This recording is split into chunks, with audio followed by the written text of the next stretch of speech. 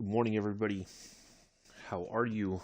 Welcome to the last Flight Sim live stream of 2021. We are departing from London and we are heading to New York today. Heathrow to JFK. 6 hours and 42 minutes is our estimated flight time. It's probably being closer to 7. So do come in. Hang out for a bit if you want,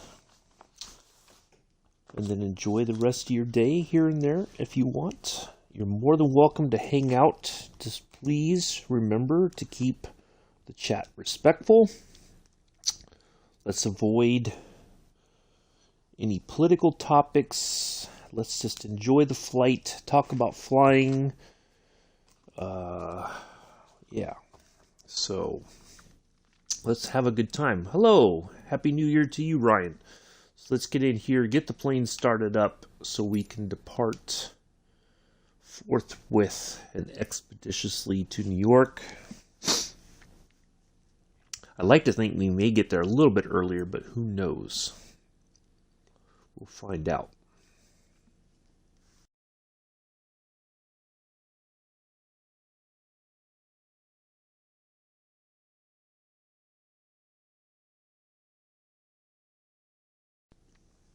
So we are using a British Airways call sign and a former BOAC flight number, which is now had been consolidated into British Airways once BOAC was sold or acquired. So there's our plane. Let's get in here, get everything set up so we can depart. Make sure our autopilot is not, or our co-pilot is not talking to anybody just yet. Oh.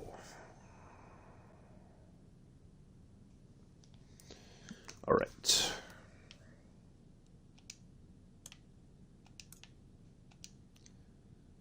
That. Oh, I gotta switch that to battery. Oops, I forgot. I skipped a spot. The auto or the external power.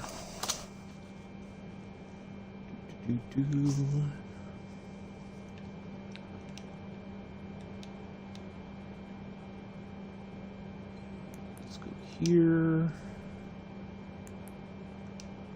Off 1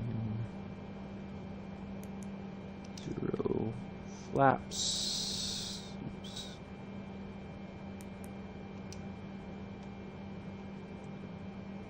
And I've already got the information for our landing speeds and all that, so we're just going to continue on, and we'll yeah, so let's continue on from there. Okay. We're going to get at least 2 of the engines started up. We'll get 1 and 2 started up first, and then we'll get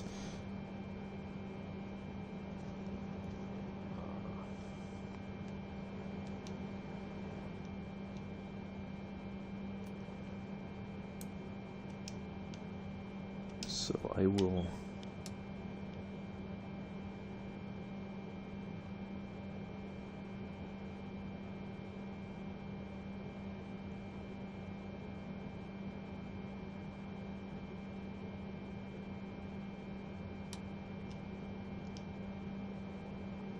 just gotta wait for the generator stuff to come on,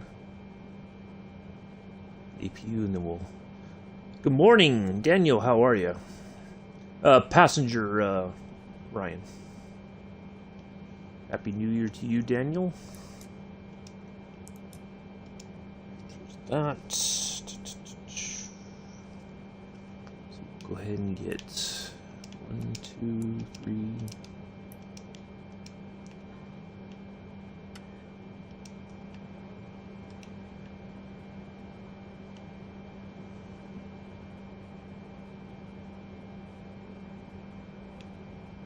All right, we can get one started.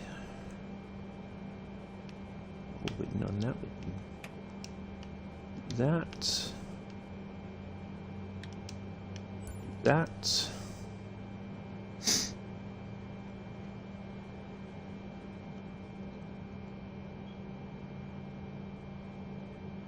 We'll at least get the engine started.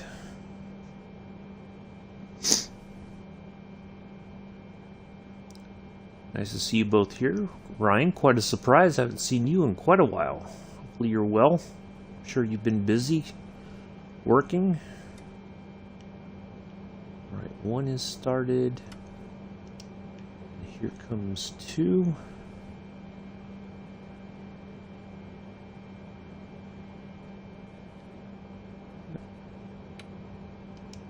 There we go. While we're here, we'll go ahead and put the seatbelt sign on.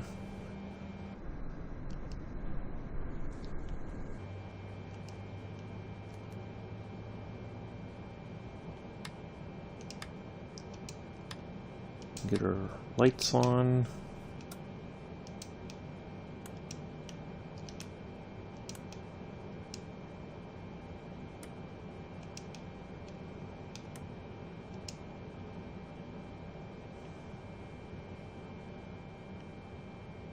And once two pops in, then we'll... There we go. Alright, let's get our IFR clearance.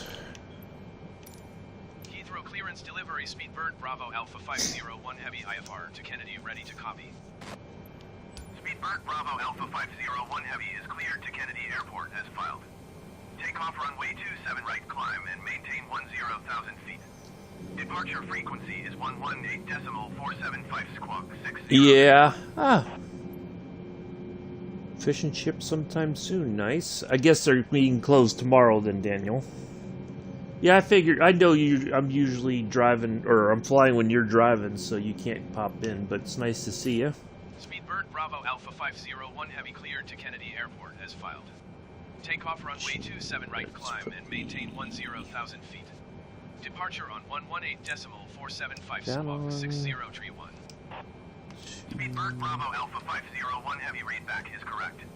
Contact ground on 121.705 when ready to taxi. Good day.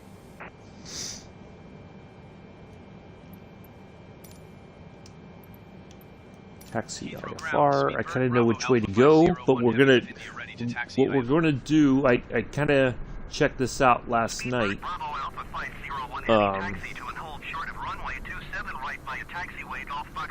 Oh, nice.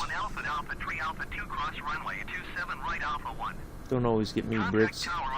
Oh, that's okay. Right? I'm happy to see you here.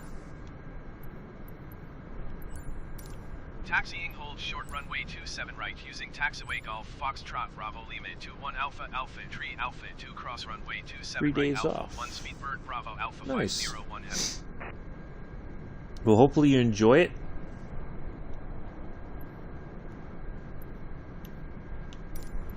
Alright, let's go ahead and push back. Oops.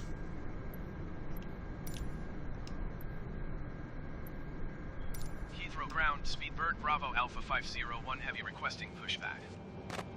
Speedbird Bravo Alpha 501 Heavy pushback request accepted.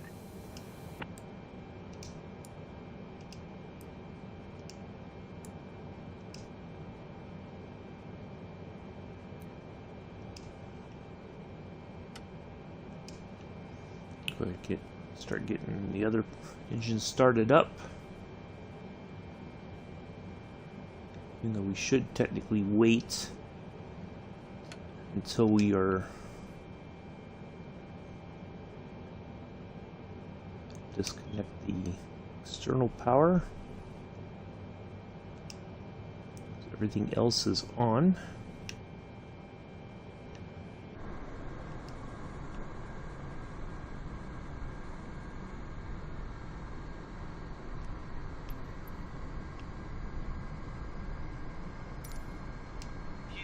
Speedbird Bravo Alpha 501 Heavy requesting pushback tug to steer the aircraft to the right.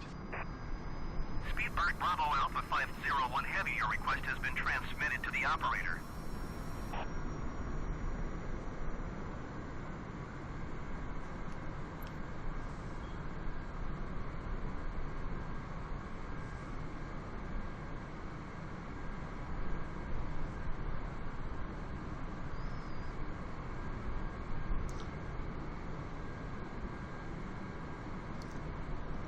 All right, take care, Ryan. Speedbird Bravo Thanks for Alpha stopping by 501 for a Heavy moment. Hopefully you have a good day. Pushback. Speedbird Bravo Alpha 501 Heavy request to end pushback received. So we... Oh! Daniel's on both. He's checked in on the POS channel and... Since Ryan was the first one here, he is going to be the co-pilot for today, even though he won't be here for the whole flight. Congratulations, Ryan.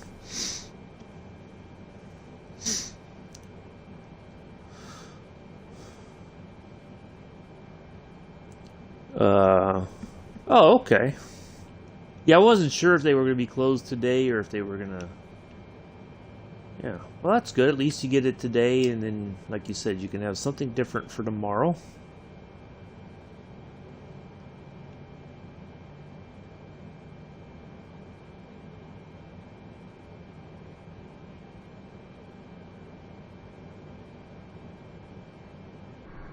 Alright, our last engine should be starting up, or is starting up. We just gotta wait for that to stabilize, and then we will start making our way.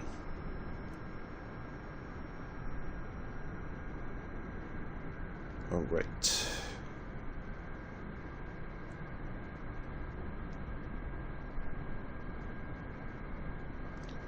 Good deal, Daniel. Not a problem. Glad to have you in both.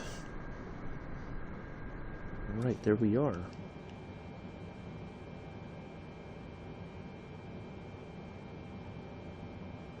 We're just going to add a bit of the dome light. Not that we really need it, but just on the off chance that while we're taking off that it ooh,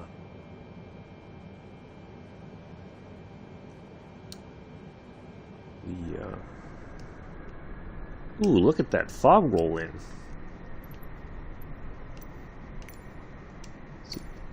Yep. Alright, perfecto. Got a bit of a trip down to runway 27 right there. Now, when, I'm going to come around once we get towards the end there, I'm going to kind of deviate because there's 3 different spots that we can wait for clearance, and I'm going to choose the uppermost of the 3 because it might be easier for me to pull onto the runway. I tried the one that was recommended. So we will do that. We will go to...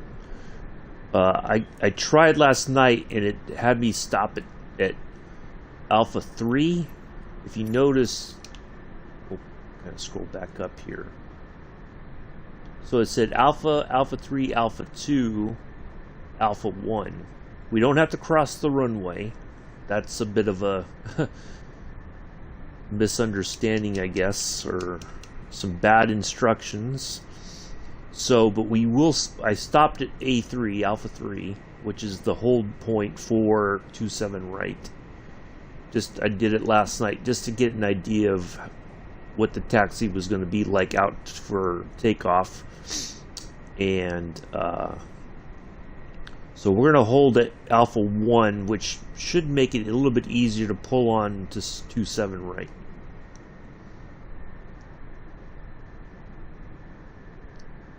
So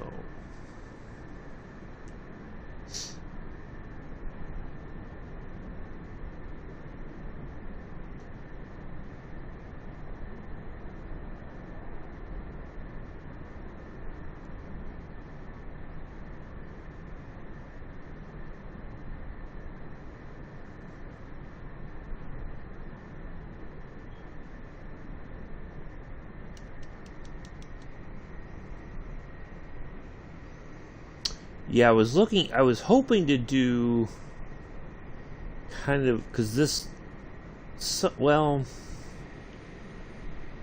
I think this,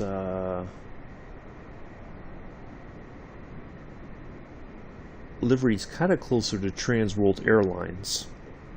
Or maybe it's, is it United or, American. I think American. So when Trans World Airlines went bankrupt, I think American Airlines kind of got them. Yeah, yeah, they do. So yeah, it's gonna be a nice climb out. That's the direction we're heading right there once we take off, and then we're gonna climb a little bit north, and then we'll head west. And I thought, now it used to be that they would have, what do you call it?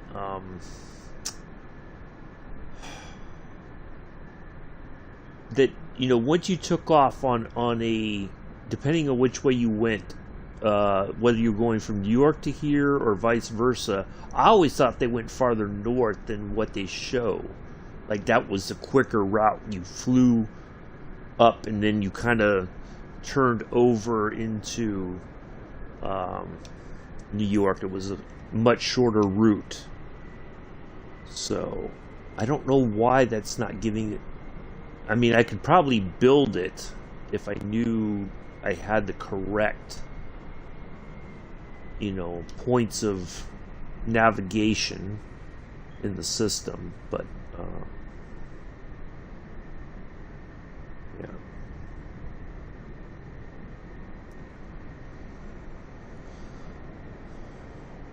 I mean, London is farther north if you look on the way that it was built. If you look on the at the beginning before we started the startup and all that, the route shows like a very different. Speaking of which, once we get to the end, once we get to the runway here and get our clearance, I'm going to check the, or we'll hold up short once we get down there. We'll hold up short of the hold short point. And I'm going to double check all of our legs to make sure there's no like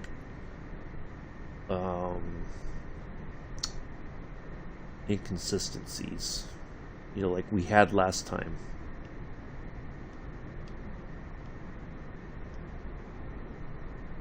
So when we flew from San Francisco to New York, when we had that hiccup where it started to go around in circles. So we're going to try to avoid that.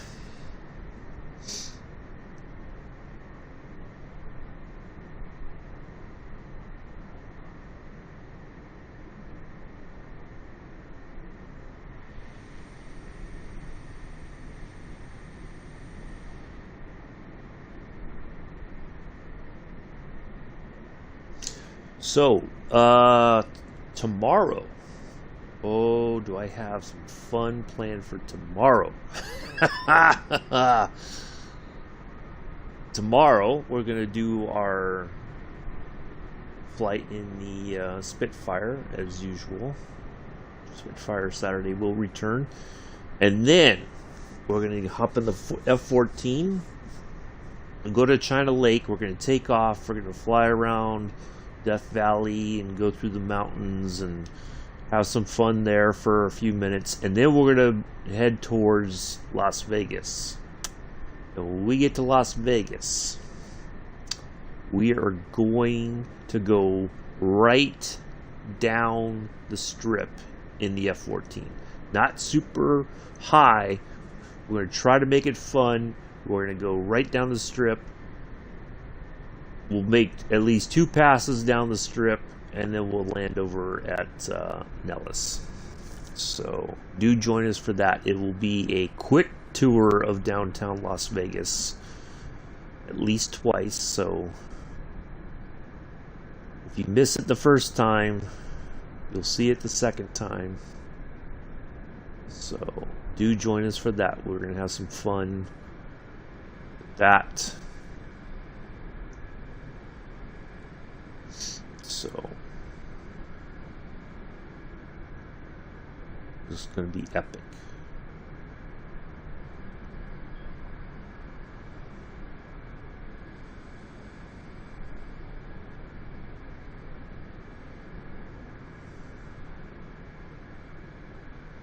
In fact, I think there's 3 seats in here. Daniel, you could be the flight engineer for today. There we go.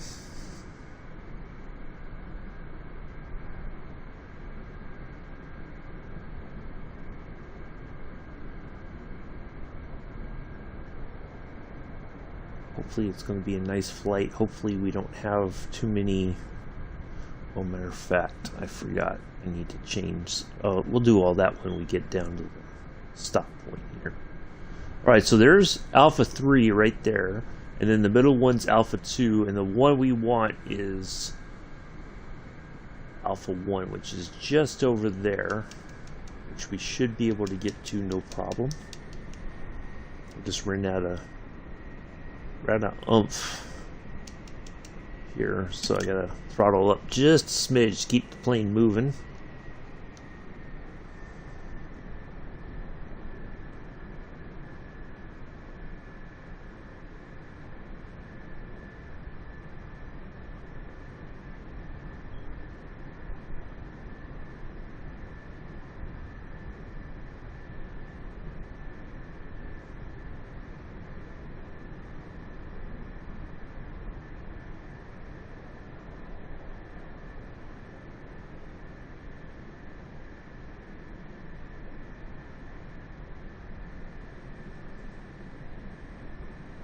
Yeah, we're going to be breaking all kinds of rules by going down the Las Vegas Strip, but that's okay. It's a video game. We can do it, and not going to get penalized or fined or arrested or anything else. Despite what my friend seems to think. I was talking to him on the phone last night when I was kind of checking out the area.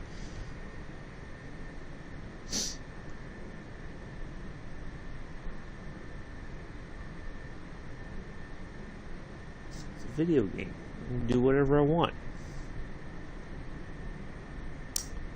So there was a marketplace update last night. All more airports, no planes. So yeah.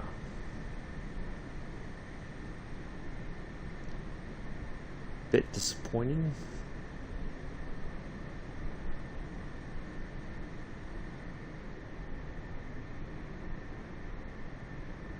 Oh, and then to make matters worse, this is what really got me last night. No planes, but you can buy or you can get an add-on that for America that you could have birds in the sky in America. And I'm like, wow. So you can get an add-on for birds, but we can't get any planes. That's fantastic. Yeah.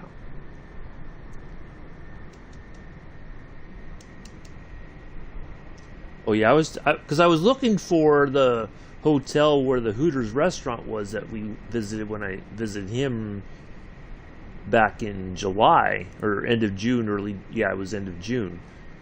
Because I was like, which one was it? And so he told me, I was like, oh, I found it. And then I was like, oh yeah, by the way, Saturday I'm taking the F-14. We're going right down the strip in the F-14. Oh, you can't do that. I said, yeah, I can. It's a video game. I can do whatever I want. I was kidding with them because they do have a Eiffel Tower there in Vegas, but it's not to the same scale as the one in Paris. But, yeah, so I said, I'm going to fly through. You can't do that. I said, if there's a will, there's a way. If I can find a way, I will do it. Trust me. You can't do that. I said, watch me. I will. Oh, come on, dude. Oh, maybe because we're not. Let's pull up just forward a little bit more. So, yeah, this will be much easier to pull onto the runway. Alright, we're just going to tune in ourselves here. Heathrow Tower, Speedbird, Bravo Alpha 501, have you ready for IFR departure runway 27 right. Alright, let's get our altimeter reading first. Bravo Alpha 501, heavy altimeter 30.00 wind 220 at 24. Cleared for takeoff runway 27 right. Okay, and let's just have a look at our legs real quick. Where's our next page?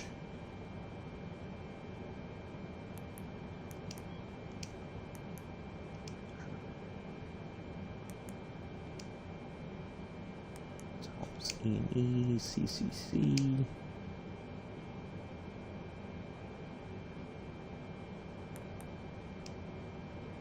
I think we're okay.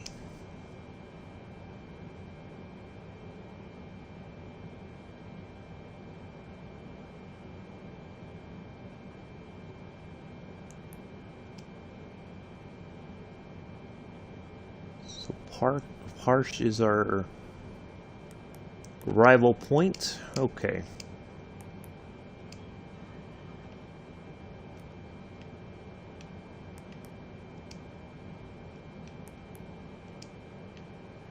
Alright, let's do this. We will put on our auto throttle. Ooh, boy, look at that. It just blew in here. What is going on here?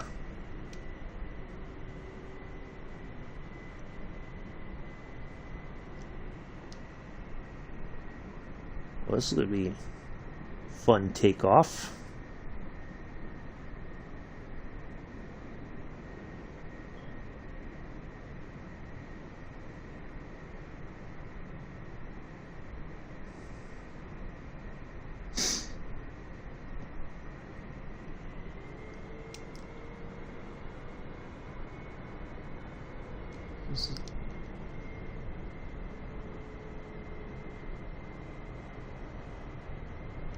Why is this thing wanting to slow down now? It's like it's on some kind of sticky paper or something.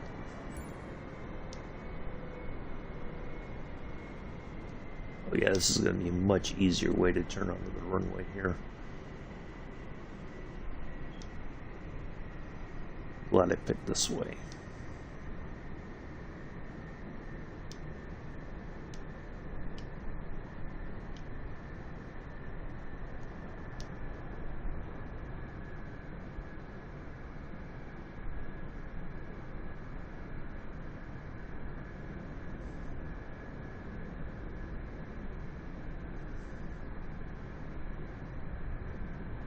Alright, that should do just fine. Alright.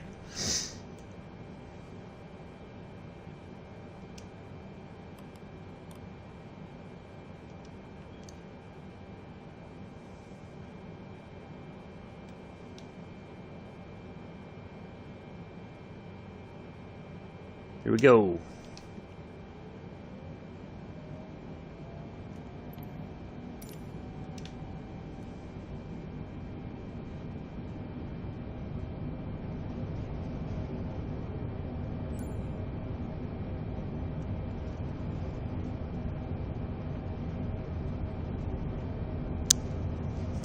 Looking for 174 knots before we raise the nose.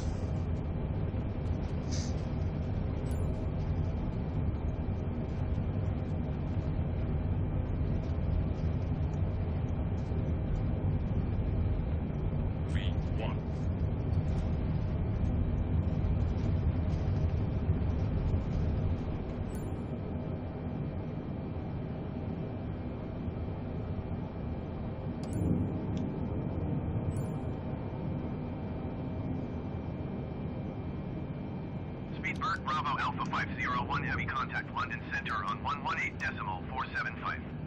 Good day. 118.475 for Speedbird Bravo Alpha 501 heavy. London Center Speedbird Bravo Alpha 501 heavy is passing 1,300 feet, climbing 10,000 feet. Speedbird Bravo Alpha 501 heavy London Center altimeter 30.00 continue as planned. Speedbird Bravo Alpha 501 heavy keep speed not above 250 knots. Keep speed not above 250 knots. Speedbird Bravo Alpha 501 heavy. It's kind of hard to do.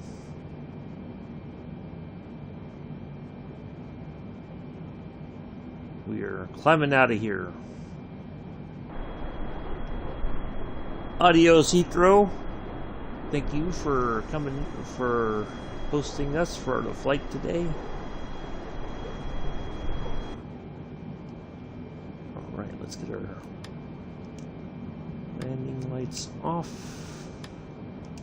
And that we are airborne. Hello, Amello. Welcome. How are you? Happy New Year to you. Are you having your pre-breakfast, Amella?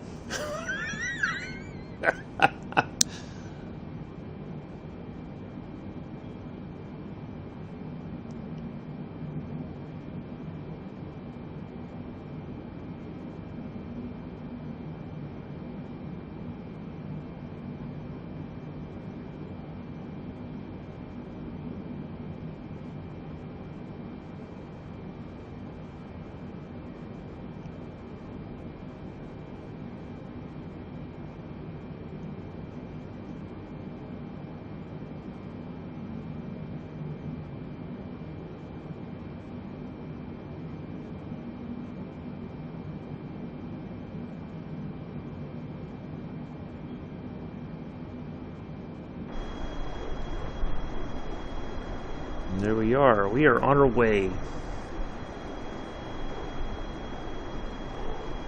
Speedbird Bravo Alpha 501 heavy climb and maintain 16,000 feet. Climb and maintain 16,000 feet. Speedbird Bravo Alpha 501 heavy. I'm doing good.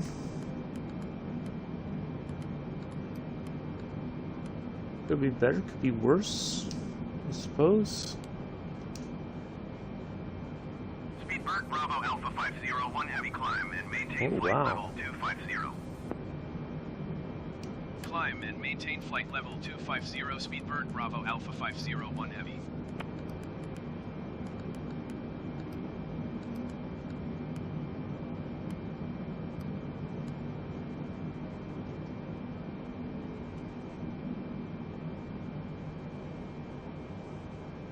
Alright, let's change, because I think the transition altitude here is... Oops.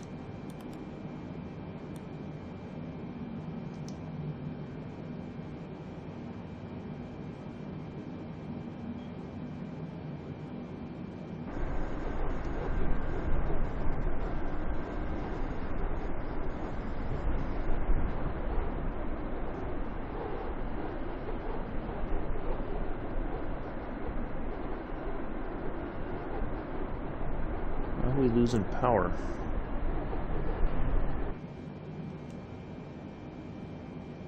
Alright, we should just be able to go.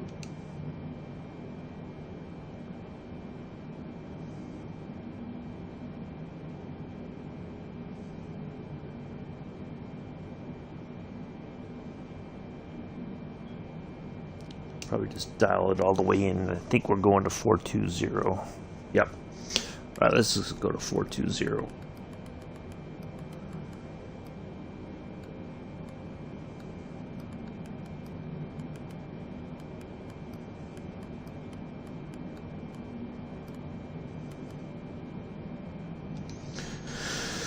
Morning, Josh. How are you?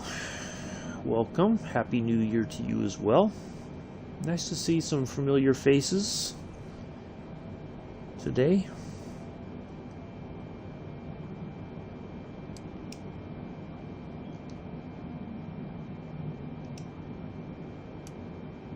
Speedbird Bravo Alpha 501 heavy, please expedite your climb flight level 250.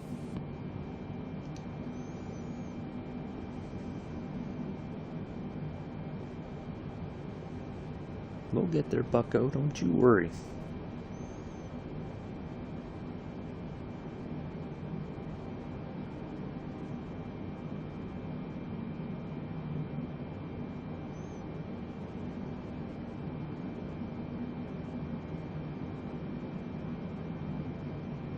So we're going to go ahead and just set that to max now.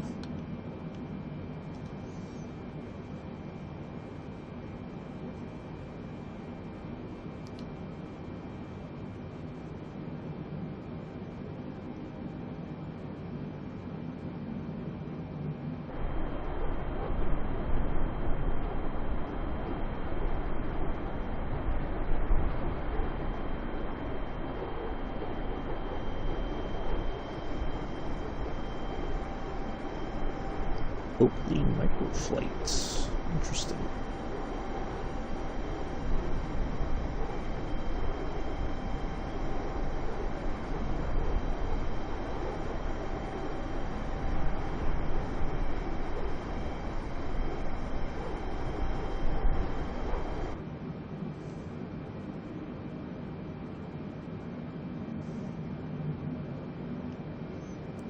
Throttle is on.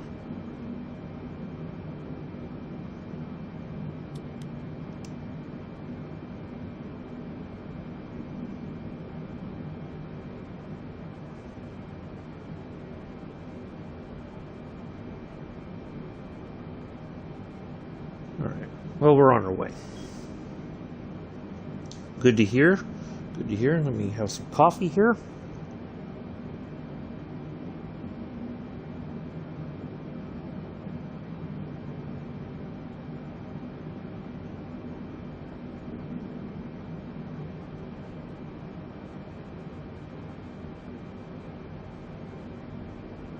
Now, somebody was talking about the high temperatures may have returned with the weather thing. So, we're going to keep an eye on that. If we can't get up to 4,200 or fire level 420, then we're going to have to turn the weather off. I'm hoping to avoid that, but somebody was flying way higher than they probably should have been in the Cessna Longitude jet last night. I was looking at the forums just to see if there was anything going on, any other issues that people were reporting, but we'll see if we have that problem like we've done before where it won't kind of break through.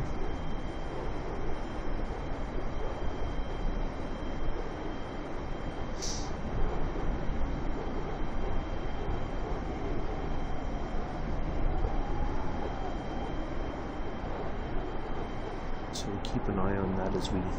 But there's no reason for anybody to be up that high unless you're in a military jet. But even then, that's kind of high. Not unless you're like in the SR-71 or something like that.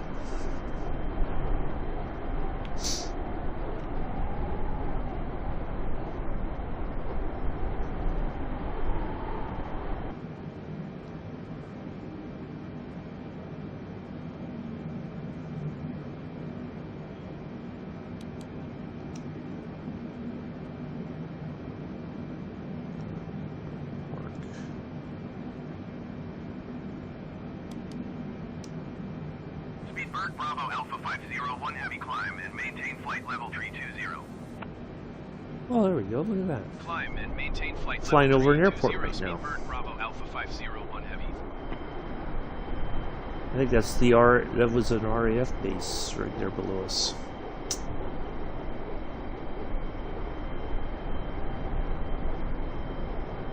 Nope, that is... Let's see. I just saw it. Where did it go?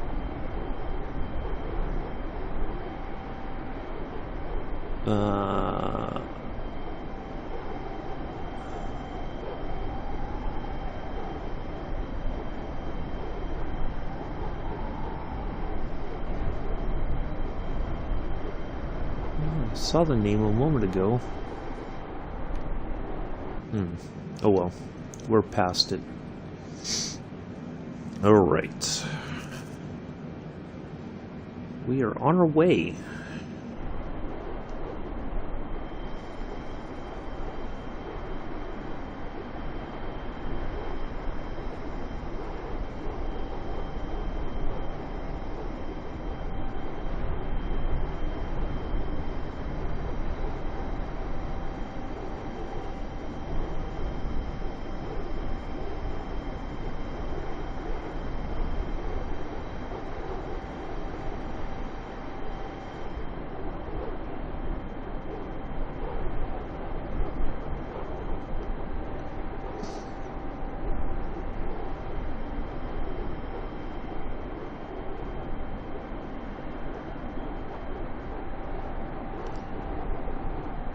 Hopefully we have a I'm sure we will have a nice flight.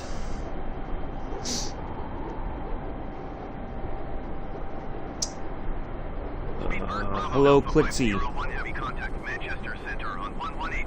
Welcome to the flight. Before you ask, before you may have those questions, I'm on the Xbox Series S. I am not on a PC. We are heading from Heathrow to JFK.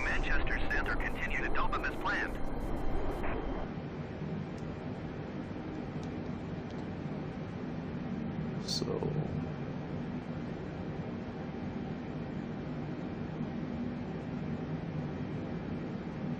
is our next one. Okay, just kind of I got to keep an eye on our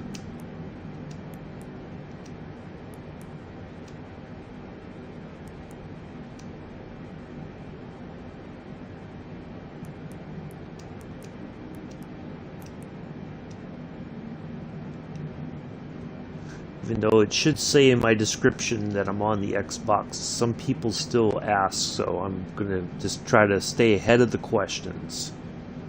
You're more than welcome to hang out. Happy to have you here. We will be doing viewer requested flights on Fridays in the new year. I already have stuff booked up at least through the 21st of January. And so then we get into about mid-January, we'll talk about the last one for the month.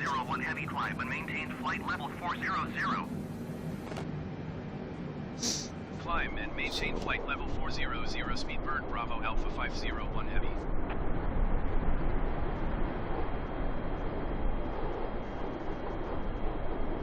Alright, we are already in the Mach range. Switched over all by itself. Yeah, just trying to think of the common questions I usually get before they get asked. So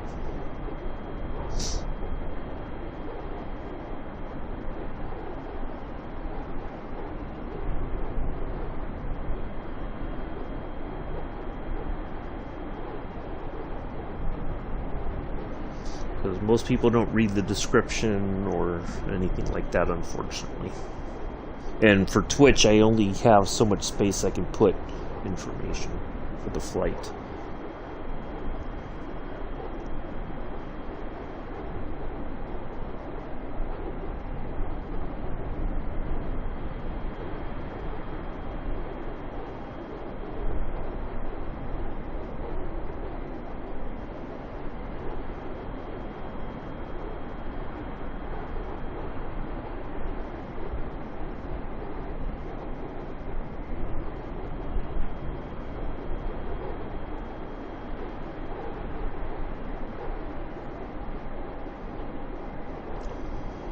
Hopefully, excuse me, hopefully, or my voice broke. Yes, I was drinking coffee at the same time, so anyway, hopefully we have a special guest in the chat today. I'm hoping she shows up. She says she would. Told her it was going to be a long flight. I'm happy to see her. So, hopefully, at some point soon, she will pop in and say hello. So,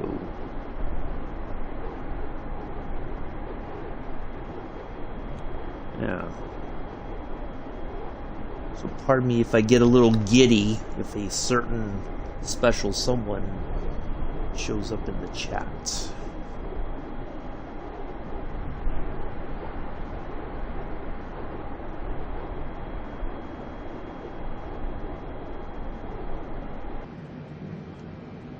Why does it seem like we are...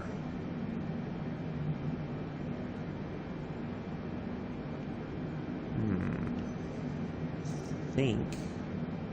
Let's turn this off.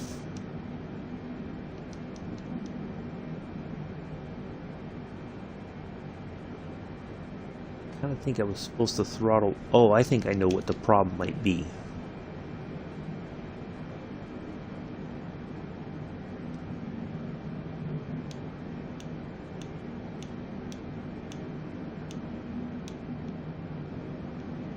Hold on.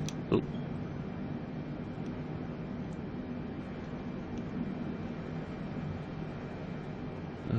Where's that switch?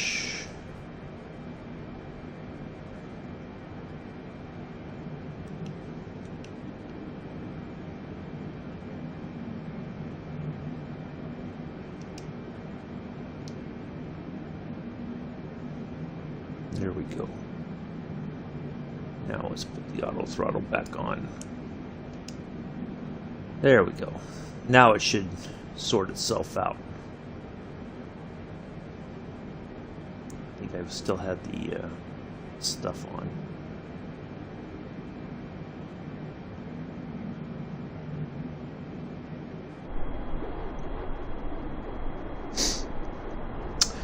Hey, Mick! How are you? Long time no see. You're starting to get people concerned again about you, my friend. Climb and maintain flight level 420 Speedbird Bravo. Goodness gracious, I was getting concerned.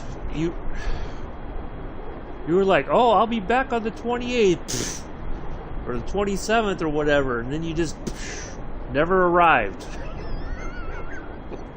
I'm glad you are alive and well. I was just asking about you last night in Pulse's stream. Man.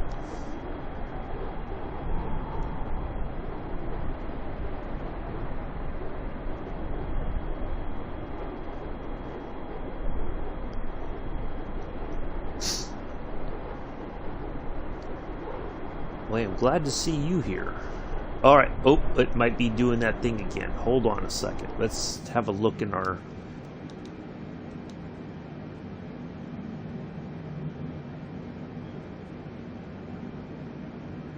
No? Alright, hold on. Let's put on our...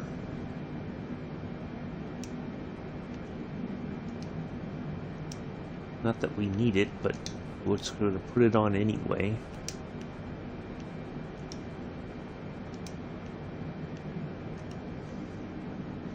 So we don't have the icing as an option.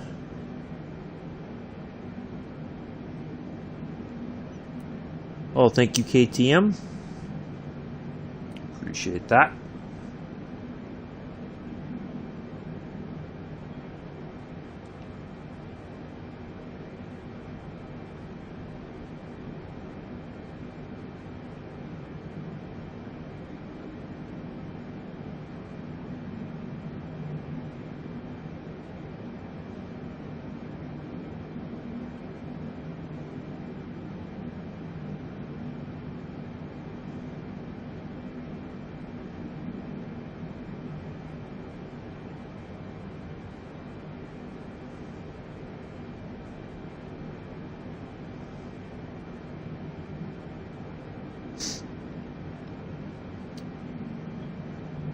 Yeah. Man, you really know how to worry your friends sometimes, Mick. Yeah. Alright, well, I'm glad you're okay. I would just, wouldn't, because I thought you were going to be back earlier in the week, and when you weren't, I thought, well, maybe something, you know, you had to take care of some things, or, you know, the kids were wanting more time with you, and, you know, you couldn't get to the man cave and all that. But I'm glad you're here. I miss seeing you. I really do. I was getting worried. But glad you're okay. Alright, thank you, KTM. I saw your message. Appreciate that. You don't have to repeat yourself. I got you. It's all good.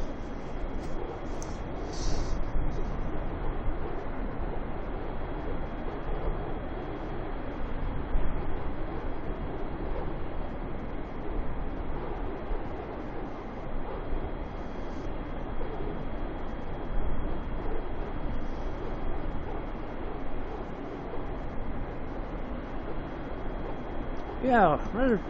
Well, I mean, I didn't really have a Christmas because I was just here by myself, but it was okay. Yeah.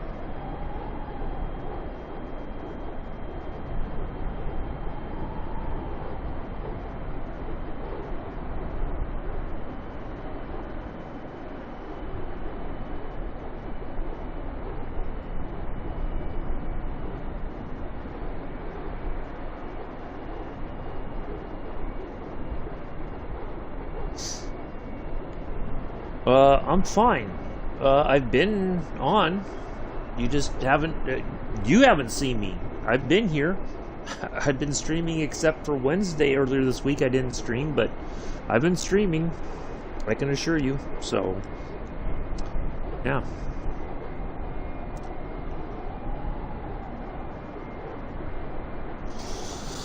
So tomorrow we will be in the Spitfire. Our first Spitfire Saturday, and we will be flying in Yakima, Washington to Seattle,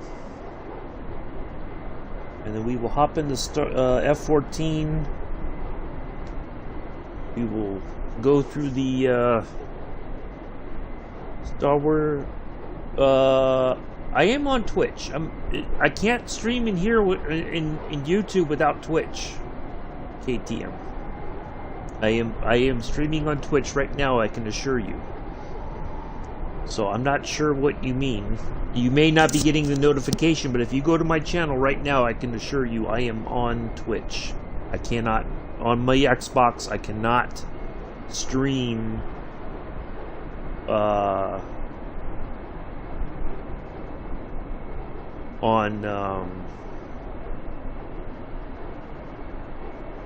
on YouTube without streaming through Twitch. So I am on Twitch. You just may not be getting the notifications for some reason. I don't know why.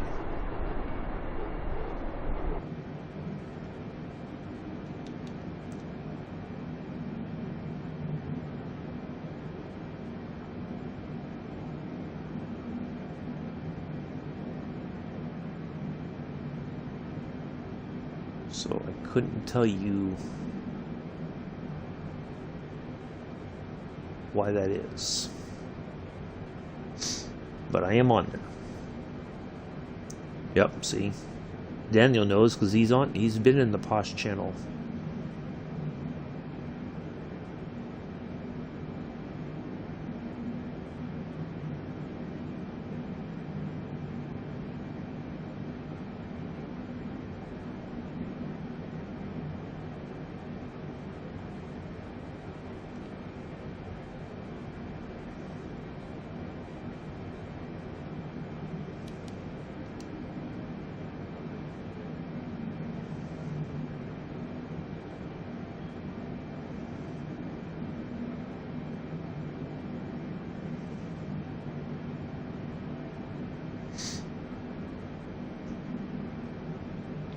Yeah, that's what I use. Well, I can't, on the Xbox, I only have the option to go through Twitch. So, I can't change that because that's the way the Xbox is set up. It used to be that you could stream directly to,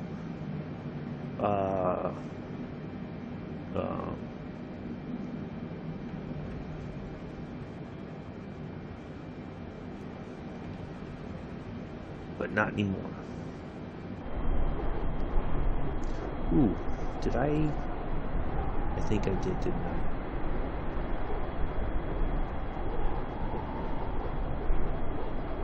Why is this thing...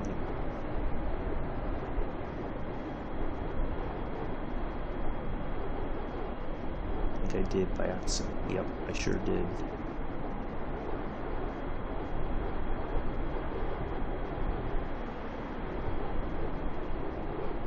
Speedbird Bravo Alpha 501 Heavy, you are 600 feet above your assigned altitude. Descend and maintain flight level 420. Climb and maintain flight level 420, Speedbird Bravo Alpha 501 Heavy.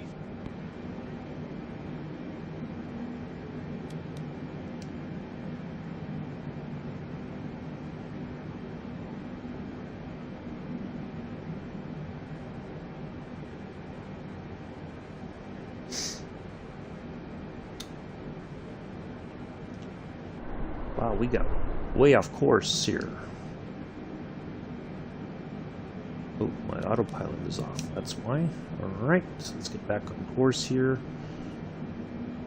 Luckily, we didn't lose too much.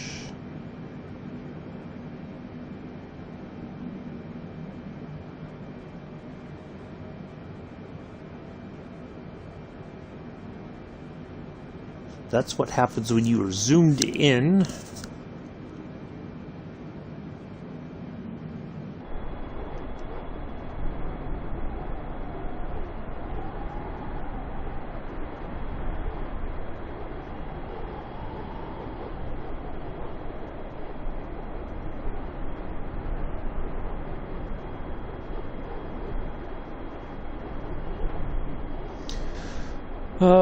We're fighting my...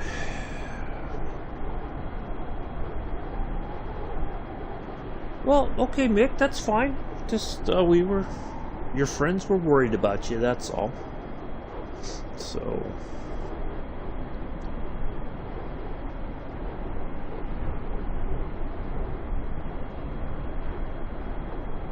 just hadn't seen you and was getting concerned that something had happened, so... But you don't have to say anything more than that. Just know that people love you.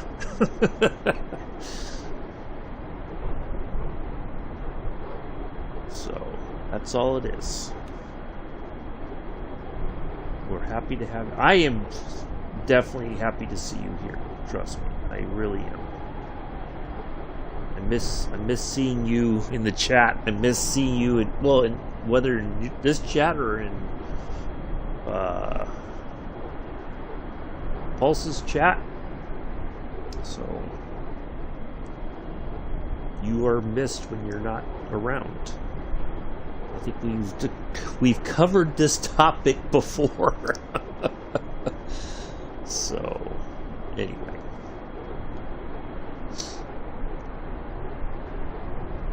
at least now I don't have to necessarily keep an eye on the chat now that you're here, because we've been inundated sometimes with the porn bots, unfortunately. So it's been quite a challenge sometimes to keep an eye on flying and then keep an eye on the chat as well for the porn bots. So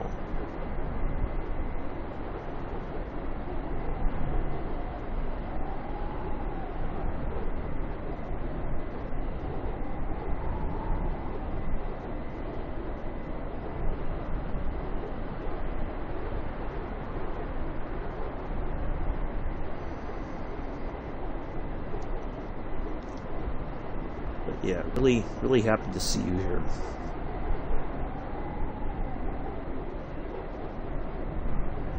Now I'm just waiting on one other special person to show up in the chat.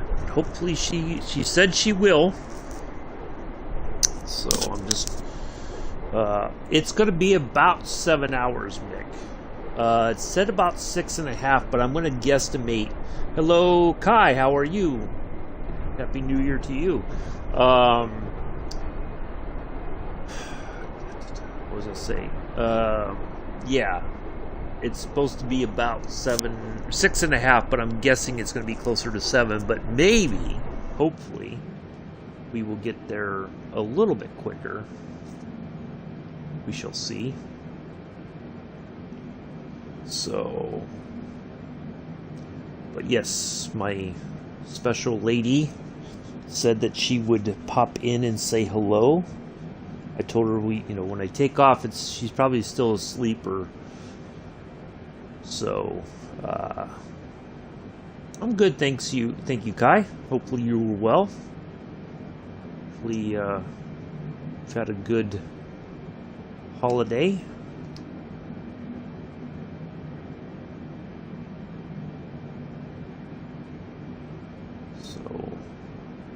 It'd be nice if because we do have a headwind, kind of.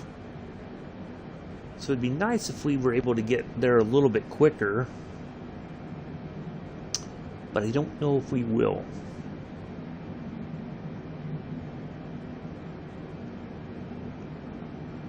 We're just going to keep chugging away. Now, we don't see our airport markers just yet. Ooh, we're going over Shannon, Ireland. I've been there. 132.15 for Speedbird. Been there a couple times. 501 Heavy. Shannon Center, Speedbird Bravo Alpha 501 Heavy, flight level 420. Speedbird Bravo Alpha 501 Heavy, Shannon Center, continue to the core as planned. Should be the one right in front of us there. Nope, we already passed it.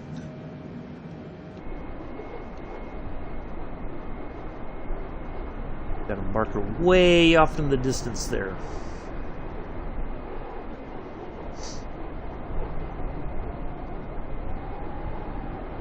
So yeah, we won't see JFK for quite some time. Well, that's the... So, no, but I was looking on online last night on the forums, and somebody said that they were in a... I think the Cessna Longitude business jet, and they were trying to cruise at 45,000 feet, Mick, and they were experiencing those crazy temperatures again.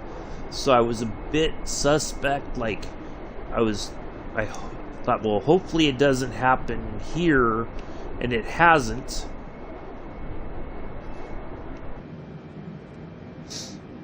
Oops, that's what I was trying to do. Plenty of food. You know the galley is stocked for Amela, Daniel. You know the galley is stocked. Amela's probably already completed pre-breakfast this morning and is now trying to decide about breakfast, and then the post-breakfast breakfast, and then the pre-lunch, and then lunch, and the post-lunch lunch, and then the pre-dinner, the dinner, post-dinner dinner, and then the midnight snack. In that order. And then it'll repeat itself tomorrow. So, morning is pre-breakfast, then breakfast, post-breakfast breakfast. I'm pretty sure that's how Amela eats. If I had to guess.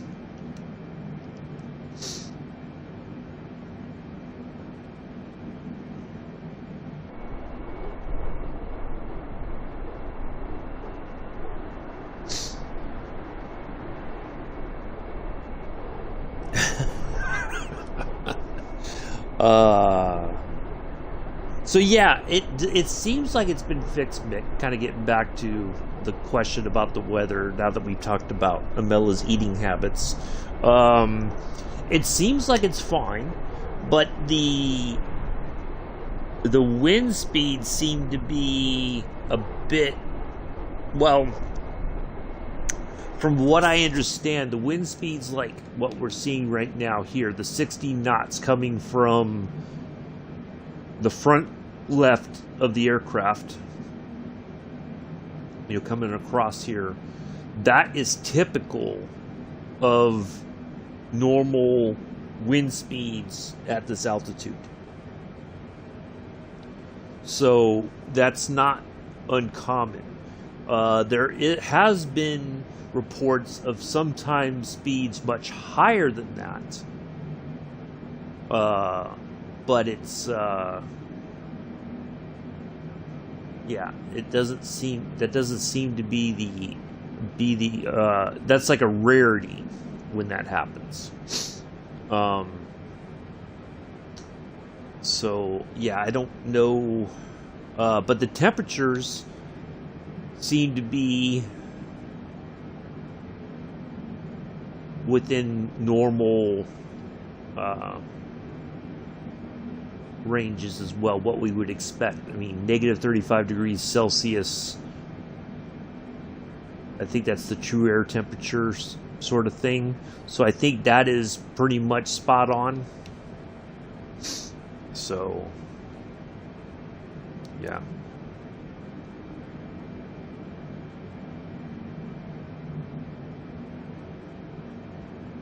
we are just cruising along here at 42,000 feet.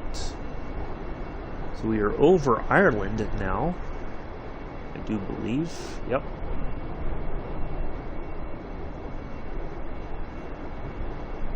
Can't believe it took this long into the flight to get over. Well, we did take off from London, so we did have to cross over the UK. So now we should be over London or Ireland.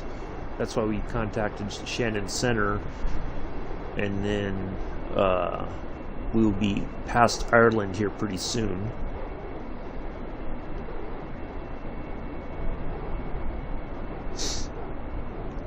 So yeah, there wasn't no new planes. There is a lot of stuff coming, but I saw a post yesterday about the MiG. What is it? MiG.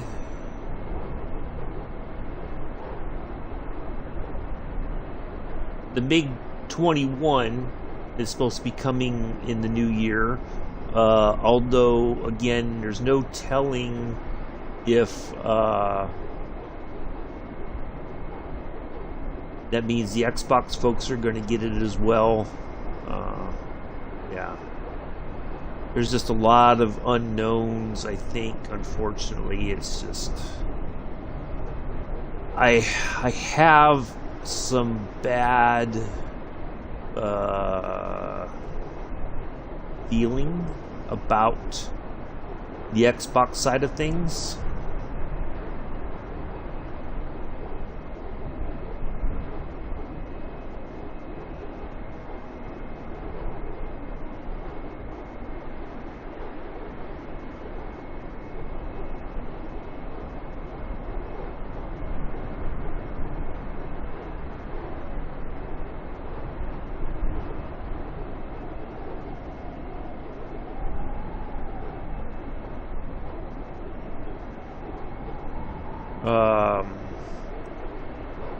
That if my feeling is, and this is just my opinion, if Microsoft cannot get Asobo and allow at least some third-party developers to, you know, test their stuff on the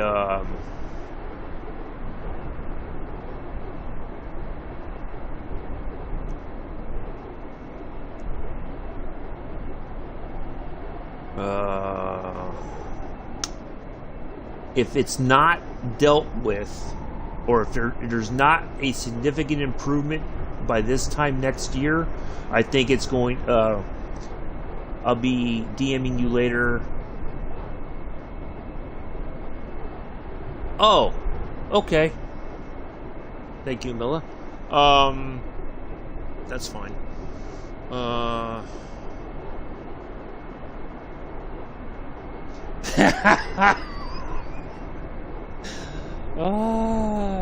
I can't wait to see this. Anyway, yeah, I kind of feel that if there's not significant improvements overall for the Xbox side of things, like it hasn't, you know, kind of calmed down and we get things released on a decent sort of time frame, I think it's not so much that I blame Asobo, it's, you know, squarely on the fault of Microsoft, although it may be kind of out of their hands because there's a shortage of component parts for the Xbox, so they only have so many Xboxes out there, and they can't pull stuff out of stock to allow, you know, like, they would lose money, but at the same time, if they don't fix this problem, they're going to lose more money. And there's going to be a significant backlash. Like, I think people are just going to say, I'm out of here. I'm leaving. I will never buy another Microsoft product. You know, so Microsoft really needs to get their house in order. And they need to help Asobo get its house in order, giving them the tools to test You know, like if a third-party developer sends the stuff to Asobo and Asobo says, okay, we go to the Xbox lab, we test it. Yep, everything works. Or no, it doesn't work. You know, then we know why it doesn't work, hopefully. You know, and you have people who can tell Asobo what's not working and why it's not working. Because if not, this whole adventure has been for nothing. It's been a complete joke, a waste of time and money and effort. You know, we were promised we would get a similar experience to the PC side of things. And clearly that has not been the case. So if somebody really wanted to, possibly, I don't know how it would work, but possibly you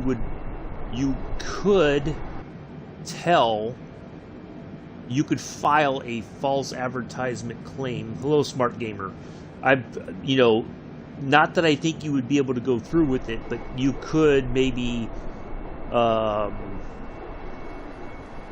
What's this other marker? Oh, that's the one for the airport. That must be it. Way.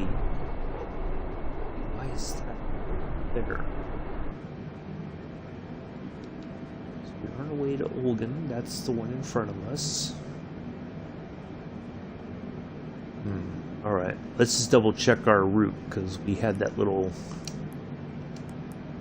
hiccup here. Yeah, I think if they don't get it together, they're going to lose money. And not that I think somebody could get away with it, but I think kind of like the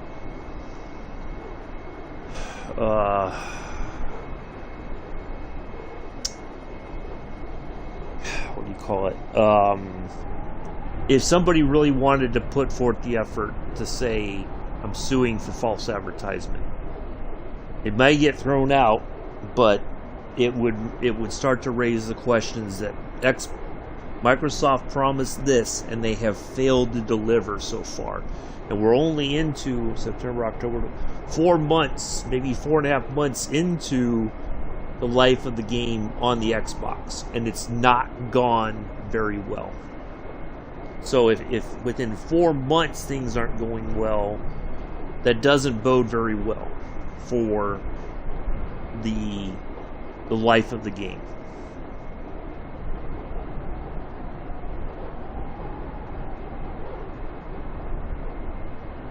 So they really... Okay. I'll take a look real quick, Abella, since I'm on autopilot. I gotta see this. Okay.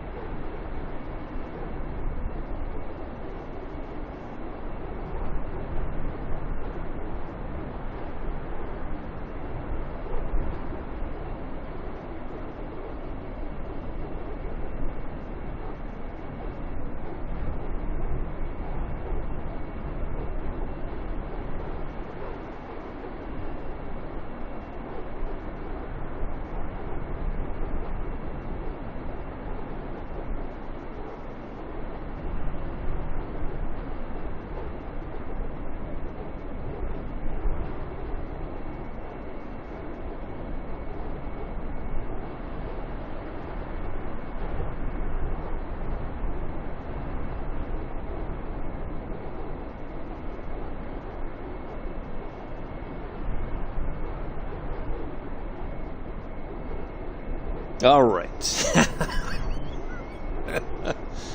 Yeah. Thank you, Milla. Confirming what we already knew. suspected and such. Yeah. That reminds me of, next time that person is in the chat, I am going to give them a what for. Yeah. I think that's why when he started fussing in mixed chat and then jumped over to Pulse's, because I called him on his nonsense. Yeah. So.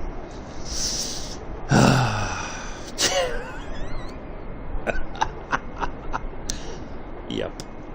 So, good stuff. Good stuff. Anyway, so, yeah, I think really Microsoft is going to have to find a way to help solve this issue. They may have to take a bite in the Xbox sales in order to get a Sobo, certainly some Xboxes, so that they can set up kind of like essentially they need to set up an Xbox lab, and so that when third-party developers send their stuff to Sobo, they can test it, and then you have some trained Xbox engineers, software engineers or whatever, that if there's a problem, they can identify the problem, tell the Sobo and the third-party developer what is going on and how to fix it, and then it's funny, he hasn't been well, no, he did pop up day before yesterday or so in Pulse's stream, and then wasn't there. He was around for a bit and then popped out. He didn't really stick around. I think he kind of came in late, as a matter of fact, to the stream. It was it was pretty late too. It was probably at least 11:30 UK time when he popped in. But yeah. Anyway. Yeah. When he comes in next time, he's gonna get an earful from me. I must still be going over Ireland. I figured we would have been past Ireland already, but guess not. Anyway. Yeah, there's just, I don't know, when I saw... Oh, we're still talking to Shannon Center.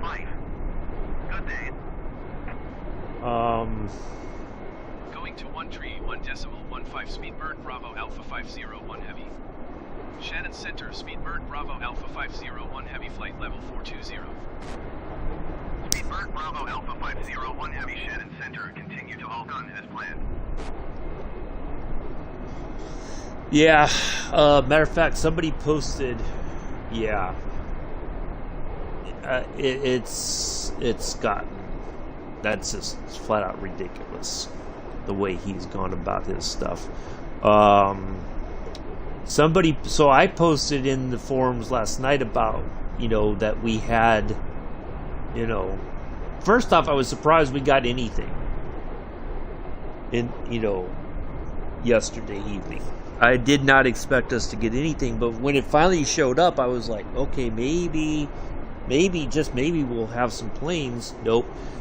And my feeling is,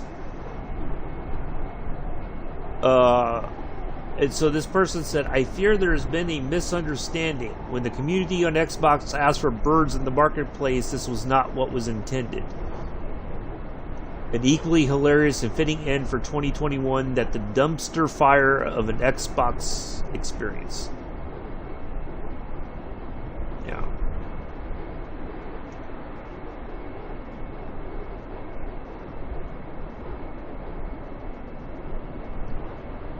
So, because I just basically said that,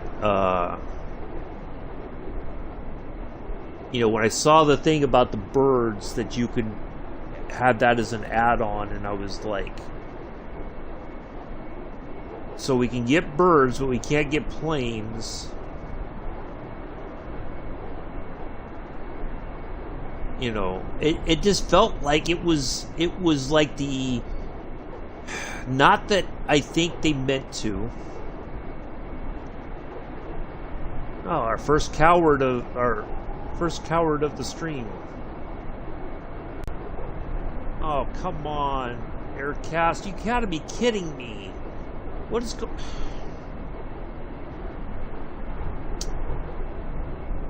Oh my God. Alright, it fixed itself. Doggone it.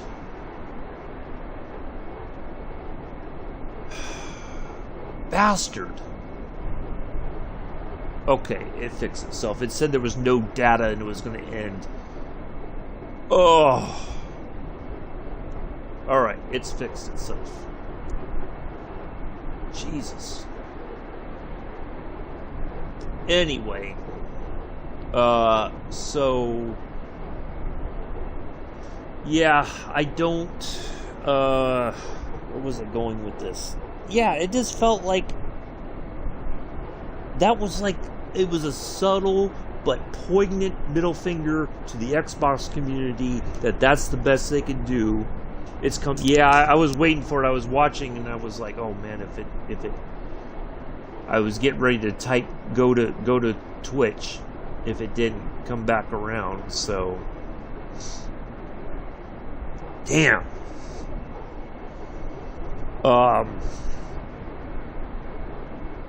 Yeah, it just feels like that was like the worst possible way they could have ended 2021.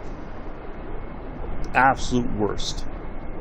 And, you know, there's been quite a lot of anger well, not so much anger, and it's all valid, quite honestly.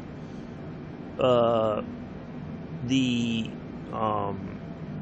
the forums that the Xbox community feels like they're being ignored.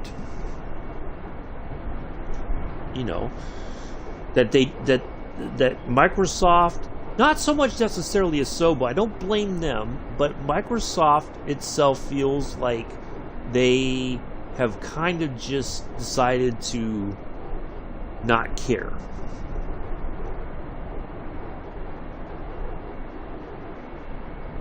They got their money, you know, out of the community, and now it's kind of like, well, now we don't have to really do anything. We got what we wanted, which was money, and we don't have to put forth much effort beyond that. It's kind of like, in a way, and it's very, the parallels between, I'm going to pop back inside here so we can talk and I don't have to talk over the wind. The parallels between what's happening with Asobo and Dovetail Games seems very like they're... I think that just shows that there's a bigger problem with Microsoft.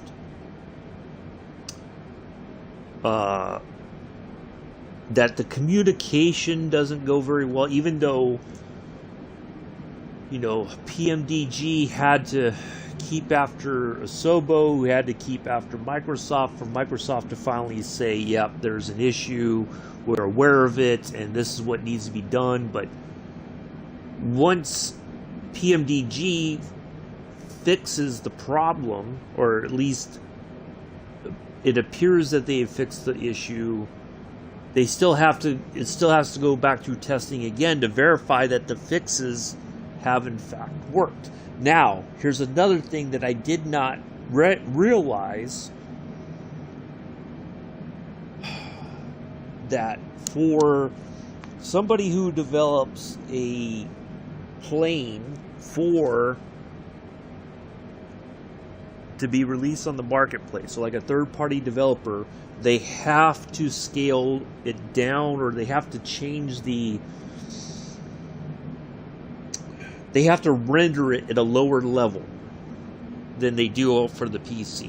Now, we were told, again, there seems to be a lot of inconsistencies. Now, whether or not that's the Xbox community itself wasn't telling the whole story, or what, I don't know.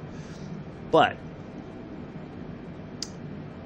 the fact is that we were told that the Xbox is PC-like. It has nearly the same sort of processing or whatever graphics as a PC. So why would they have to render it at a lower level in order for it to get into the Xbox? That doesn't make any sense to me. So if that's the case, then the Xbox is not anywhere near the same as a PC. Nowhere near. If they have to render it lower, then that fib has been exposed.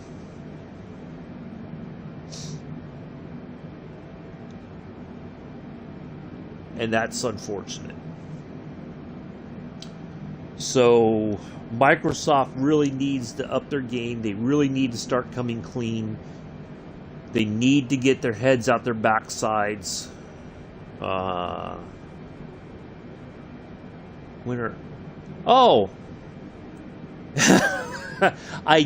She didn't give me an exact time, Mick.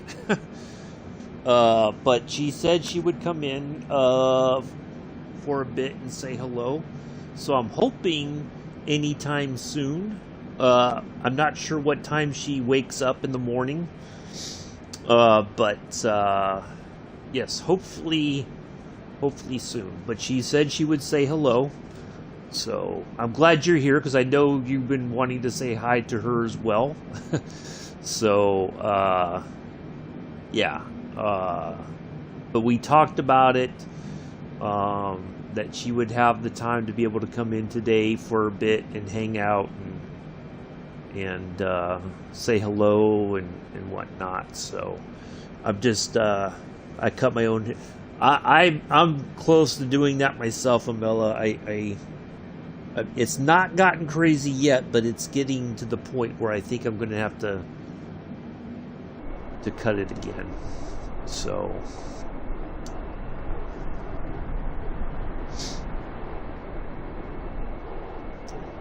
Yeah, I just use a number 1 guard on my clippers and that's sufficient.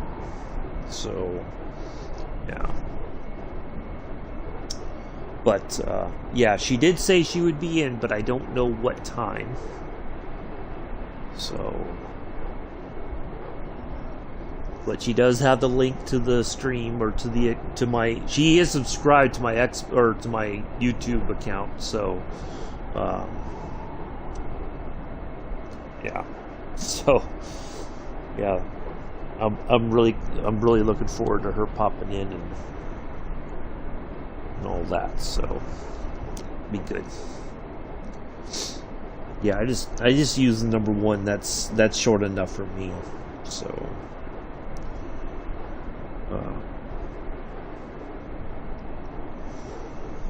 But anyway, so yeah, I don't know. I don't have.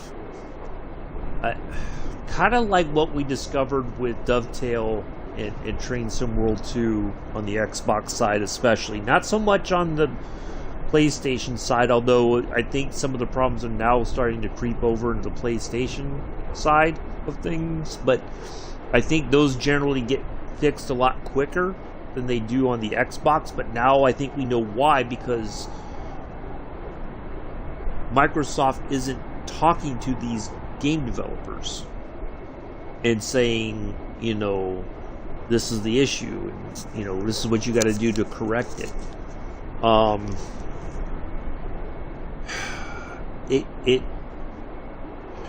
It doesn't give me a warm fuzzy for the future of simulators on the Xbox. You know, that even though they'll say, oh, it'll be just like this, no, they yeah, it's just not good. So I don't know. Does my hair short back and sides?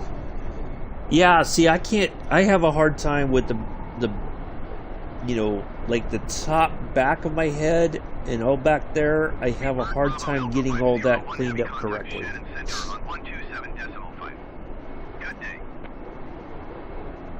That's my only concern. So, although if I was in the same location of my lady, I know she would take care of it for me, but yeah. It'd be great if they did, but Microsoft won't put it out on the PlayStation. That's the thing, because then they would lose. See, they would get more money possibly, but they don't want. I mean, Asobo has enough on their hands as it is with just this side, you know, between Xbox and PC. If they added the PlayStation,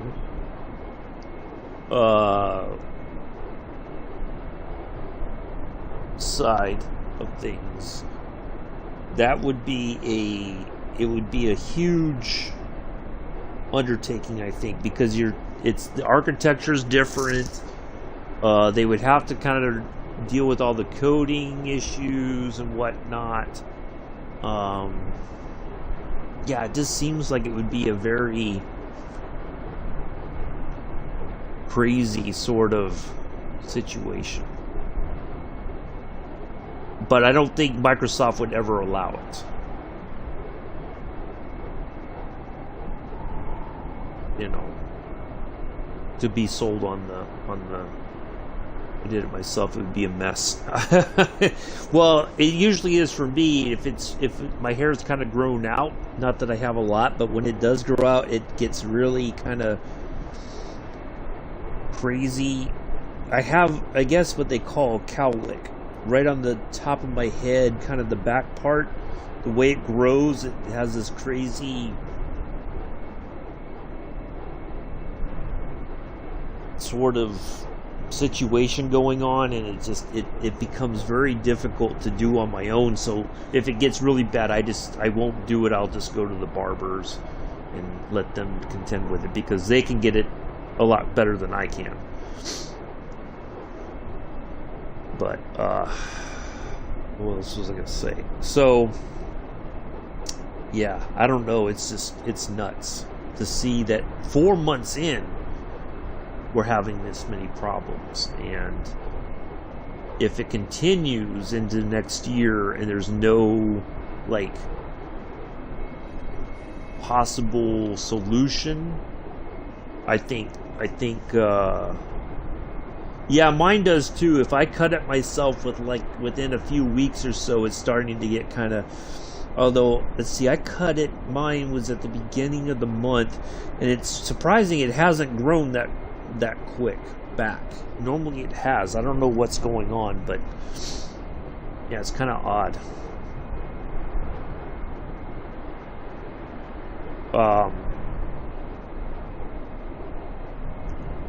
Yeah, I don't know.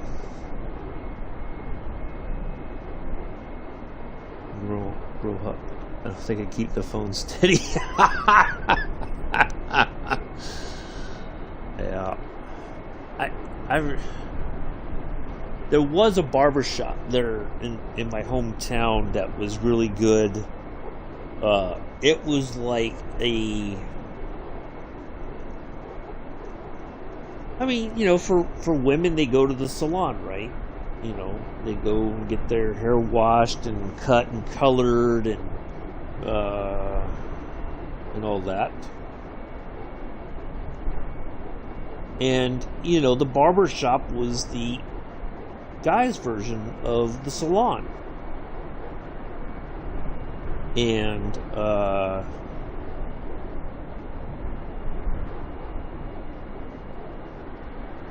it's, you know, it was a cool sort of place to hang out.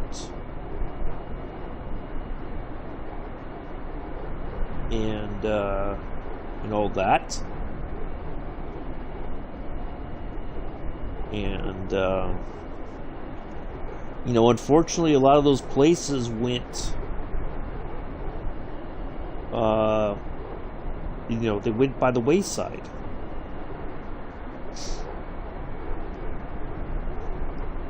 And so it's rather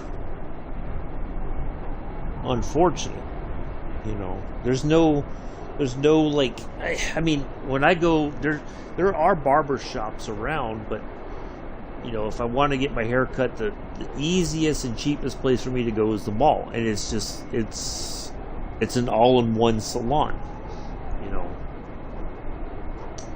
They'll cut your hair, it doesn't matter, you know. But the traditional barber shop experience, I think, is, in a way, it's kind of died out, you know, unfortunately. That was a place you went and you talked about sports and just, you hung out. It was, you know, you got your haircut, but it was also like just a place that you know, you kind of sat there and read a magazine and talked to everybody coming in, said hello, and you know, if you were in no rush, hey, go ahead, sit down, get your hair cut. I'm in no hurry. And it was just kind of like a chilled place. It was almost like a bar in a way.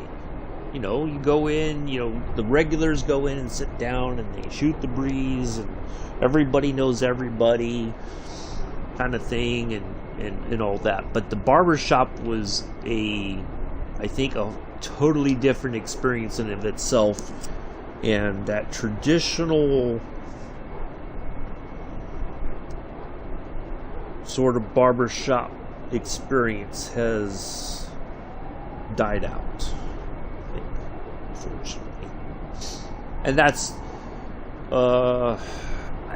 not necessarily a good thing, I don't think. It's a sad sort of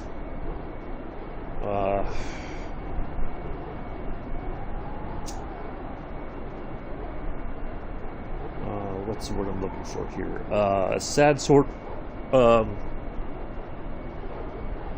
outcome of the current year, our current society. And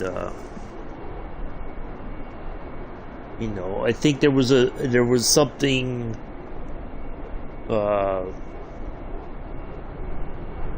you know, because fathers would take their sons to the barber shop.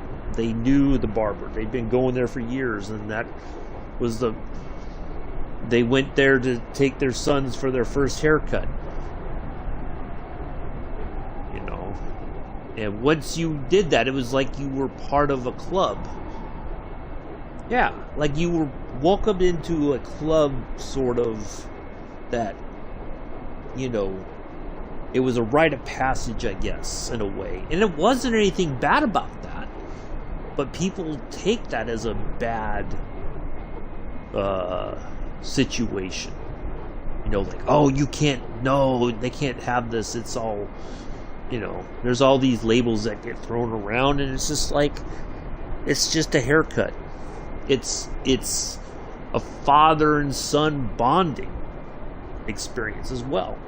And, you know, years later, you laugh about it. Oh, remember when I took you for your first haircut? Oh, you were upset. And, you know, then the son's embarrassed because they were upset, and they don't like to remember that they were over a haircut. You know, something like a haircut.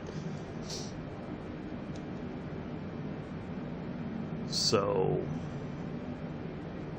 yeah, it's just very odd how that has transpired, unfortunately. It's rather sad, you know.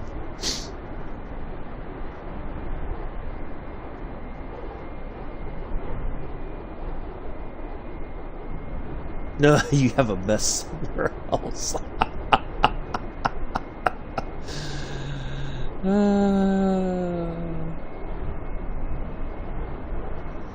Oh boy. But yeah, there just seems to be I don't know. it's rather sad how that's all happened.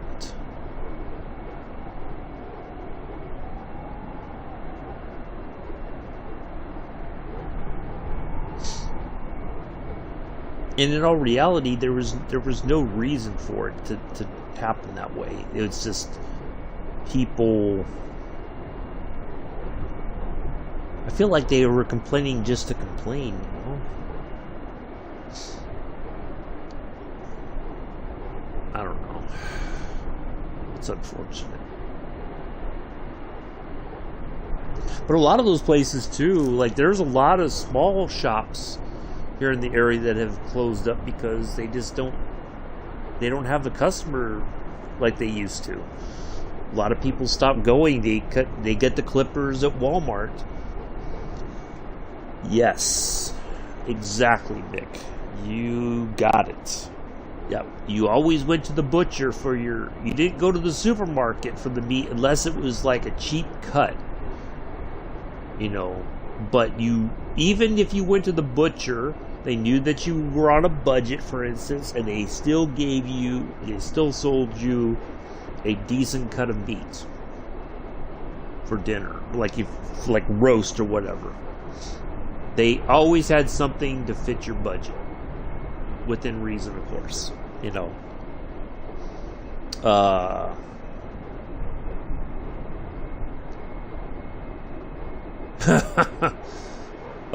The bakery, same thing. Yeah, you went to the bakery for fresh bread, whether it was for sandwiches or for dinner.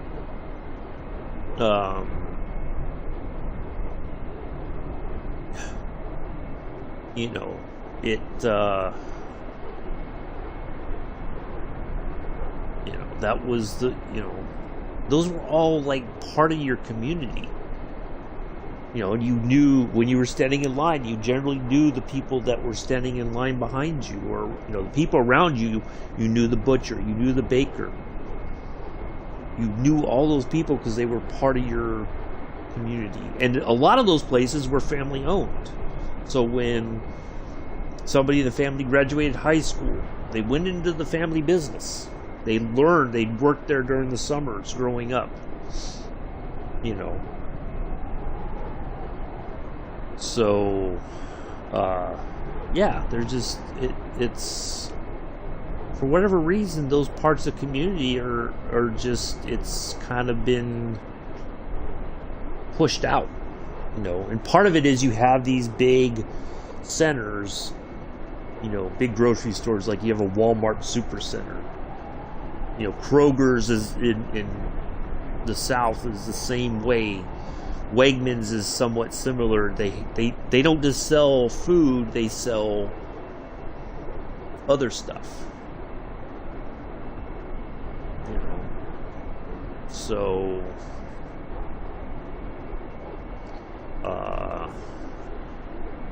but yeah, all those things, yeah, it's sad because they're just not.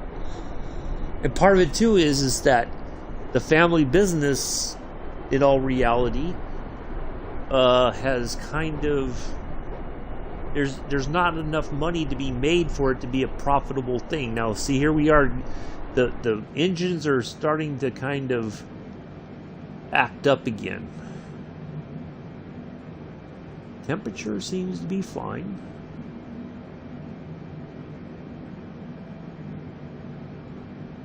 Temperatures are not like out of the norm. I just don't understand it. Why is that happening?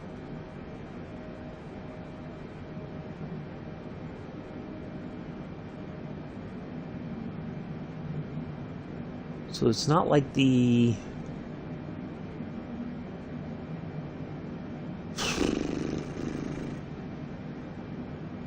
cabin altitude.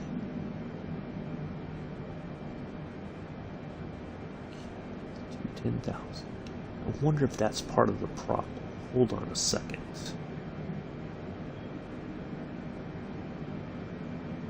That should be automatic. Is there anything for cabin pressurization? That's all radios.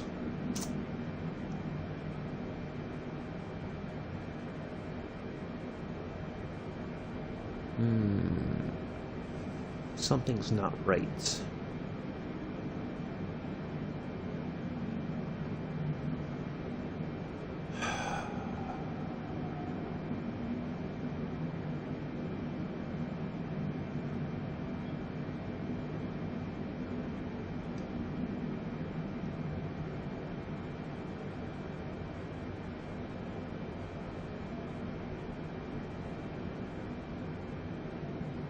Second, let's see if we can't figure this out.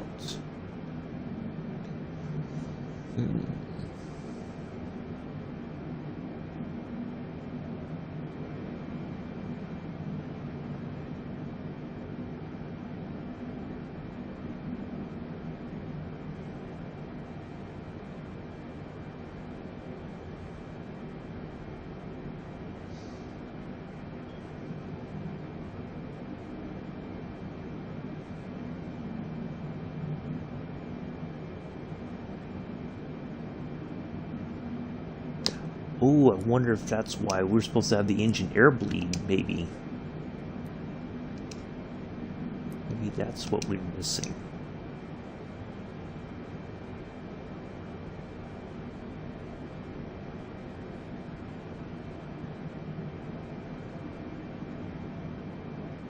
Is that part of the problem, maybe?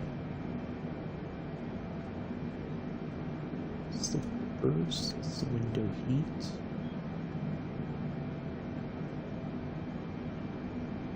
Auto temperature, passenger oxygen,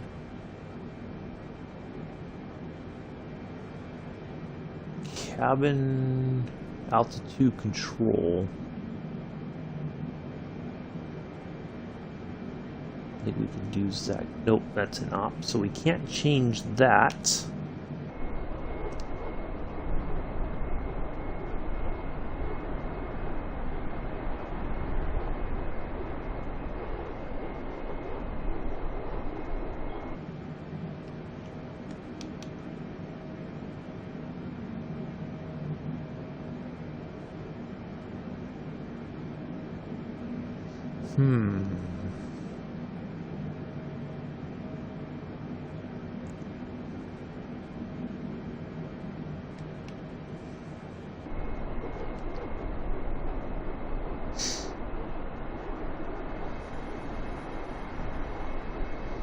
A lot of clouds over the Atlantic today.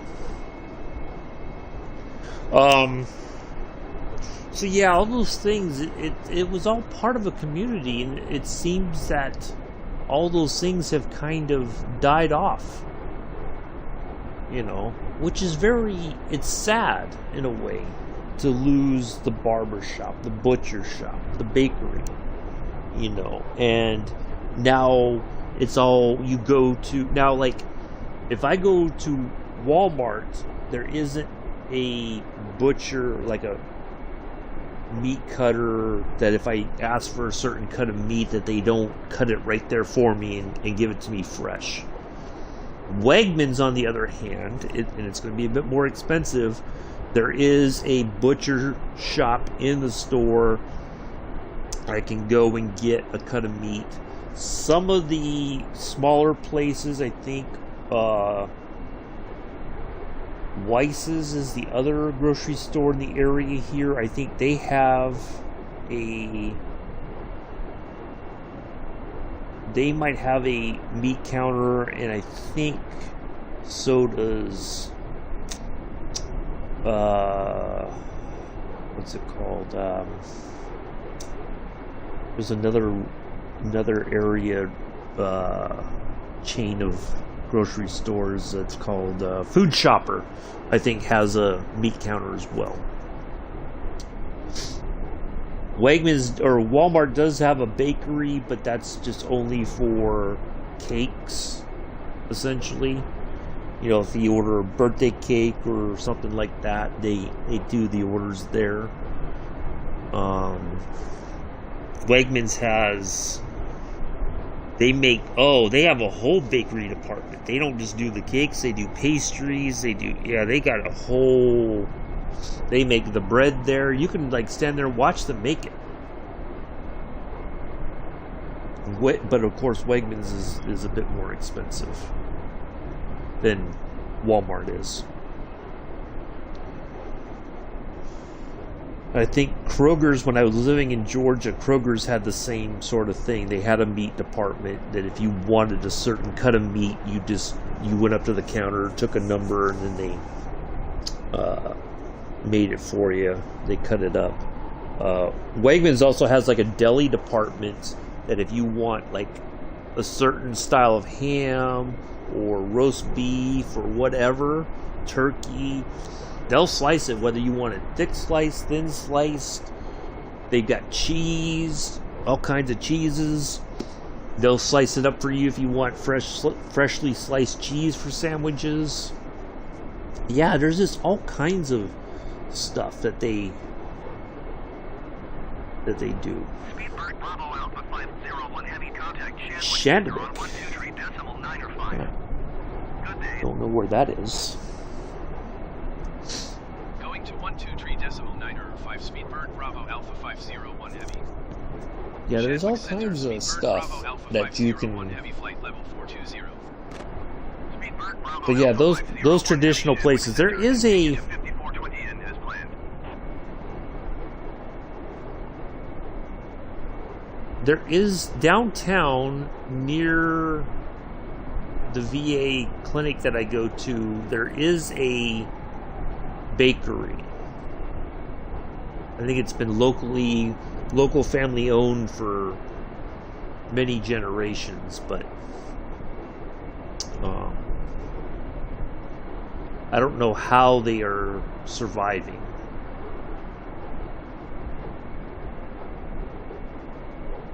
But it seems like I don't know why, call me crazy, but it seems like we're actually flying faster than, maybe because we've got the clouds moving underneath us, it makes us feel like we're going faster.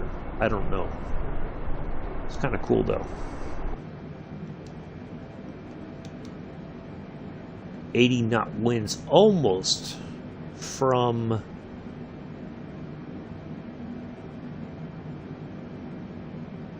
almost directly from the side. It's crazy.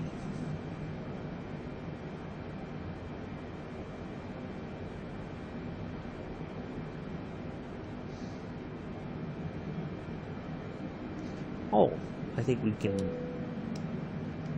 let the passengers move about the cabin now. I think we are far enough into the flight, things have stabilized that they can get about now. Get along, little doggy. Alright, so we are pretty much set for landing. We've got our speed brakes armed. We've got our auto brake armed. We've got our auto eating armed. The auto feeder has been engaged for Amela.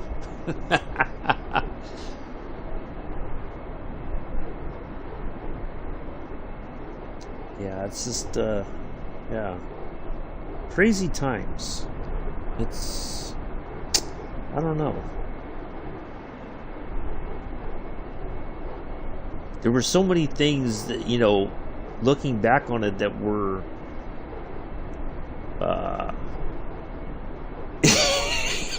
well, you know, I wanted to make sure that, it, you know, they kind of brewed for a bit, Nick, you know. Had to let it kind of sit and, you know.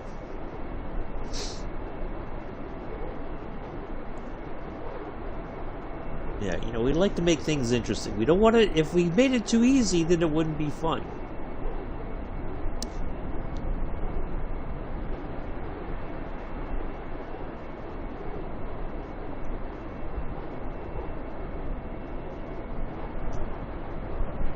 But yeah, it's interesting because I mean, that in a way it is the death of a community when all those places close down and go out of business, and nobody takes notice of it until like after the fact.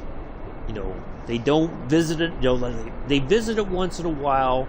They go like, "Oh, I can't believe this place closed down. What happened?" Well, they didn't have many customers. Oh, I used to go there. Yeah, but how often did you go? You know, sort of thing. Yeah, it's just it's insane how it's changed, and it's definitely not for the best. To be honest, it really isn't.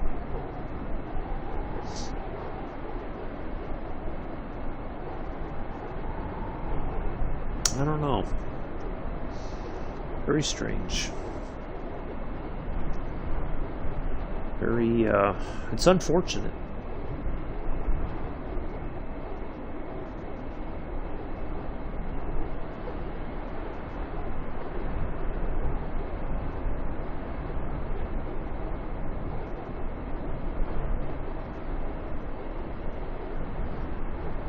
Oh, last night I was looking at the time and I realized that it was like 11 o'clock and it was pretty much past my normal bedtime.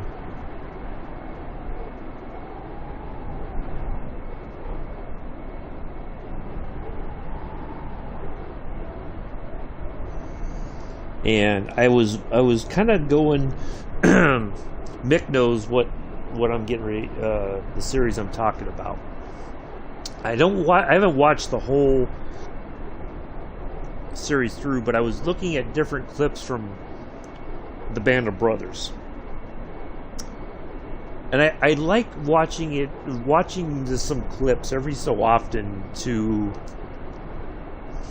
I guess, this isn't necessarily story time, but you know, just some observations about leadership and stuff. The two different glaring styles,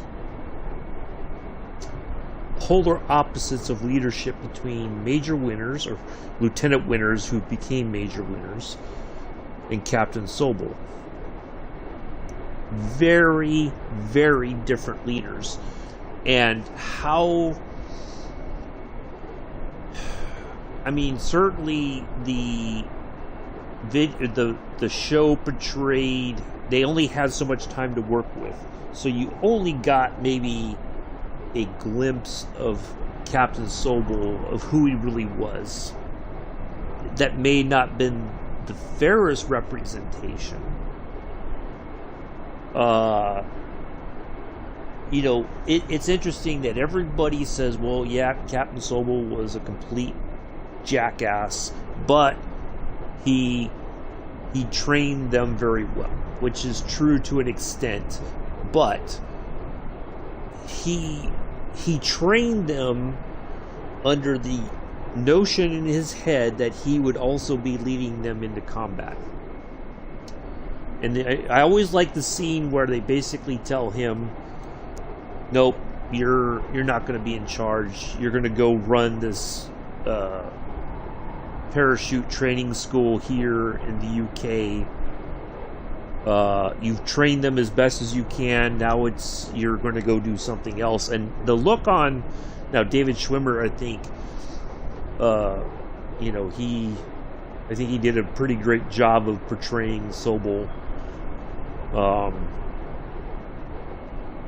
The look on his face, though, when he was told that he was not going to take them into combat, that was his wish, but also when they had to make that decision that he wasn't going to lead them into combat, many people could say, well, that probably saved a lot of men's lives, because he probably would have been relieved for cause if he had gone with them.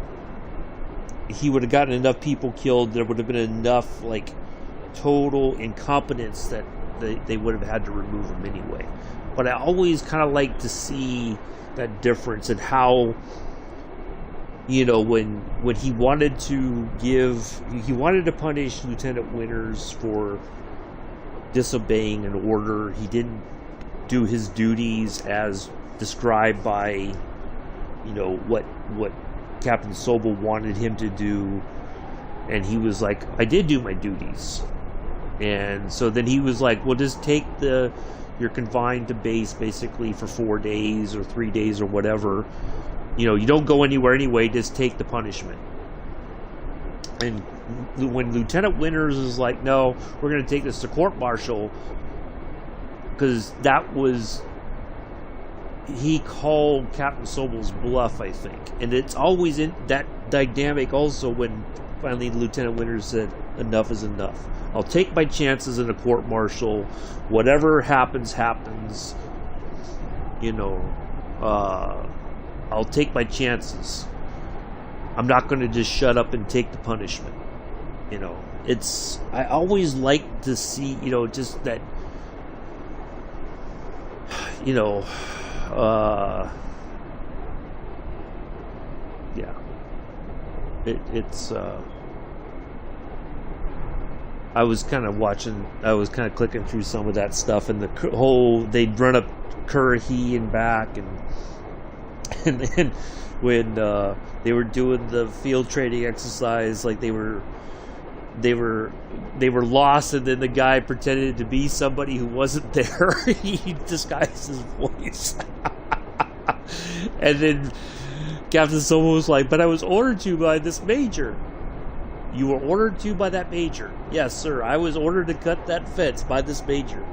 That major's on leave in London. Oh, it was so good. The look on his face when he realized he got played, and he was just like, oh. Yeah, it's just, yeah,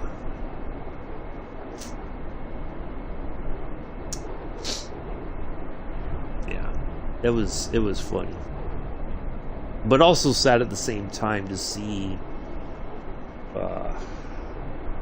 and then at the end where he tries to ignore Major Winters and not salute him, you know, and Major Winters stops him and says, you salute the rank, not the man. And so he finally relented and saluted. But if he could have ignored him, like he looked away to pretend like he didn't see Major Winters, even though he knew that he was there. You know, it's just that pettiness, you know, Captain Sobel was very glaring, I think, unfortunately. But I'd really like to get that series on and watch it all the way through from beginning to end. Whenever I want to. It's a phenomenal series of. I read the book that Stephen Ambrose wrote, that the the show was based on. You know, and they did talk to a lot of the guys that were survivors, you know, had been in that unit. But yeah, really interesting stuff. I always like to see that every once in a blue moon.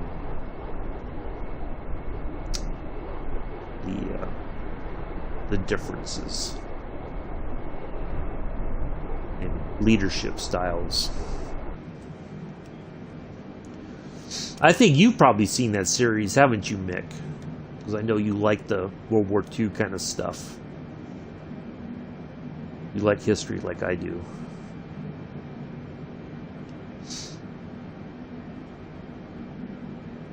Oh, you guys missed earlier. Oh, yeah. Ryan was here earlier. The banana. Mr. Banana was here earlier.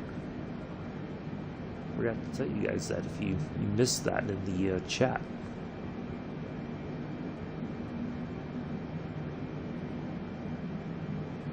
I think things have kind of settled down that we put the air bleed on the engines.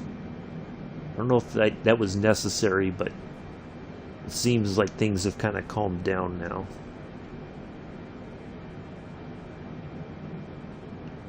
What is that over there with that light?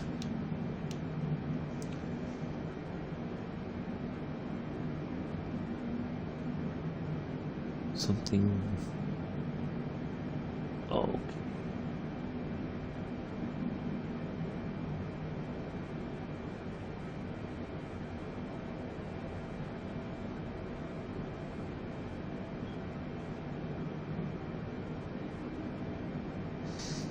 Alright, we are just cruising along here. Still got some hours to go. Yeah, I do like that series. It's well written, well acted, I think, even though I'm not a big fan of David Schwimmer. I never liked him as Ross in Friends.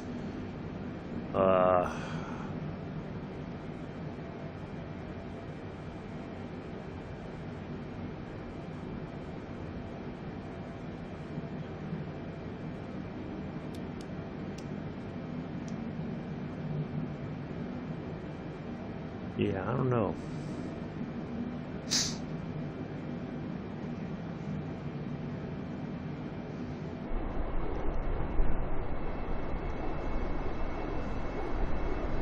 Well, there's a lot of clouds over the Atlantic today. We haven't seen any kind of breakthrough just to see the water below us. There must be some serious storms over the Atlantic.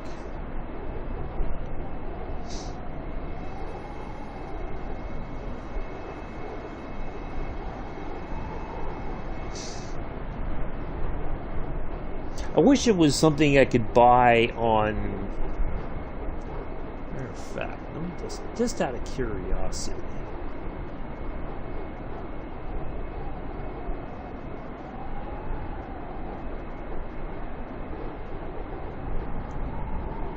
I don't know if I could just buy it on Amazon Prime and just stream it.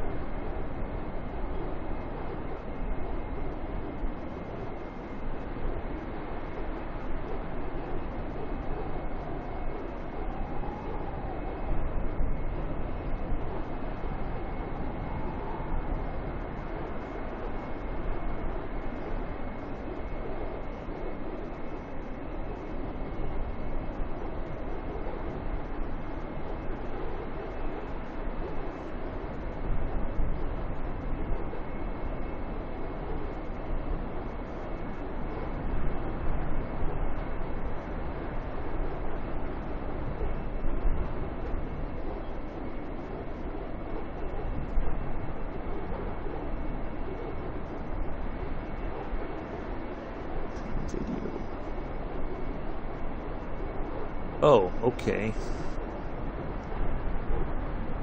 I can buy the whole series. Oh, that's not bad, actually. Ooh. I might have to do that. $40 for the whole series. Hey! Oh, wait. But what I got from that series is one man wanted them thrown into no man's land, and the other one was he knew where everyone was and where he... Yes. That is exactly it. Hello, Bex. How are you? Everything's going very well. We are just cruising along here at 42,000 feet on our way to New York. We still have quite a ways to go. It's about a 3,000 nautical mile trip. So we are somewhere over the Atlantic right now. So, yes, that is exactly it. And there's a video on YouTube, Mick. Matter of fact, I will find it right now because it should be on my recently watched list, and I'll link it to you.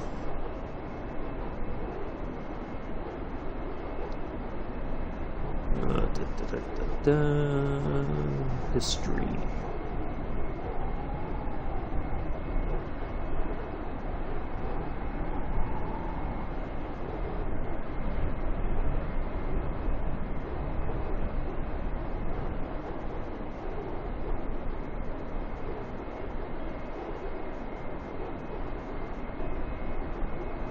There it is.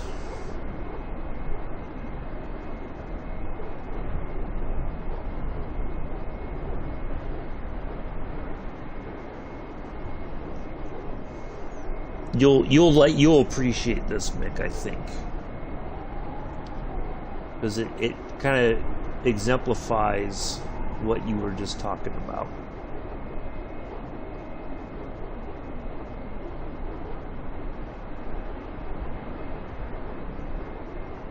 Message it to you on Discord there.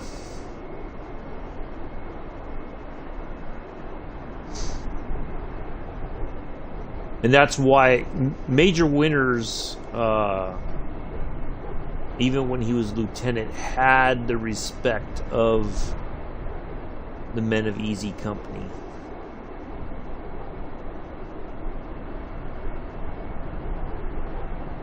Afternoon Bex, you numpty. Boat? What boat?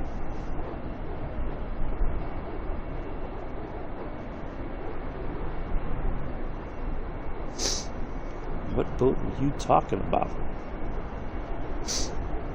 Glad to hear that, Bex. Glad you're okay. Did you... Well, I was going to ask you about your ketchup situation, but I'm guessing you still haven't gone out and got you some more ketchup.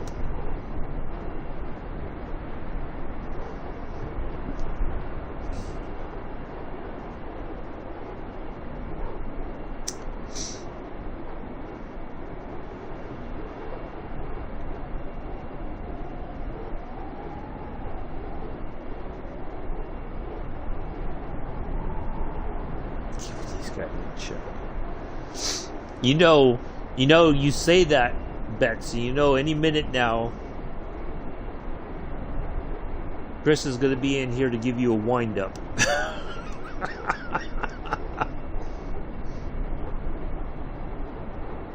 It's going to be something along the lines of, "Nah, Bex, you're the one that needs to be kept in check."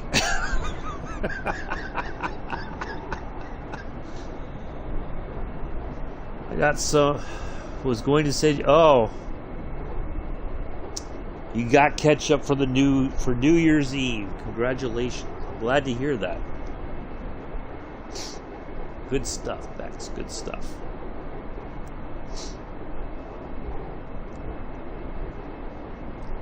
Yep. Any minute now, Chris is going to pop in and give you the what for, Bex. You know it's going to happen.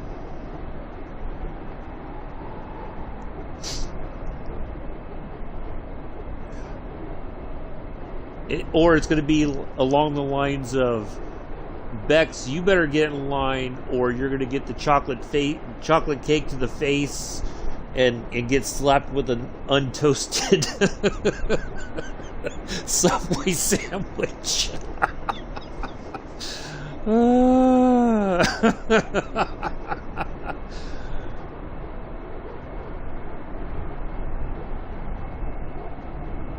Oh boy.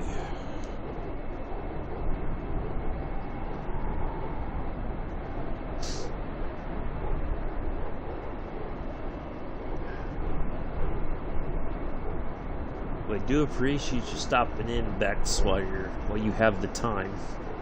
Yeah, you better. Don't want to be here when Chris comes in to get you wound up. Talking about chocolate cake and getting slapped with Subway sandwiches.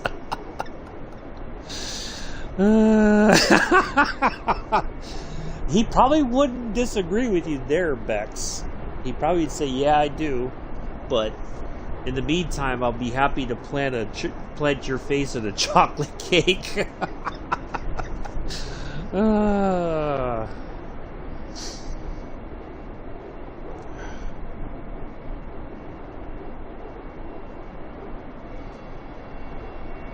Thought there was a little break in the clouds there. Boy, this is some really heavy cloud cover.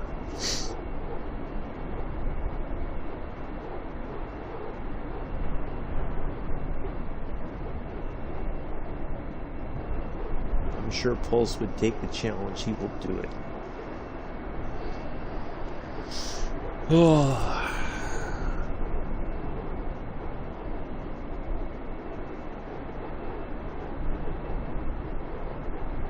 Oh, so on a different note, because I was just thinking about how Bex was looking for another game to stream, and I was saying Bex could get Train Sim World, just the base version of Train Sim World 2 on the PlayStation 4. I think Bex would do okay with it. Pulse will not be defeated by it, then take all the credit. Yeah. I looked the other day on I logged in on Train Sim World 2 just to get an idea of what service we're going to do on Sunday on Peninsula Corridor, and I don't have many left to do on the Baby Bullet going from San Francisco to San Jose. There's 2, but they're like evening services that are all stop. So we'll do that on Sunday. So that'll be fun.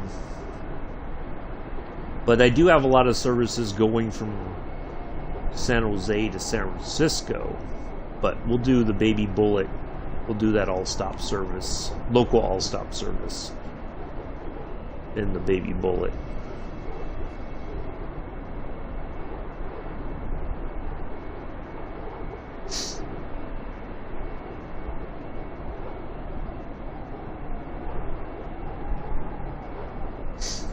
I still think you do okay with it, Bex. It's not that difficult. Once you get the hang of it, it's not bad at all, to be honest. But I know you don't want to, so it's okay.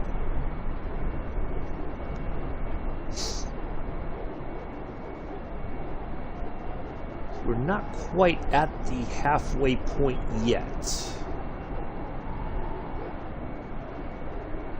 As far as our time goes. Now, I thought there was a clock somewhere. So there's our next marker, way off in the distance there. It'll still be quite a bit longer to go before we get to our next our airport there, somewhere over that away. I think it's going to be somewhere off the tip of the nose there. I think that's where it's going to be at, kind of that way.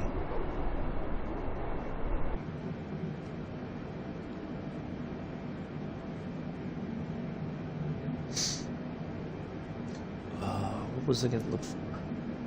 There's no, well, yeah, I get that. Yeah, there can be. I would agree with that. Absolutely. There is a lot of info sometimes to contend with. So yeah, I would agree with that.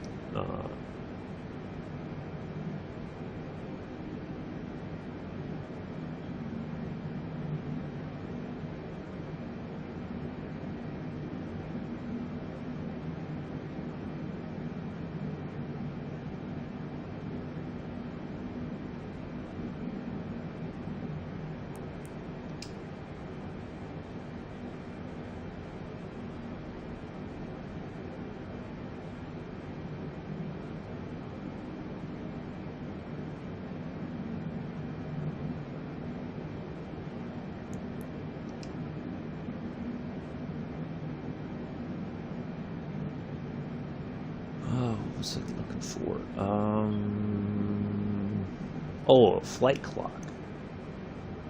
That's what I was looking for. Like, time, total flight time or something like that.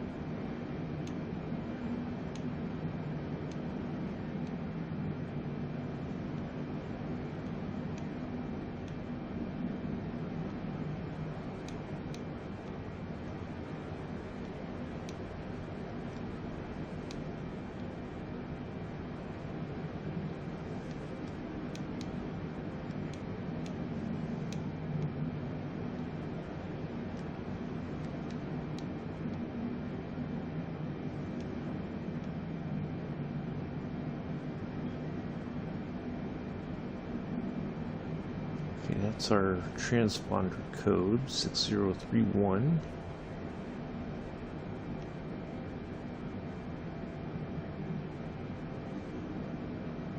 All for radio stuff.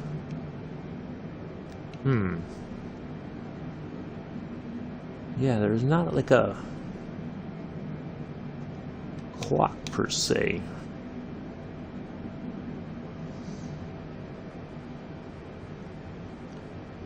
I agree. A little more help from the game would be good, but Baker Luan, yeah, I would. Well, there's routes that are easy. You know, there's not a lot to contend with, I think. Let's see if we go all the way out to our max here. There's our marker there in front of us at 327 nautical miles. Hello, Riverside gamers. That's the marker there in front of us. That's 5430 November.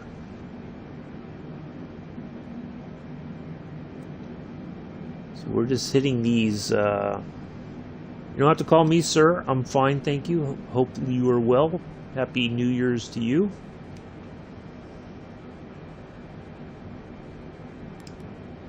You definitely don't have to call me sir.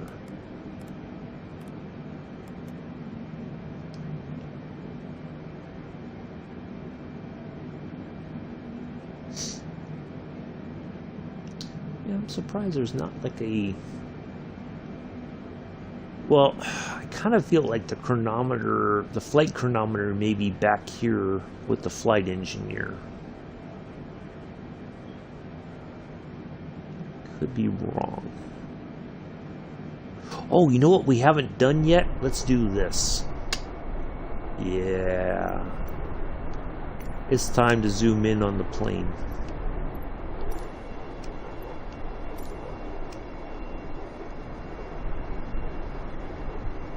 There we go.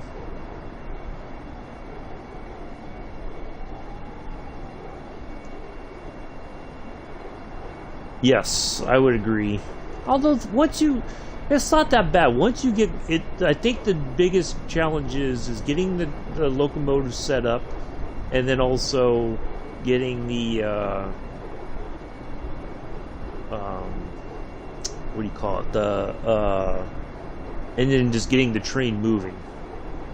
That's the major issues. So there we are. There's our flight crew there. Our captain, that's me right there. That's Ryan there in the other seat, since Ryan was the first one in, although he couldn't stick around for the flight. Let's kind of have a look here.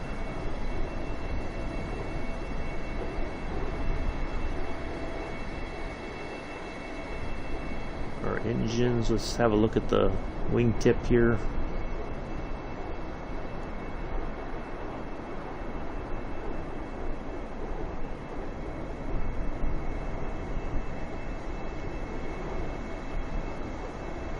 There is the tail code for an actual British Airways, a 747. I think it's a 400, but it's still longer in service, but I use that tail code for our flight today. Oops. There's the light for our logo. Our rear warning devices.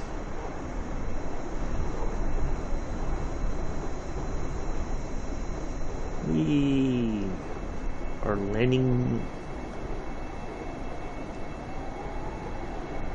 gear area here. Well, that doesn't seem like that's... That just doesn't... seems a bit off. Something's not flush there, but that's okay. There's our beacons and whatnot for safety.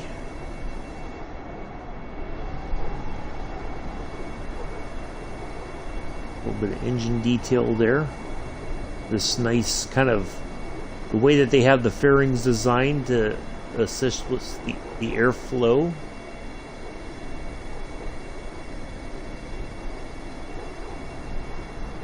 We don't have to worry about getting sucked into the engine here. Mella's up here in first class.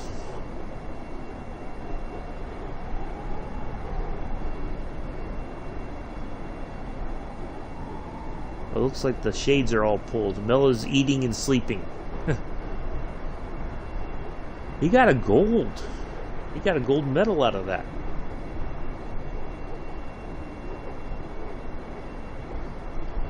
This looks like a hatch of some kind up here. Yeah. Yeah, he did really well. Hey, if Daniel can do it, you could do it. Heck, I'd even walk you through the whole setup.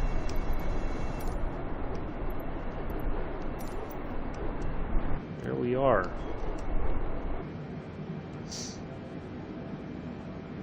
Uh-oh. Why is it not showing our red magenta line?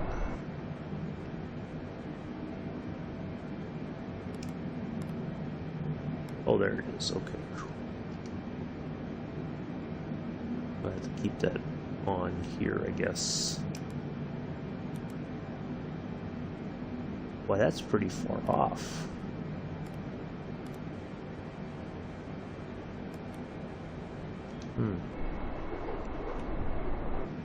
It's saying it's to our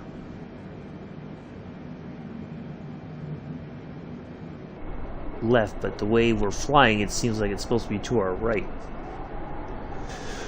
No, I don't think so. I don't think so, Nick. But the other day when we were flying in the Bonanza, we were able to kind of zoom in a bit to see the 4-passenger area. It's got like a little table there. Yeah, pretty cool, but I don't think there's... I know when on the PC side, but it may be because there's updated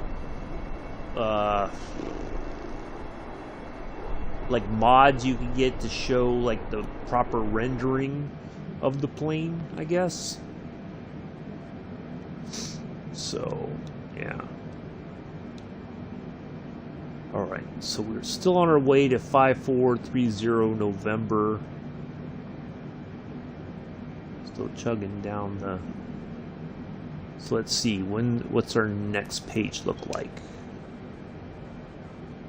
So it's page 2, page 3. So we still got a little bit more to go before we even see our... Let's see, 1, 2 pages. And then we'll start to see our descent stuff. So we are still on our way. Still got time, plenty of time. Ah. I don't know who that is.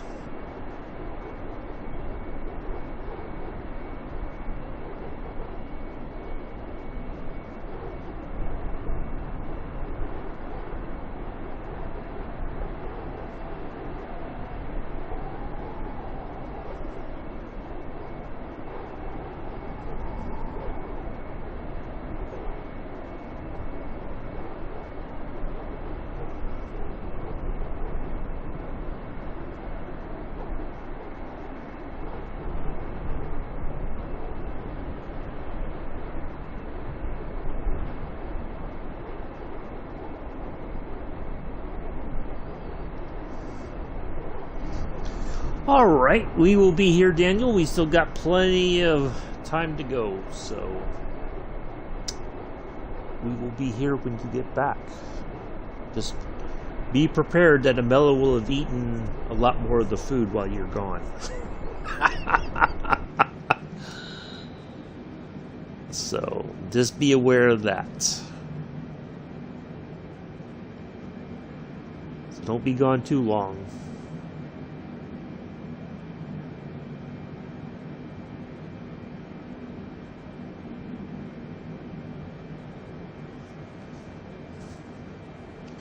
Yeah. We will be. We still got.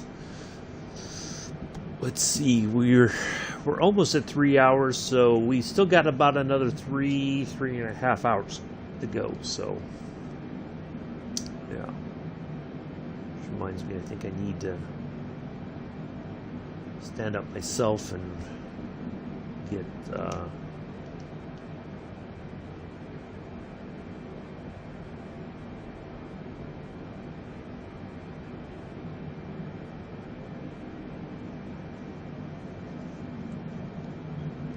Because I think Bella's eating breakfast now, since Bella's had his pre-breakfast already, and has allowed that to digest. It is now entered the breakfast phase of the day. Soon to be followed by the post-breakfast breakfast. I think, Bella, let's be honest. If you had your way, that's exactly how it would go, wouldn't it? You would get up and you would say, "Okay, I have to eat breakfast before I eat breakfast." So, you know it's true.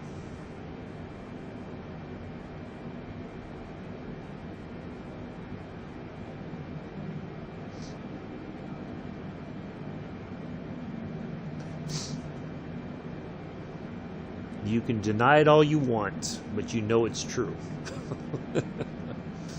Oh, look, there's like some... I didn't notice that, but there's some, like, I guess procedure manuals or something right there.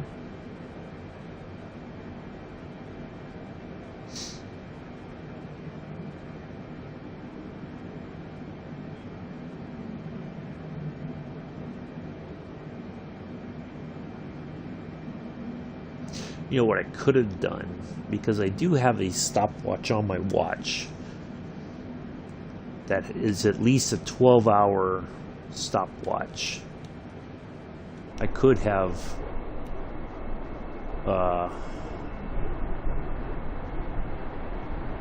started it as soon as we took off, started the clock running, so that we could see how we're doing on time as far as the flight goes. Because I use like how long we've been live as a kind of a guide, but it's saying we've been flying for 2.5 hours. We've been live for 2.5, so let's see. 7, 8, 9, 2.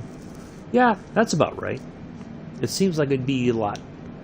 It would be later, but that's right.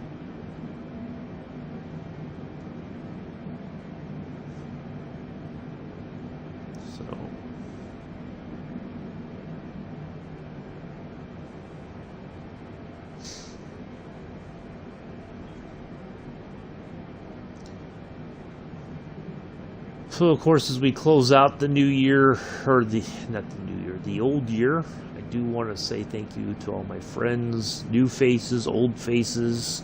Thank you all for coming in and being a part of the channel this year. Do appreciate you.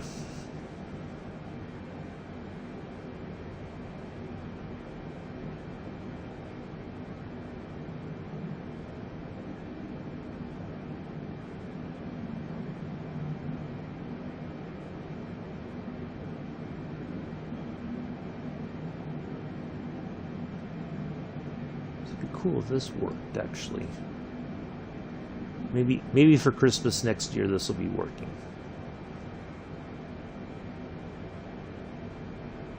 I was gonna say, why are the cup holders way back there? I have cup holders right here. Ooh, and I got a speaker system. Ooh, we could have some music. Get a little dance off here in the flight deck. Oh, you know what? We'll have story time here in a moment. I think I am going to excuse myself and run and use the restroom real quick.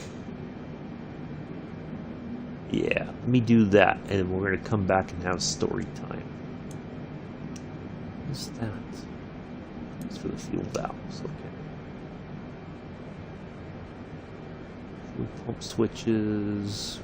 I don't think we need to. That would only be on if we were changing fuel from one side to the other or something. Alright, give me just a second. I will be right back, and we'll have story time.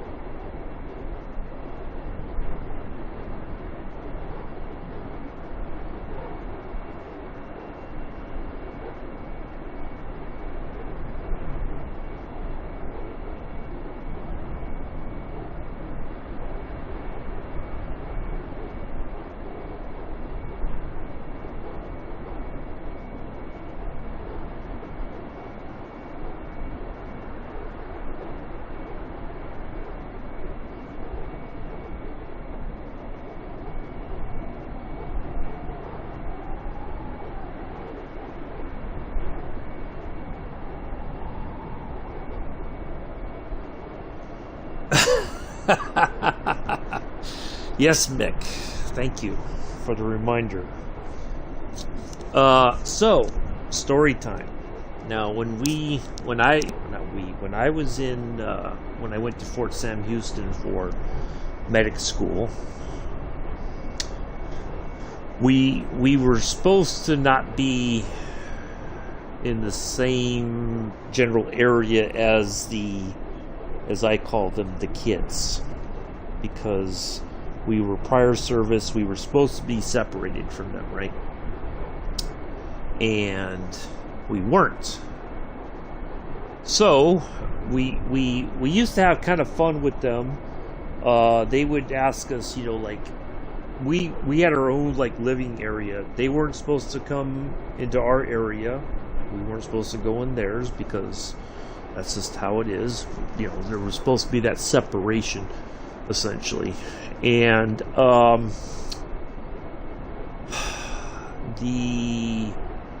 so they would ask us, right? We'd be waiting or something.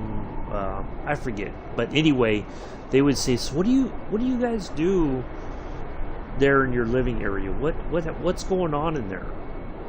And so my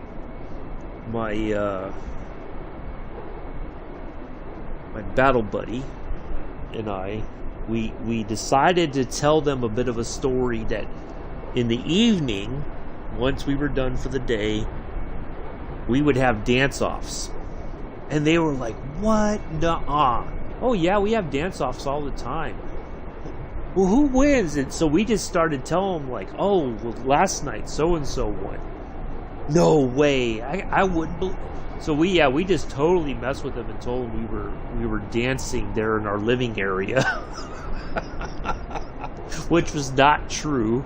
But some of them, I think they were like, "No, you guys are doing. Oh, that's crazy," Yeah, it was funny. So yeah, we totally just messed with them, just to give them this idea that we weren't doing anything boring necessarily. We were just trying, just having fun, and because they thought, if they were miserable, that meant that we were miserable as well, even though that wasn't necessarily the case, because we technically had more freedoms than they did, which should have never been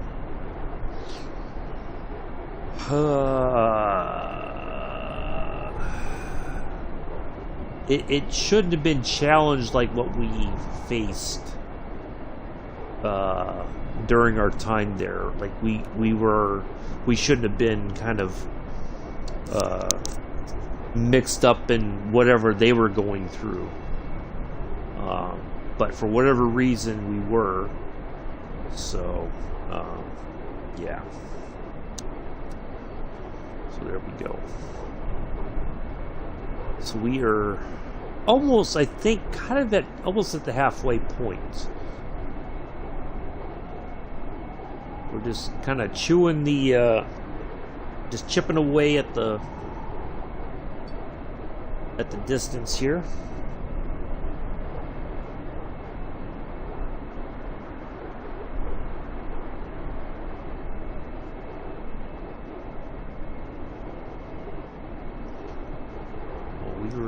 We should be.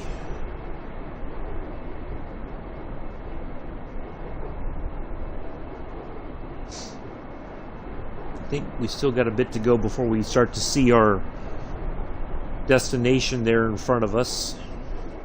The marker, at least, on the horizon.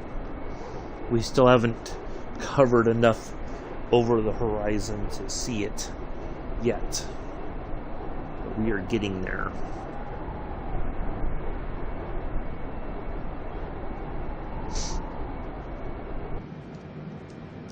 Let's just have a look all the way out again.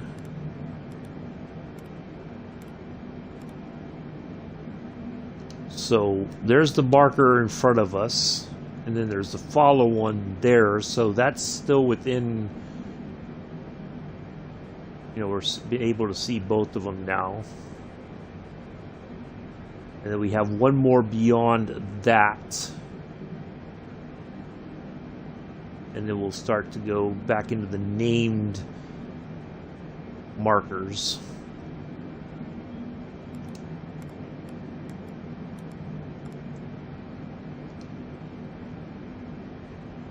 So, yeah. Good old Fort Sam Houston. San Antonio, Texas.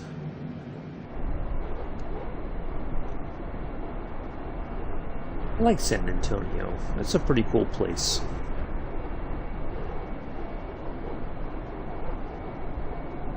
If you want to see some of San Antonio, if you've never been there or don't know what it looks like, there are pictures. There's a link to my Flickr here on my YouTube channel. Do go check that out. There's pictures of the Alamo, although it does not look anywhere near what you may think it looks like. There's only parts of it still left that they were able to save. When San Antonio kind of expanded over the years. I believe the church is still standing, a couple other buildings, but when you look at it, there is a model actually of the whole in like the visitor center. They have a scale model of what it actually looked like, and then I think they have an overlay where they show where it is, how big it was compared to where the downtown area surrounding it, like they kind of overlaid it to show the scale of it as well, if I remember correctly. Yeah. The river walk, of course, is really cool. Lots of restaurants along the way there. Lots of little bars. You can actually sit along the river and have your drink and have something to eat. They do have like a little boat that you can ride on along the river there, I believe, if I remember correctly. I don't know if they still have it now or not, but they used to. And then, of course, you can walk around the whole river walk area. Very cool. It's kind of the artsy side of San Antonio. There are some art galleries, actually. people show their art. Oh, hey, look, there's the Atlantic. We can see it now. We have got over the soupy clouds.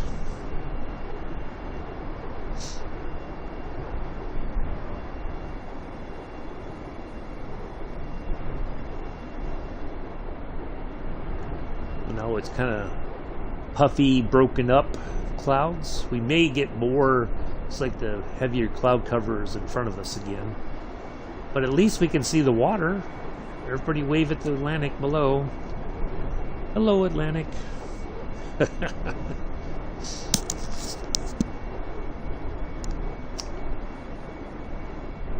just trying to keep an eye out on the chat as well in case a very special someone pops in and says hello.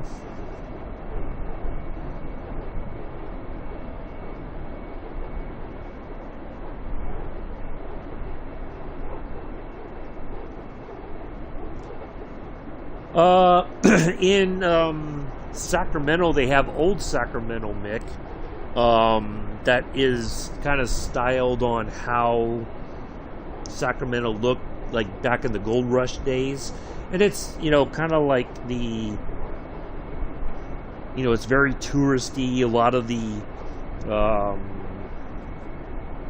it's selling like t-shirts and postcards and, stuff like that. It's just, it's just touristy crap, that, if you're there and you're never going to be able to come back, you get a Sacramento t-shirt or something like that. In Reno, near Reno, Nevada, there's pictures of it as well. I can't remember the name of the town, but it is set up kind of like an old western town. It has like the tavern sort of situation, because we didn't, pubs were in like the bigger cities like New York and Boston and stuff like that. That's where the pubs were. But in, you had a tavern or something, or a saloon in the western towns. In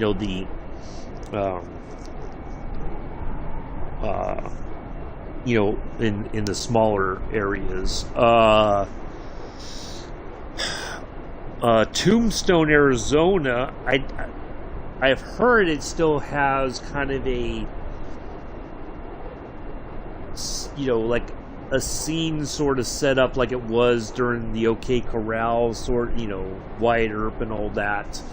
Now there used to be, and it's since closed down, and I think it's been demolished. They did have a area in California that was based on the Ponderosa sort of thing from Bonanza. That was a popular touristy sort of thing for many years, but that went out of business, and then I think it's been demolished. I'm trying to think what else. Those are the ones that I remember from just growing up, and but a lot of it's a niche sort of thing, a niche sort of attraction, I guess. Like in San Francisco, Fisherman's Wharf, a lot of that has been there for quite a long time, and so it's been preserved. Like all the restaurants and everything there along Fisherman's Wharf, a lot of that has been there for a very, very long time. They have tried to keep as much of the buildings that are original there as possible. Of course, some of that stuff was destroyed in the earthquake, especially the one in 1989. But by and large, they've been able to keep they've been able to save some of the architecture from the early years of San Francisco, especially once San Francisco expanded. It's if you look at the history of San Francisco, the way that it's set up, it was much smaller than it is today. Like that whole waterfront there, along the Embarcadero, basically, that's all like, basically they call it, it's kind of like in Japan, they have reclaimed land. They pushed dirt and they just kept piling it on, and they kept building out on that. And now that may, of course, geology was still kind of an unknown science, and so they may have inadvertently built on areas that they probably never should have, but they didn't have anywhere to put, as the city grew, where were you going to put the population? And so the only thing that they could do is to expand the land out into the bay. So like Fisherman's Wharf, a lot of those,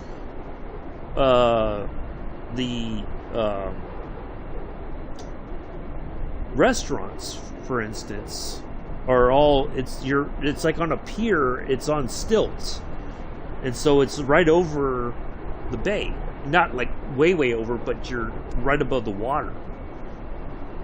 And so if there was another major earthquake, a lot of that stuff, because you're on the wood stilts and all that could collapse and just go right into the water.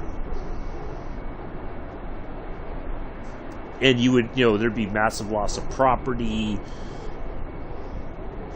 God forbid, massive loss of life for sure. If it was that bad. Yeah, very. But a lot of the cities, like Savannah, on the other hand, it's not so much that it was a western town. It was very.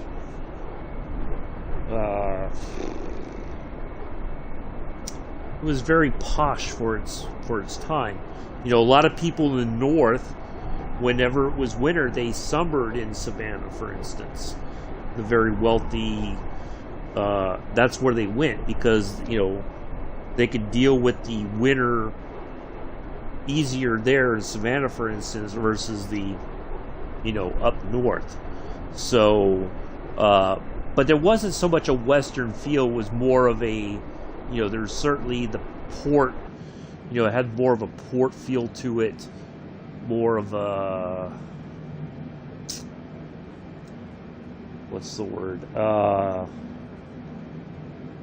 It had, a lot of people, like Savannah had more of a pirate feel to it, kind of like parts of San Francisco did, and certainly down in Monterey, the Bowery and the Cannery Row sort of stuff. You had people who worked, but you always had those kind of like unsavory characters just around the corner, ready to shank you and take your week's wages, or they would all, a lot of gambling and the opium dens and stuff like that. But yeah, the West, preserving it, I talked about the fact that the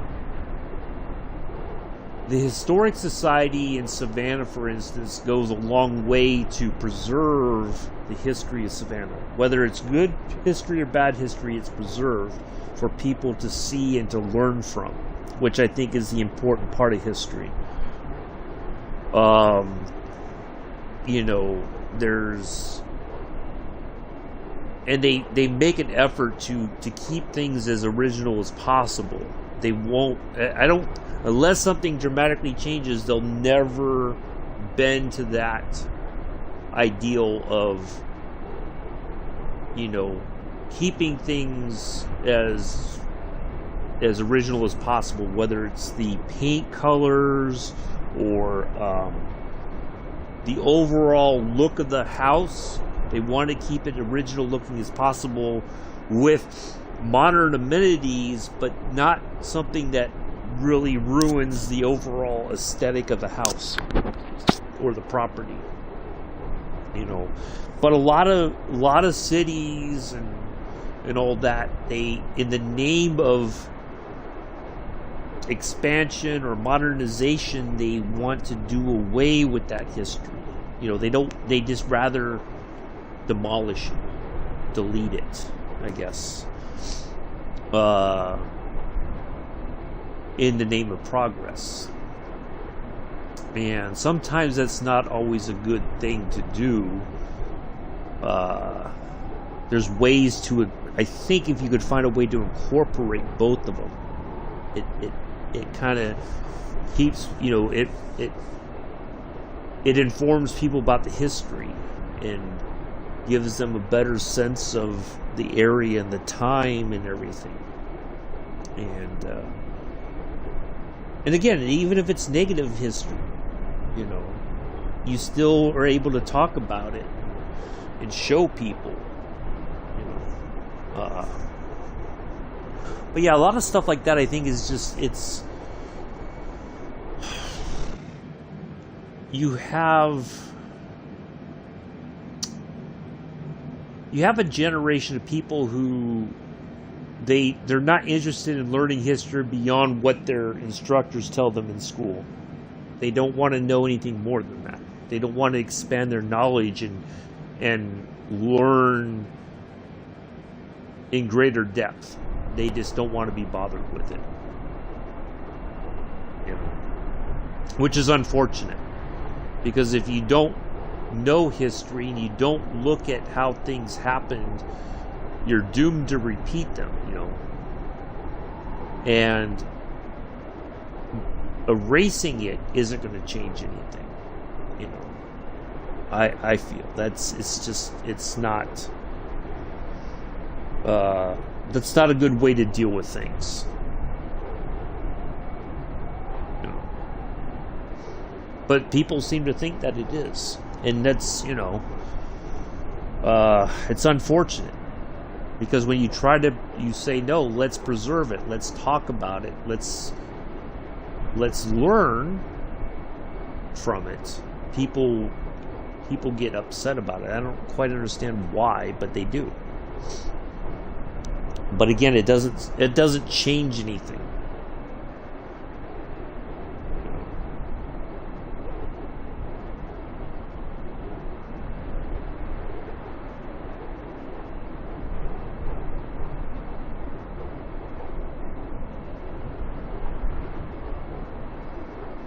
But there are in parts of Northern California, Nick, certainly in I think even out by Yosemite, I know there was a town, and I can't remember the name of it. I went through there one time.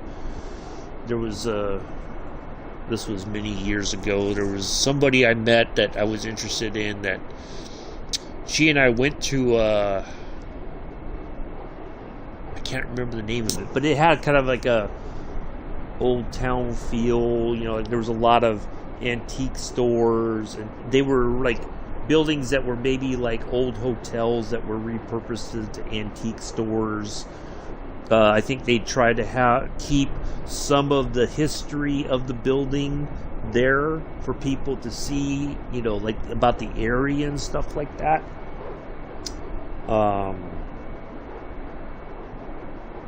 Yeah. God, I can't remember the name of the town. I wish I could. I'm sure I could find it on a map somewhere. I'd have to try to see if I can't see it from the air, you know, like go on like Google Maps and look and see if I can figure it out and all that. But I know it wasn't far from, was it Modesto? I know where it was near Modesto. It was called Riverbank, and it was from there. If I can find Riverbank, which I'm sure I can, then I can kind of figure out the direction, and I can kind of narrow it down and say, oh, yep, here was the place. Yeah, there's parts of it, but it's like fewer and far between, I think, now. Yeah, I don't know. Does that make sense, I guess? Hopefully.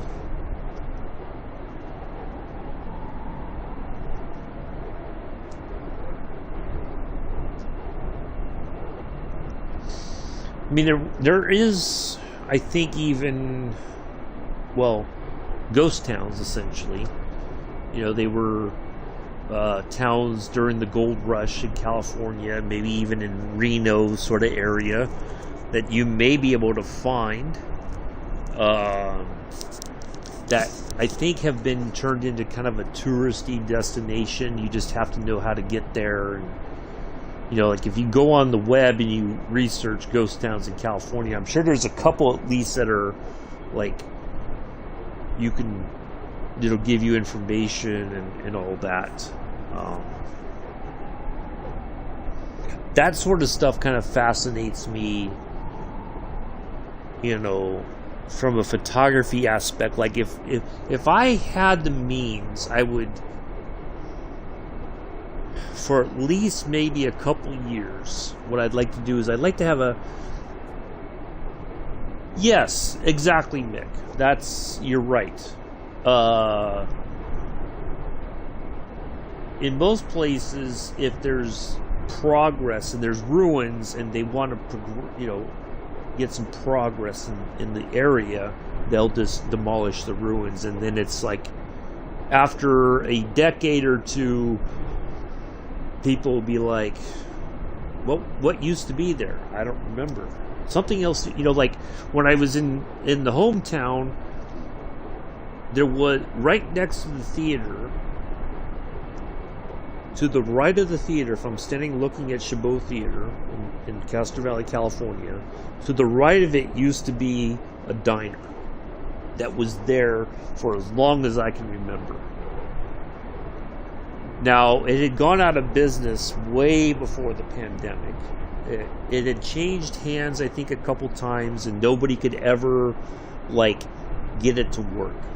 Part of it was the parking was terrible.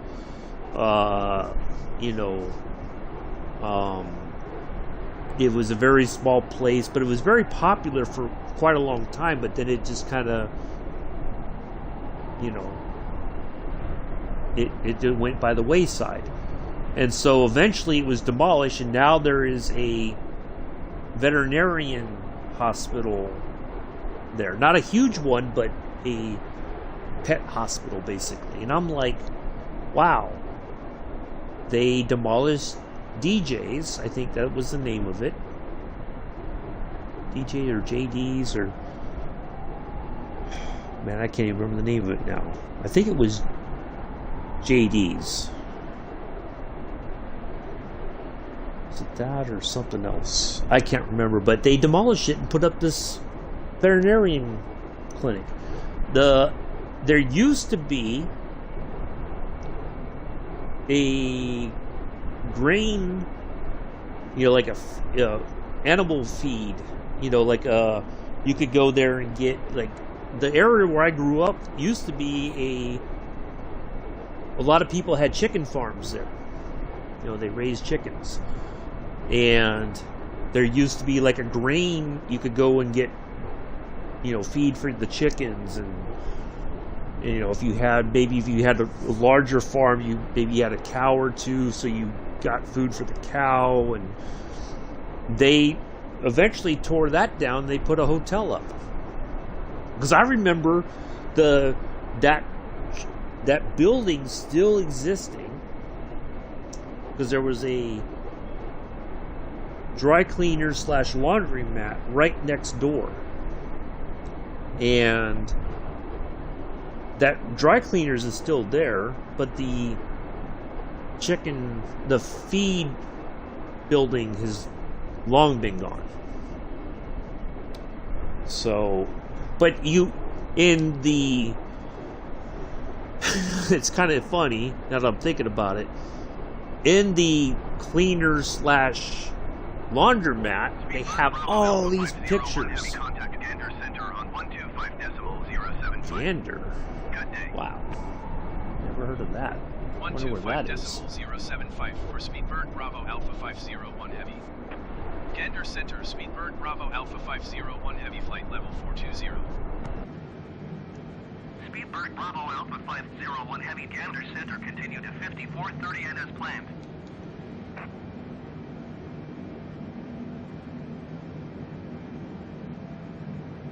Well, we are at 5430. No, that is way off there in the distance.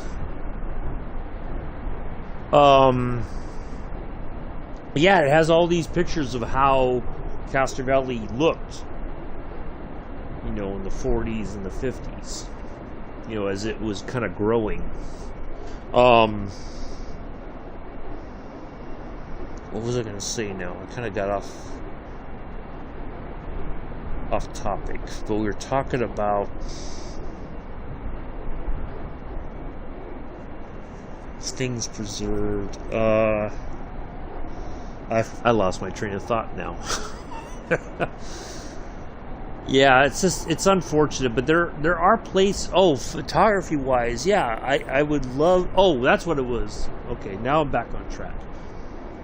If I could, I would get a RV, I guess, and I would just travel and find all these treasures, I guess, for lack of a better term. All these places that are now just kind of gone from history. And just spend time taking a picture of it, of the decay of, elements of our country that are no longer, like, there. That they're just gone, or they're falling, they're just disappearing, and people don't ever think about them. And there's been plenty of books, like even like the Main Street America has certainly diminished over the years. Where you had like the barber shop, and you had the small, the butcher shop, and because most people, for like your vegetables, you went to a farmer's market. You didn't go to a traditional supermarket. You went to a farmer's market, I think, and the farmer could set their prices for their produce. If you wanted a head of lettuce, this is how much it was going to cost you. If you wanted carrots or beans or broccoli or Brussels, whatever it was, you went there. The farmer set the price for their product. And now the farmer can't do that. The farmer gets whatever they get. And that's it. They can't. They can't essentially negotiate their own price. Whereas back in the day, you charge people a fair amount, and you got what you got, and you just did that, and that's how you survived. Whatever money you got from that was, you paid your taxes, if you had a loan from the bank for your farm, you paid for that so it wouldn't foreclose, because that was the only means that you had to make money,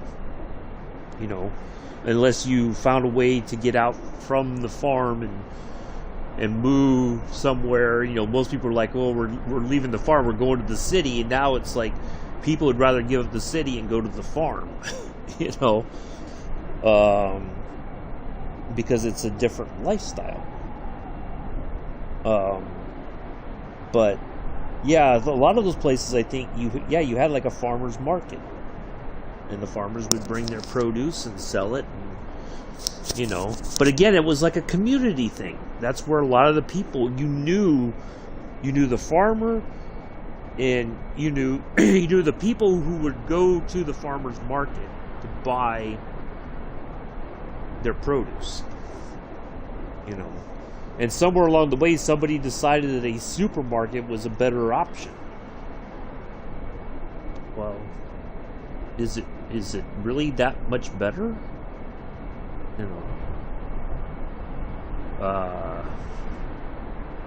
I don't know. I mean, there are farmers markets. There's a couple. There's one across town. I don't know if it's still is open or not.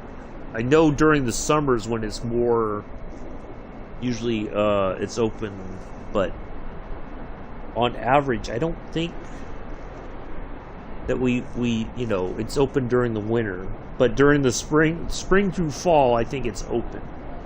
And then certainly during like Halloween, they have like the pumpkin patch next to it as well. Then I think for the winter, somebody opens up like a Christmas tree sort of area there.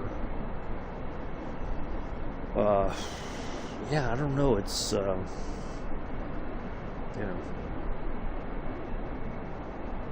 there's just a lot that just seems to be disappearing from society, and it's not necessarily for the best.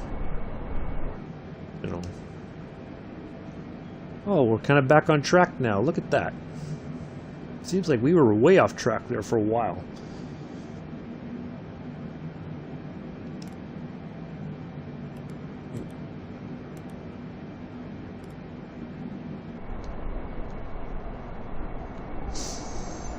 Yeah. But I do like the ruins of Europe. You know, look at the castle ruins, and you know, you can kind of think about what was life like, you know, in this, you know, in these ruins. What did it look like when it was all built up? Who lived there? Who, you know, what was their story? You know, those are the things I'm always interested in. What was the story? What happened there? You know, what were the people that, you know, I'm sure there weren't, you know, always necessarily nice people, but what was their life like?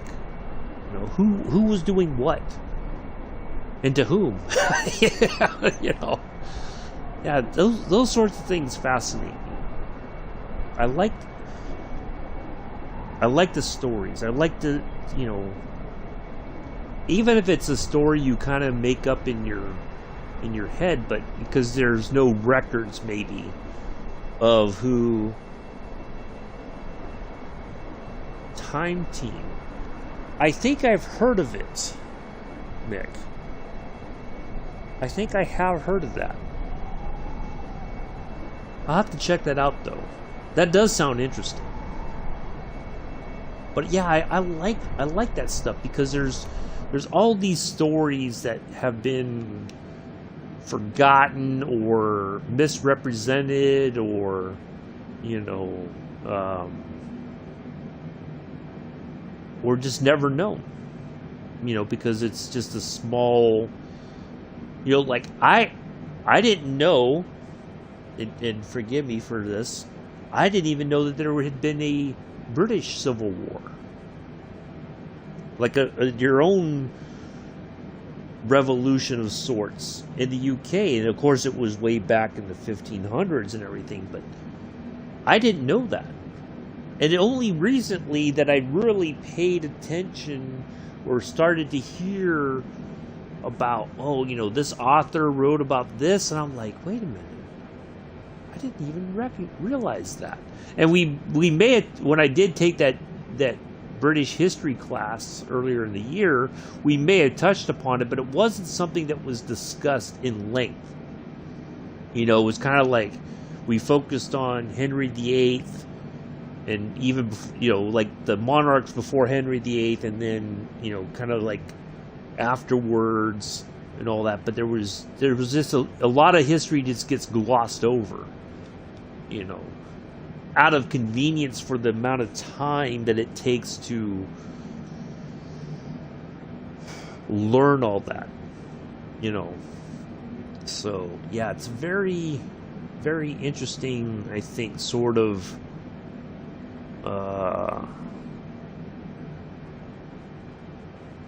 situation. But yeah, I really enjoyed that. You know, learning those sorts of things, and tried, you know, like there's always more to the story than what little snippet you get from the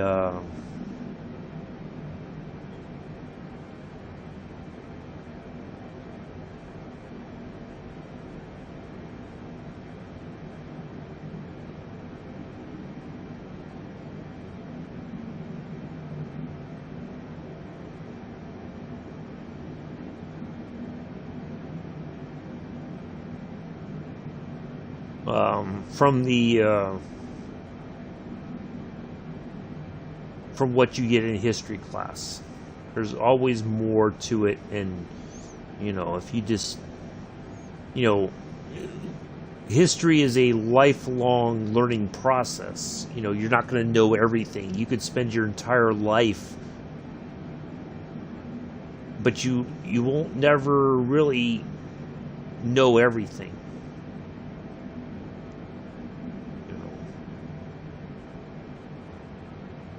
And that's okay.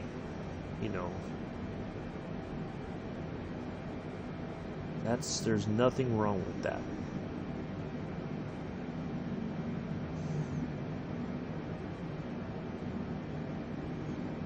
Yeah, I would love, certainly here in America, and I would love to kind of do the same thing in Europe.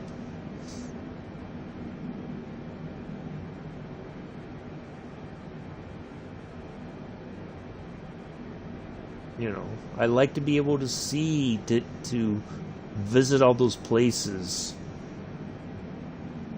And to learn about the history, learn those stories. Yeah, I like hearing all that stuff, because at least then it gives me, like when I look on YouTube and I watch these planes flying around the world, right? Like they'll talk about this little area. Oh, we flew from here to here, and I'm like, wow, I never heard of that place. And so then I start thinking, well, man, I could do a flight from here to here. Yeah, I may not have the exact same plane, but I can use something somewhat similar, and it would be fine. It'd be fun to do. And yeah, I like that sort of stuff. I like to learn, because then it's like, but also for something like that, I might say, oh, we could find a small airport nearby and we could do a flying tour of that area. We could just kind of take off and just go around and talk about these things and show, within reason, of course, what does this area look like and what was here, yeah, those things are important, I think. Even, like I said, even if the history is terrible, not that I would agree with it, but at least then we could say, well, this is what happened here, and, these people were terrible, and yada, yada, yada. But we, like, Vlad Dracul has a very bad reputation, but, is that reputation more because of the lore of Dracula, or is there really something more to him as a person that was actually terrible?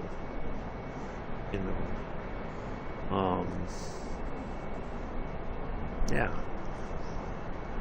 Fascinating stuff. There's always fascinating stories, even if it's terrible. There's always, you learn something and you go like, wow, I didn't know about this, or this is, yeah, just, there's always something to learn. And the day that we stop wanting to learn, that's not a good thing. And we're doomed to repeat the mistakes,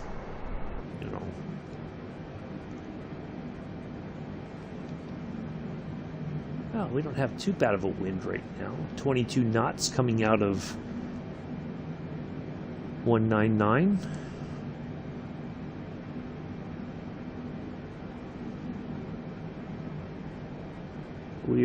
Let's see. Let's take a look at our next page here.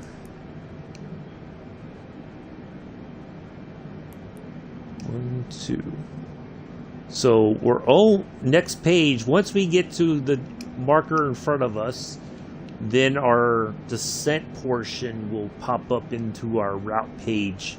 As soon as we go to the next page, it'll be on the one right after this. And then, so we are definitely, oh, I thought I saw it, just a hint of it there in the clouds. Maybe my eyes are playing a trick on me. Oh, look at it. There's a very faint sliver of the moon right off the tip of the tail there. Look at that. You can kind of just barely see it. Check that out. That's amazing. Just a very faint sliver. Not even really a thumbnail. Not even. That looks like a clip thumbnail of the moon right there. Phenomenal.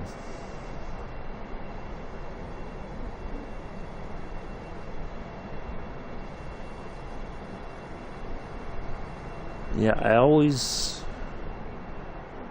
I've always been interested in history. I don't know, it's always been that way for me, I think. To learn about the past and why things happened the way they did. Why, why did this person do this at this particular time? I find all that stuff really interesting. Well, we're almost at 3.5 hours streaming. I do appreciate everybody coming in and hanging out. And I do appreciate the 11 likes.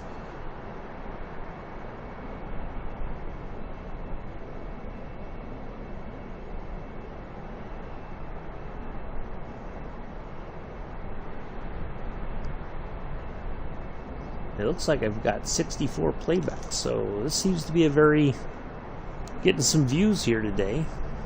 But, yeah. Greatly appreciate everybody coming in and hanging out. Hopefully you're enjoying the flight. We still have a bit more to go. Our next marker there, 232 nautical miles, which is how far in actual miles? If we were on the water, straight shot, we'll go 231.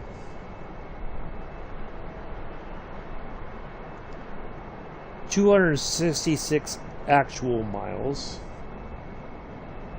statute miles.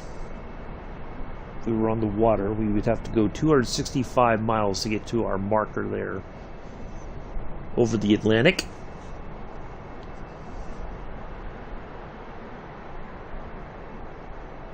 Still here over the northern, not completely northern part, but the northern Atlantic, on our way to JFK in the 747 Intercontinental. It's a lovely plane. Very, very happy with my product here. 747-8 is a phenomenal aircraft. 4 engines, as you see here. It's lovely. I don't know if I'd ever want to fly any other plane again. But we have to. Because otherwise it would be boring. Here we go.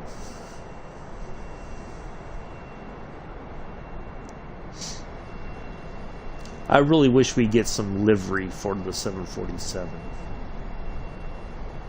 I really wish. If I could have one wish for 2022, is that somebody would do a Pan Am livery for the 747. I would love to see that Pan Am and Trans World Airlines. Those two liveries on a 747, I would love very much to see. Amela is back. Welcome back, Amela. Have you finished your breakfast time and now heading into post-breakfast? Daniel's been quiet. I wonder if he got lost at the chip shop. He's probably sitting there eating his chips, fish and chips, enjoying the commentary from yours truly. Maybe having a laugh here and there.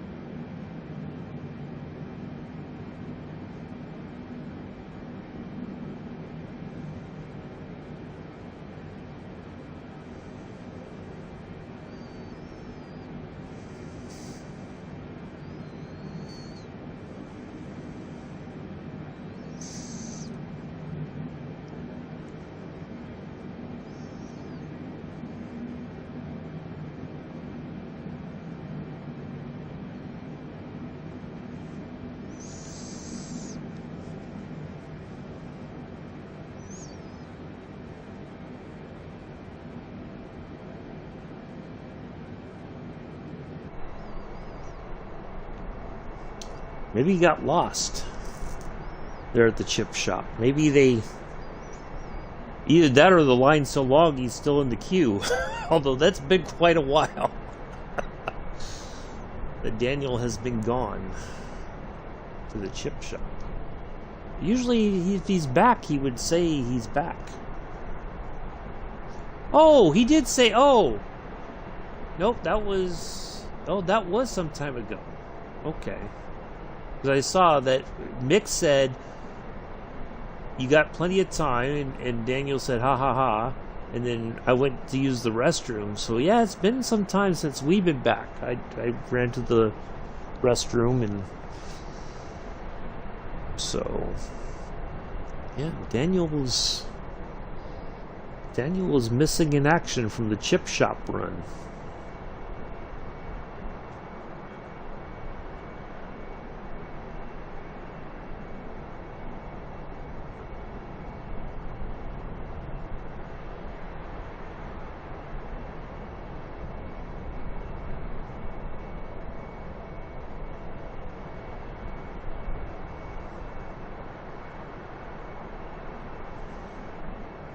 Maybe the that one worker that gave him the extra chips is keeping him hostage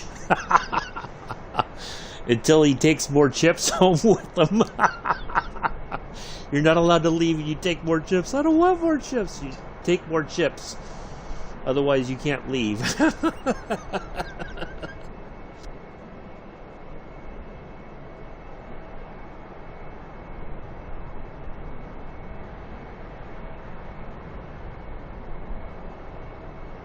Now, on the opposite end, if Abella was told that he had to take more chips before he could leave the shop, Abella would be like, all right, fine, give me all the chips that you can. I'll take them. You won't have to bend. Abella would be like, you don't have to bend my arm. I'll take them.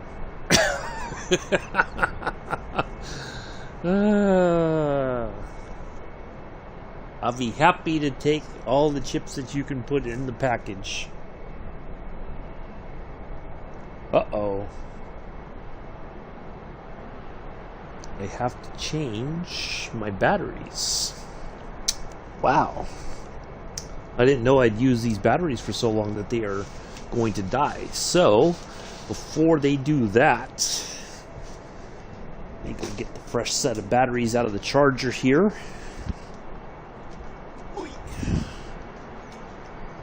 So we will have to do the quick switcheroo. I will be back in just a moment. Don't go anywhere.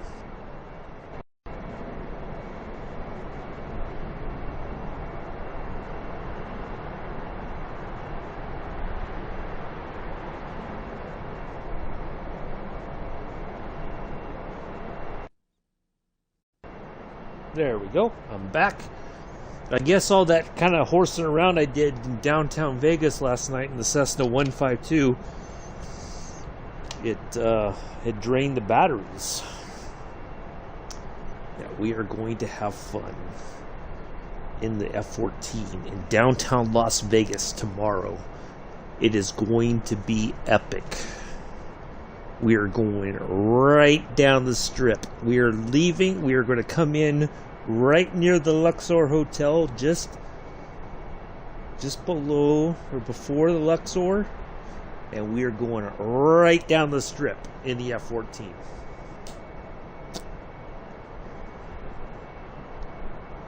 So it is going to be fun. We're going to go down, we're going to hang a slight right, we're going to climb out, circle back around, make another run down the strip again, and then land over at Nellis Air Force Base. So do tune in for that. It is going to be fun. F-U-N fun.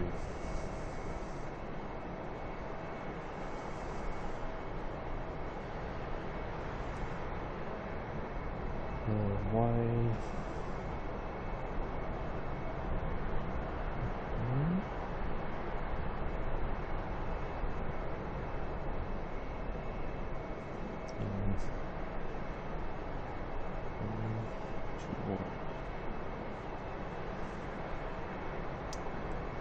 So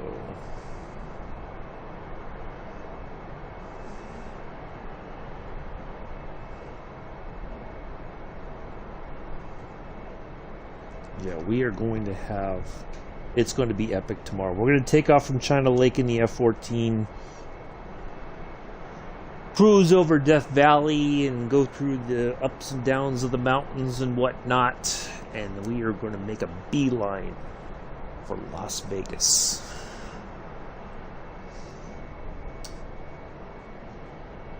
Hey, there she is, Be Amore. Everybody, I would like to welcome Doris.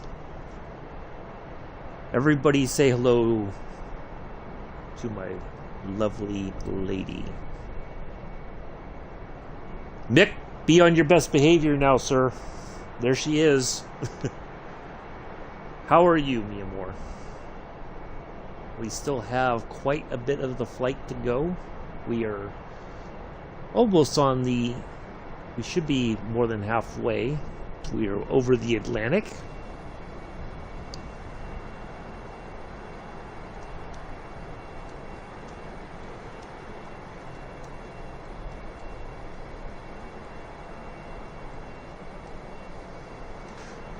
So we are... Don't everybody be shy. Everybody say hello. It's okay. Don't get all nervous. I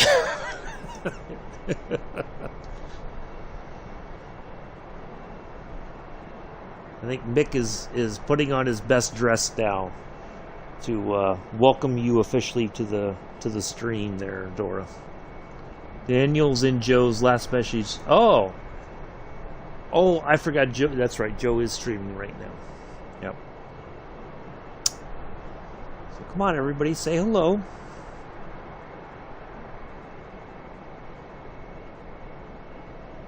She finally showed up. I am very happy to have you here. So here's our nifty plane flying over the Atlantic. Here's what it looks like on the inside. Kind of like the real thing. All the buttons. Not everything works, of course, but close enough.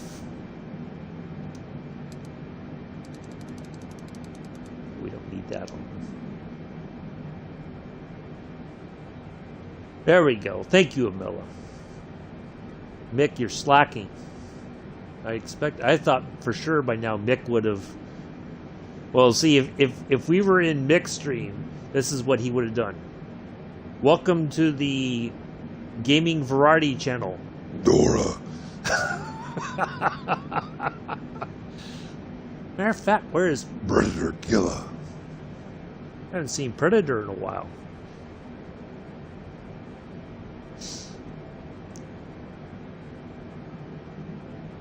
So I am very happy to see you here. It just made the stream infinitely better. Nick is misbehaving, Amela. Mick is probably helping Nick misbehave. You know... No, it might as well be a weekend. You use Mick's correct weekend name. Nick is the one causing trouble. Mick is just sitting there going like, it's not my fault. I'm very happy to have you here, honey. Nice to see you here. Don't be shy. You can talk. Hey! There he is. Mick finally got away from Nick.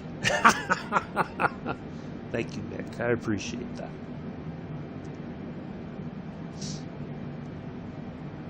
She has been to the UK, studied in the UK for some time, actually. So knows your country fairly well there, Mick.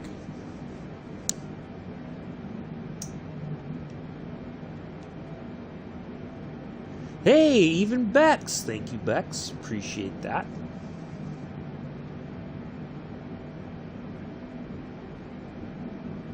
I have so much to say. Well, go ahead. It's fine. Spill the beans, Mick. It's perfectly fine. Let's not talk about the Speedos, okay? We'll keep the Speedos thing to our, that's just our own little inside joke. Go ahead, Mick. You're more of the... She has been to your country. Did spend some time studying there. So, she is very fond of England.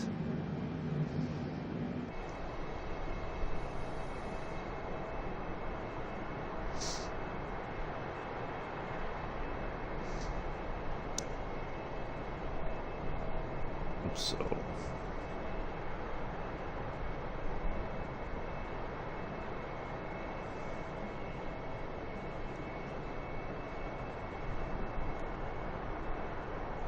all right, let's see how much more. Let's see, 5340. We still got one more marker. So we're still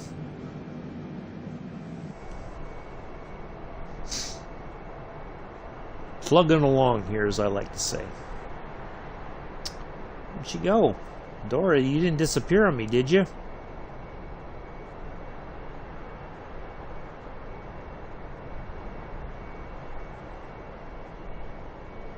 Don't be shy either. Oh, there you go. There's a good question. Where did you study, and did you have a great time? Go on and say hi to the folks back, Dora.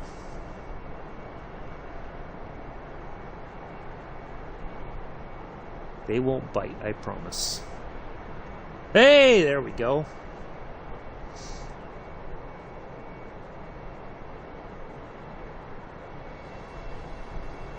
There we go. I'm all excited, Nick.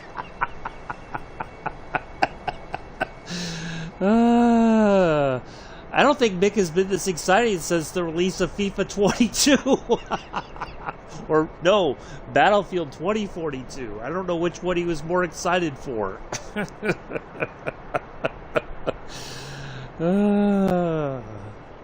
I think even the run I did on Sandpatch Grain might have been more exciting for him. Oh, I do behave. If I don't, that's between me and her.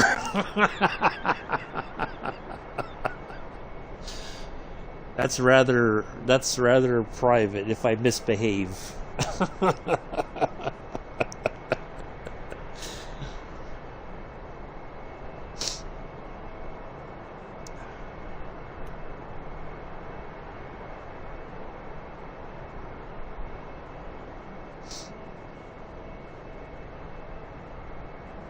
Yeah, people are interested now, Dora. Go ahead and say a little bit. Mick is curious to see where it was that you studied and if you enjoyed it. I know you did, but I think he'd like to hear it from you. That would just make his day, trust me. I can answer on your behalf, but it wouldn't have the same. Mick would not. That's okay, Bill. I'm giving you a hard time. It's fine. I'm kidding, of course. Yeah. Mick would be over the moon if you tell him where you studied and how much you enjoyed England, Dora. It would be the top. It would be that would make his day completely. The last day of 2021, and he heard from somebody that they loved England and where they studied at university there. It'll be the next topic of conversation for at least the next week or two, trust me.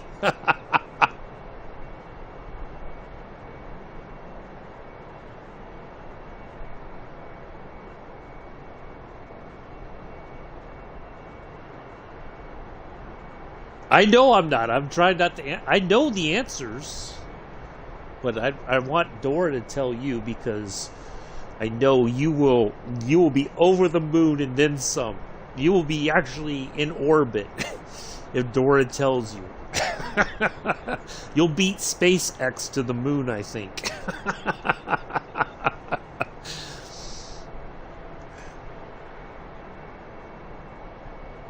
You'll beat SpaceX to Mars, even, if once Dora tells you the answers. Go ahead and send him to Mars, Dora. He really wants to go. If he can't go to Mars, he'll be happy to go to the Swiss Alps to open up a stroopwafel shop with lattes. That's Mick's other dream.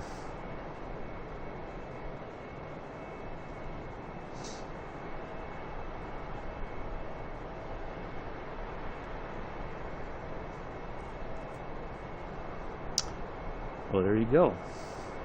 But what university did you study English at, Dora? I guess that's what he's curious about. Or did you just live there in general? I thought you went to university there.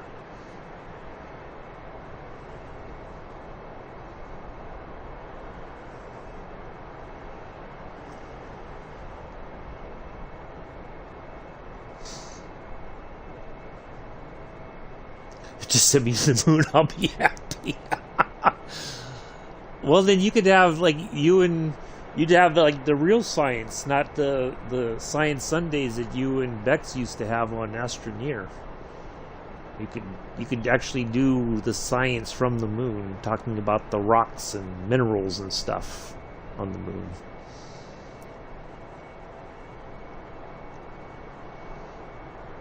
You could open up the first stroopwafel / latte stand on the moon, Mick. There you go. Actually, well, I won't.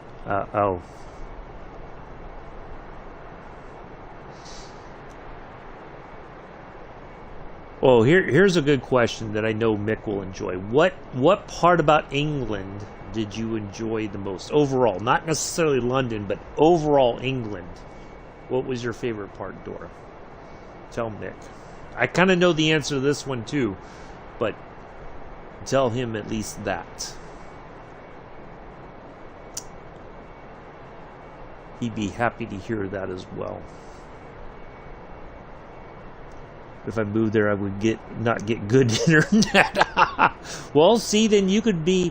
Not only would you get the first stroopwafel / latte stand on the moon, Mick, but you could be the first internet provider. You could develop that technology for moon internet so that you could stream live from the moon. There would be like the real world version of Astroneer.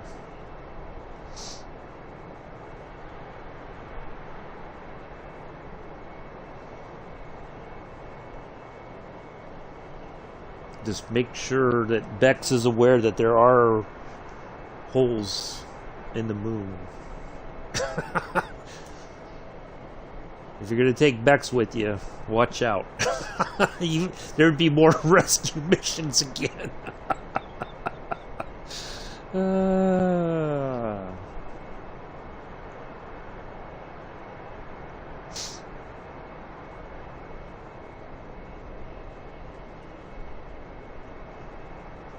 So we always have a good time here in the chat. You know what we haven't had except once? We've only had one Hornbot post in the chat. We've had two, I think. Yeah, we've had two. So that's pretty good that we've only had two. Normally we've been inundated, but I think it's the Elon Musk. See what he says. There you go. See, I think when the chat's busy, then they don't pop in. When it's kind of dead, that's when they kind of get a chance to post their silliness. So, Yeah, tell him what part about England you love the most, Dora. If you're still there. I think you still are. You're just kind of... Don't be shy. It's okay. Mick loves to hear about people's experiences and stuff like that. So give him the goods. Give him the lowdown.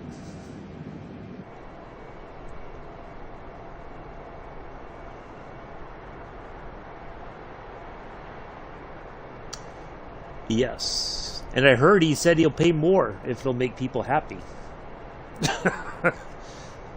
He's like, fine.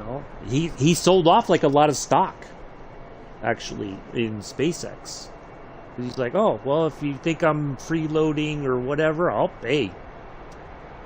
I'll sell off the stock, I'll sell my shares, and then I'll pay the taxes on it. So he's been true to his word.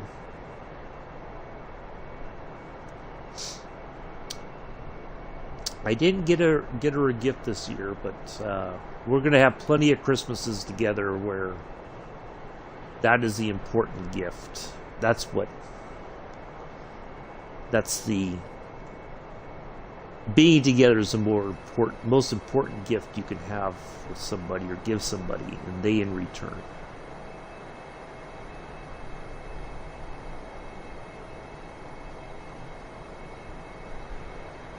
I gave her the gift of love. There we go.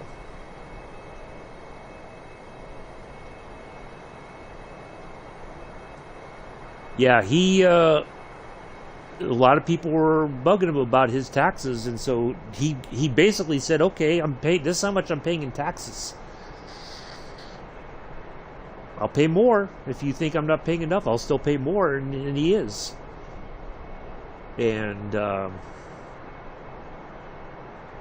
you know, but it's not, even with that, it's not making any major change. Like, he's willing to do it, which is good on him, to prove that he's not just a fraud or whatever, that he's cheating. But even with all that, where's that money gone? Right? Has it improved anybody's lives? Has it paid for anything? I don't know. If I were him, I'd say, okay, I'm going to write this check, but I want it itemized. You show me where this money went. Dora, where did you disappear to? Hello, mi amor.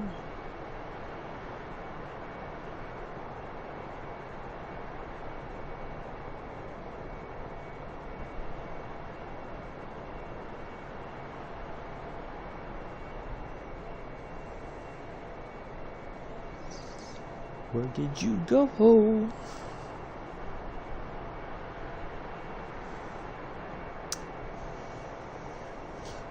We should start to see the airport, I would think, by now. But maybe we're still not over the horizon enough yet.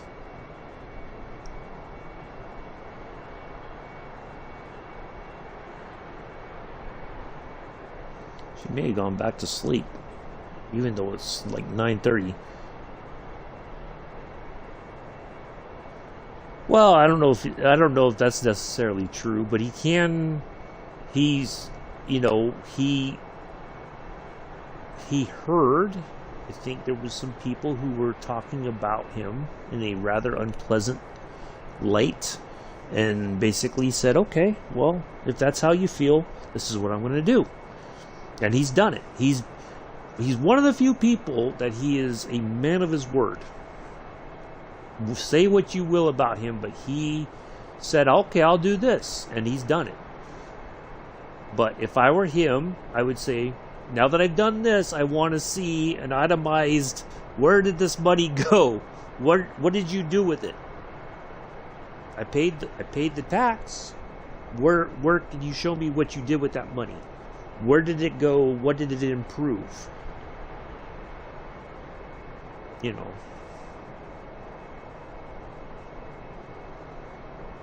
That's, I mean, I think that would be fair.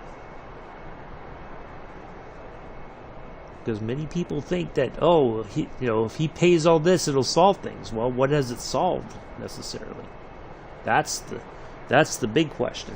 And I think if he's going to write that big of a check to the U.S. government, he has every right to ask to see how it was spent.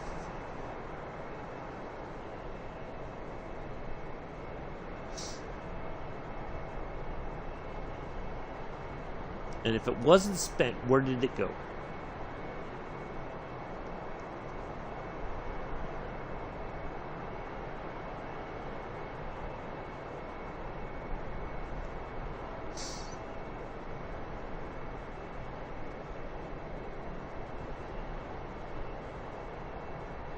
Alright, one more marker there in front of us.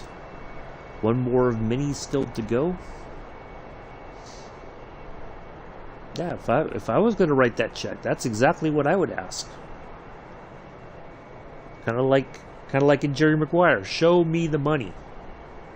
Except for Elon, it would be show me where it was spent. What did you do with it?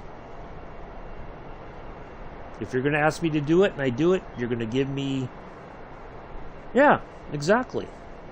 Because it, in a way, it should be a question that every taxpayer should be able to ask. If I'm paying taxes, where is it going? Show me. Can you tell me a breakdown? When I pay taxes, this is where it's going to. If you can't show me that it's being spent in a reasonable way and things are improving, then we've got a problem. But that's exactly how I would approach it. You called me out, I called your bluff, kind of like what Lieutenant Winters did with Captain Sobel. Oh, just take the punishment. No, we're going to take this to court-martial. You call me out that you think that I don't pay my fair share. I give you $11 billion. Now I expect this from you. Give me the lowdown. Give me the rundown. Don't just say, well, we don't know yet. Well, no. If you're gonna talk crap, you better be able to put up. You better be able to shit or get off the pot, as I like to say. If you can't shit, then you better go. For lack of a better term.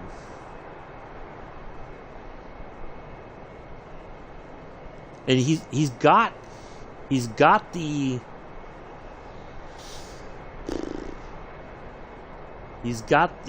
meat. He could talk, but he can also back it up. That's the difference. So anyway, Dora, if you are still in the chat, would you please tell Mick about what you love most about the UK? I think he still wants to hear. If we can get away from Elon Musk and his money. Hey, Daniel, we thought you got lost at the chip shop. Welcome back. Exactly, Nick. Yeah, why not? Exactly. And if they can't show anything, then you go like, okay then. Next time you call me out, I'm just gonna laugh at you. Yeah, we thought maybe you got held hostage there at the chip shop. Maybe the one gal working there who gave you the extra chips at one time was gonna force you to... Ah! There you go. Oxford, which is well known in the TV series... Was it...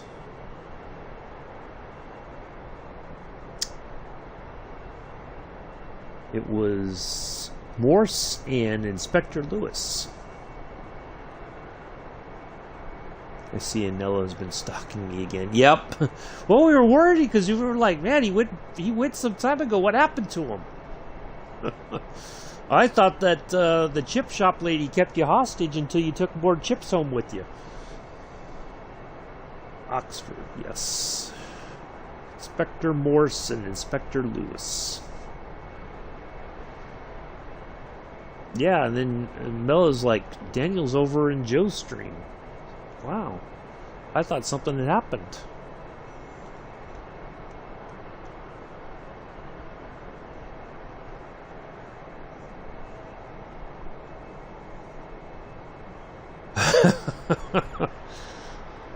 I think that's Oxford. Yeah, it's not Cambridge. Oxford is the scene of Morse and Inspector Lewis.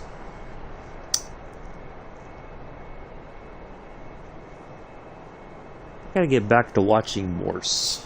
I gotta watch. I think we still have one more episode of Grantchester as well. Oh, see? I was like, and then I said, you know, if that had been Amela walking into the chip shop and the person behind the counter said, you can't leave until you take more chips, you know darn good and well, Amela be like, fine, give me all the chips you can give me. I'll take them. I'll be on my way. Just load them up. You won't have to bend my arm to take more chips. Oh boy. And you've already scarfed it down. Nice.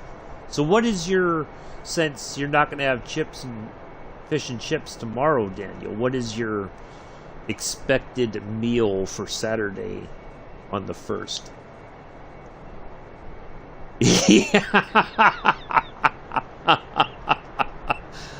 That's a good question, Mick.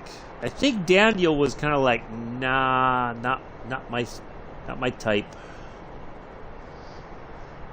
Because that's what I thought that, like, man, she must fancy you, Daniel. She was trying to give you the,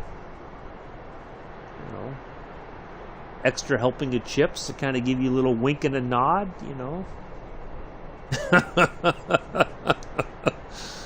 Like, hey, how are you doing? Want some more chips? Huh?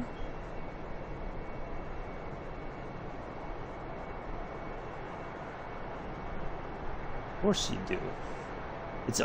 You're just not going to go there tomorrow.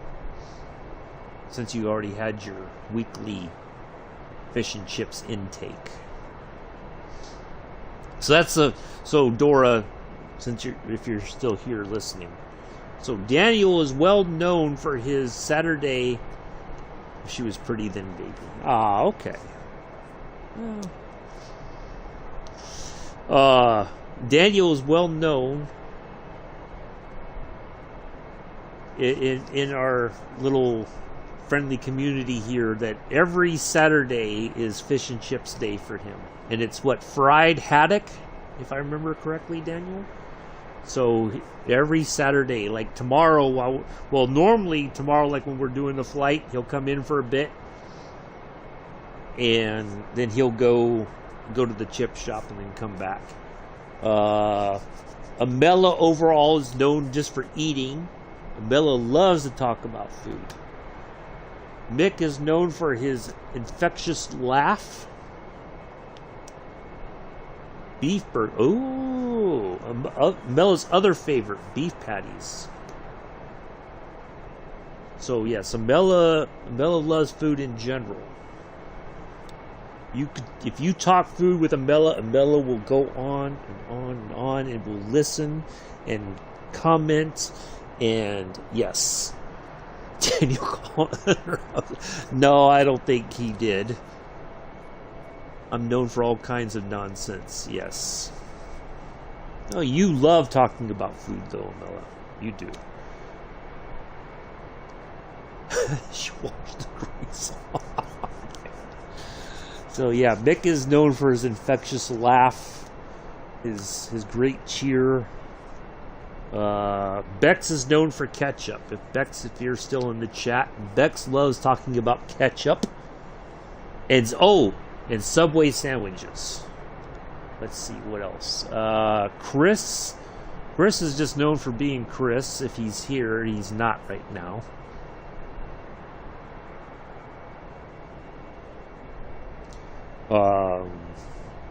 Who else? Pithers comes in once in a blue moon. He's known for being very direct.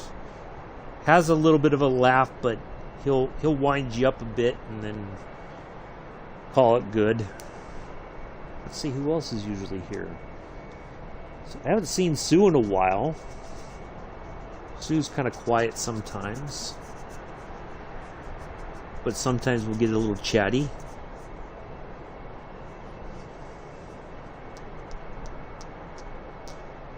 Yeah, I think that covers most everybody. There you go. See?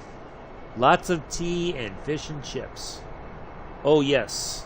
Pulse is shy. Yep, if he's here, he doesn't really say hi much. Yes, and then... Oh, Bex loves chocolate as well, aside from Subway sandwiches and ketchup. Daniel does love the jam donuts and chocolate. The Terry chocolate oranges. Can't forget that.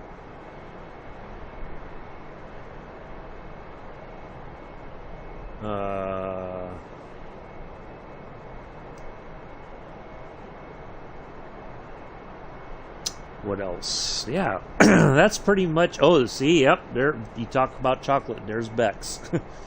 You say Subway sandwiches, there's Bex. You say ketchup, there's Bex.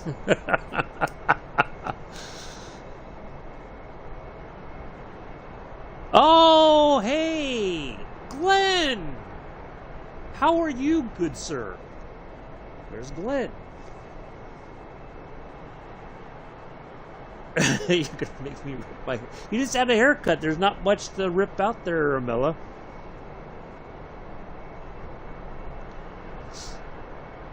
Nice to see you, Glenn.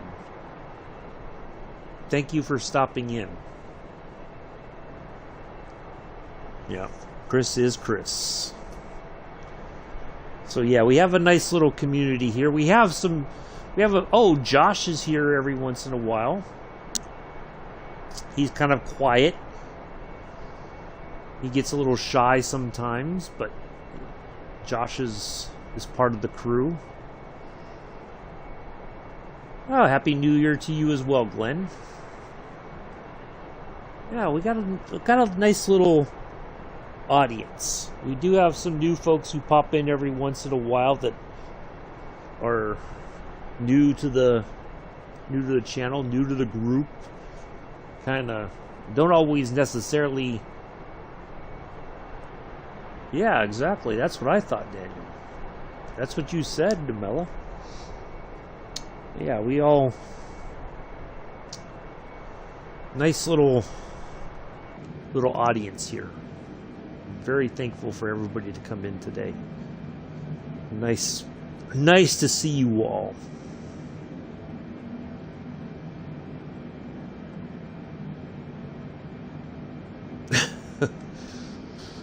So yeah, now if we just get Chris to pop in and say hello.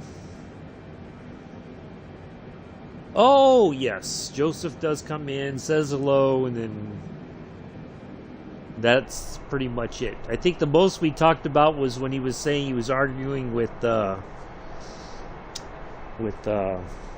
Zoe, and then he buggered off. That was at least sometime last week, I think. Yeah. Mr. Addies. Mr. Addies and the story of the mop. I'll never forget that. Where are you going? I gotta go down. I gotta go get a mop for my mom. Okay. My mom needs a new mop. The Adventures of Mr. Addies and the Mop. I swear we could turn it into a short novel or a play, and it would sell out. It would be off Broadway, but it would sell out every night. People would be lined up around the block to see this epic play. This young man in the UK.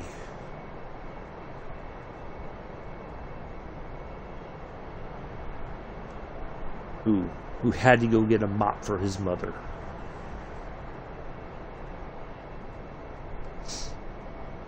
You know what it is, Daniel, you're interrupting Amela's post-breakfast.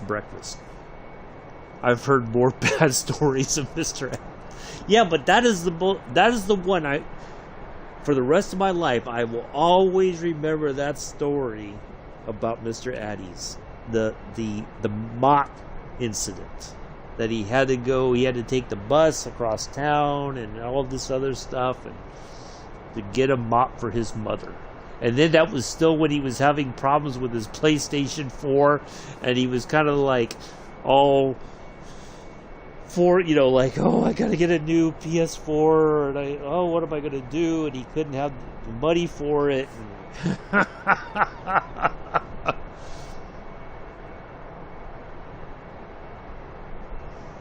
Yeah, good times. So yes, we have a motley crew of characters, all wonderful in their own unique way here in the audience.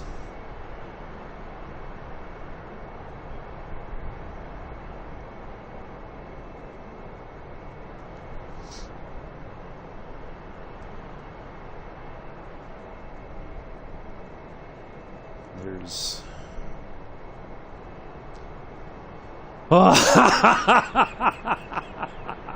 was that the whole Lucy incident, Glenn? Oh, I still, those were the good days in Joe's chat. When Lucy would come in, when Mr. Addies was on the farm with Joe, and Lucy would come in and make Mr. Addies blush a million times over. He'd get all flustered and everything. Yeah, and he can't deny. Forgot to set a switch on sand patch grade, so I have to reverse. Watch out, you may hit a red light, Camilla. If you went too far, you may get a red. And you'll have a spad that you're notorious for. So yeah, we always have a good laugh.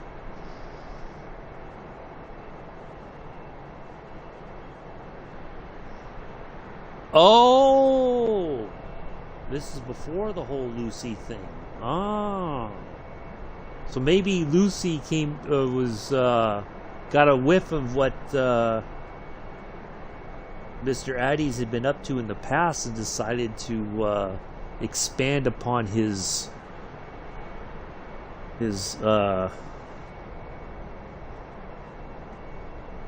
behavior.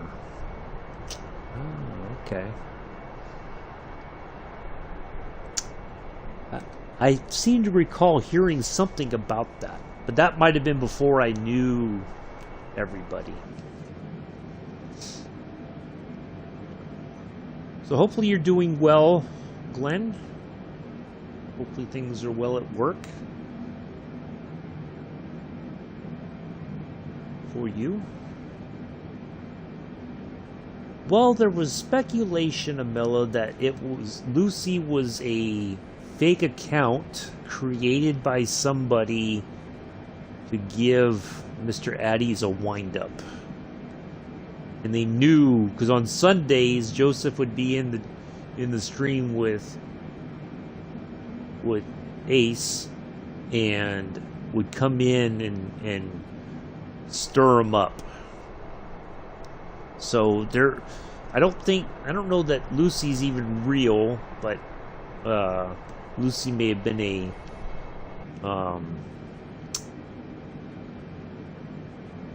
a creation after the events of the German woman and Addie's dad in the hotel room.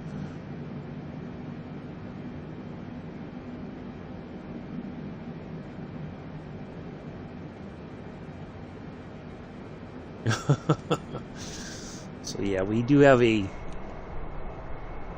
wonderful cast of characters for sure.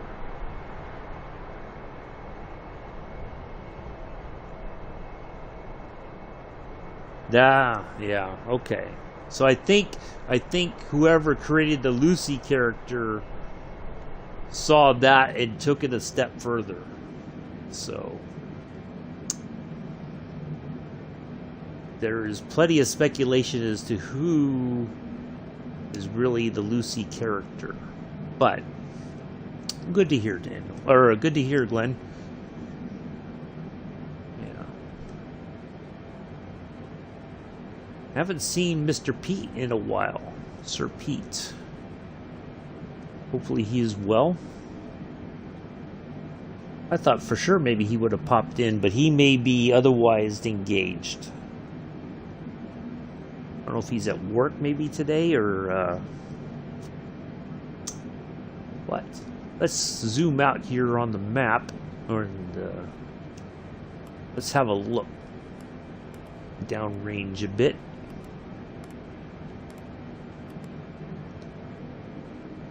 What we've got coming up in front of us.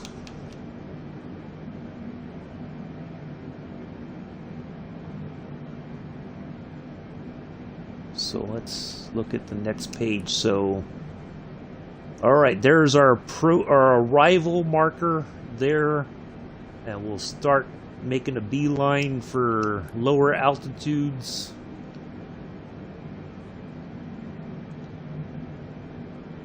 Start managing our descent into JFK.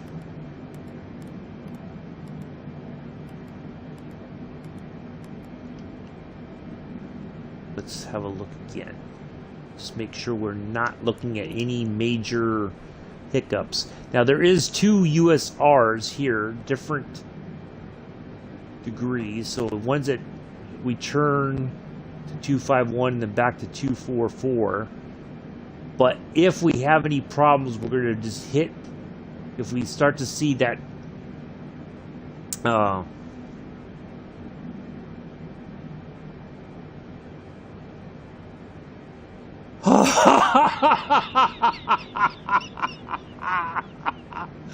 wow, I can't join Zoom calls because I'm self-isolating.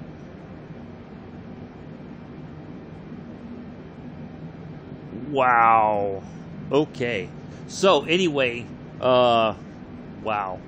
So here's what we're gonna do. If we start to see this kind of go around, like we start to circle and circle and circle, and it's not, you know, we run into some issues. What we're gonna do then is we'll just hit the Zax button and direct right to there, and then that should fix the problem. So we learned that lesson before when we flew from San Francisco to New York.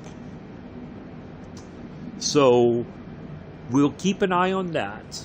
If we start to see that crazy sort of round and around,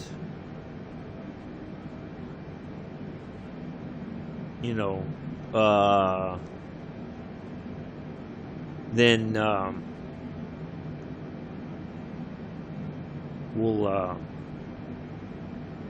go ahead and go right. We'll go direct to Zax, and that should fix the problem. So we've got some lessons we've learned, and we know how to fix it, and it should fix. So, anyways, so Dora, if you're still here, and hopefully you are, is there any questions you may have for anybody in the chat, or any questions you may have for me about the flight? You're more than welcome to ask them if you don't understand something. I try to slow it down for you a bit so you understand what I'm talking about. So if there's any questions, you're more than welcome to ask them in the chat. I know people, Mick especially, I can attest. Mick is very happy that you were here, or Dora. So you will definitely be the topic of Mick's conversation whenever he gets a chance going into the new year.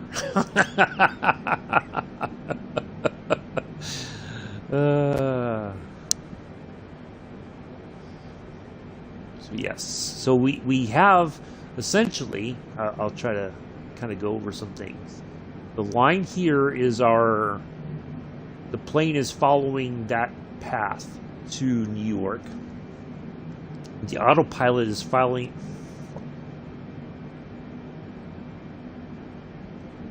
The autopilot, this switch right here, is basically flying the plane towards JFK,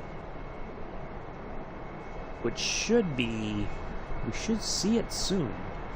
Not the actual airport, but somewhere over the horizon, we should see a marker for it.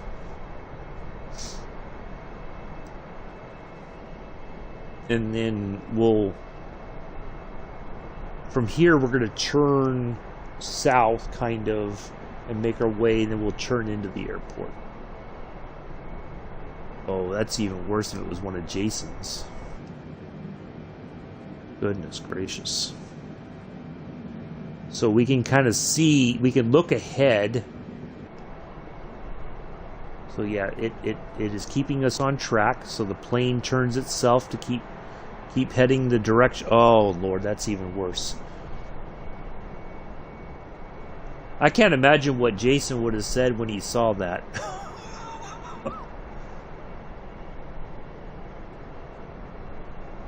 Like, that must have been like a real, like, wow moment. So we can look ahead here, kind of within a certain range.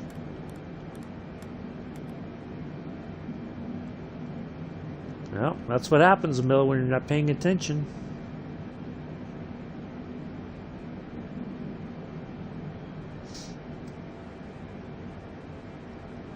So this is pretty much what this isn't what we have left. This is just part of the flight, Dora. I'll talk to you while they're discussing the silliness of a certain person. We just passed that marker. This is our next one, way off there in the distance, 270 miles.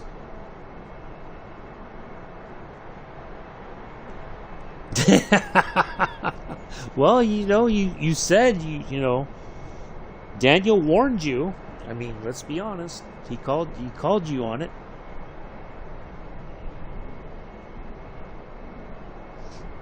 So anyway, so this is the path that the plane takes. The autopilot follows this with the systems built into the plane. So basically, when you're flying, this is what the pilot's doing. They're just sitting back having a laugh. They're just kind of monitoring everything. That's all they got to do. So that's what we do. Once we get airborne, we just sit back and we have a look around the plane and all that, and then we just fly along. So we kind of have a good laugh in the chat and all that. So that's what we do.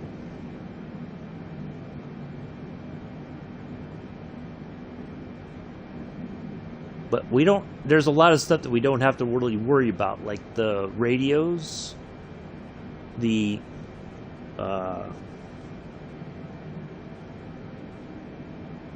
all taken care of. Our invisible co-pilot, who today is Brian. Daniel's got the flight engineer seat back there, although you can't see him. I thought you were on Sandpatch Grade. What are you talking about, PZB? There's no PZB on Sandpatch Grade, Amela. There's none of that deliciousness there. What are you talking about?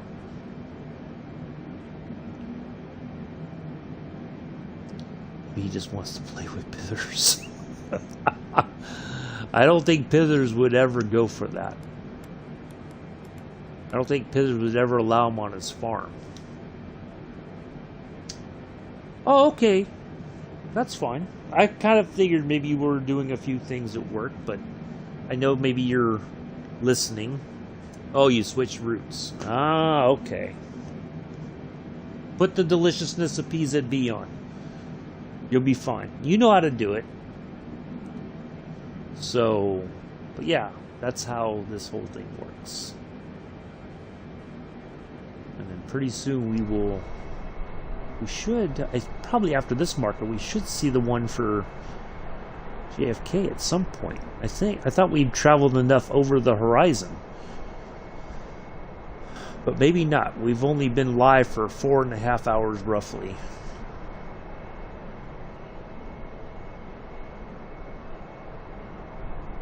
You spatted on sand patch grade, so you switch routes. Ah. Well, I wonder if that's why Mr. Addy's had problems with his PlayStation, was he left it on all the time. He'd play and then he'd fall asleep with it on, and then it wouldn't shut down and it would overheat. You know. So I can't believe that, though. I can't join a Zoom call because I'm self-isolating. Wow. That is just...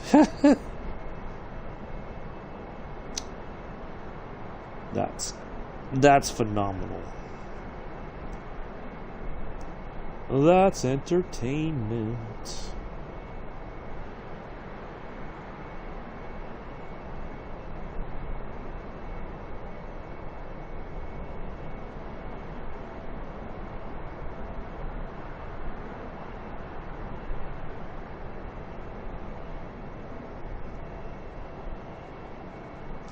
His PS4 sounds like all 4 engines of the 747.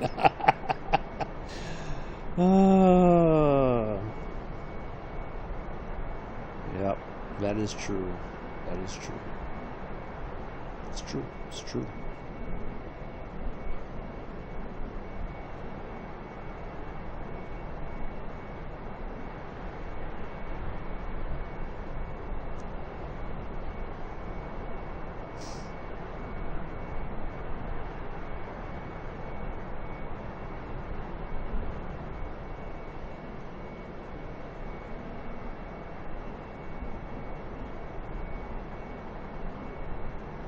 Yeah. I see, like, I know mine, if I don't... Ooh. Let's not save that.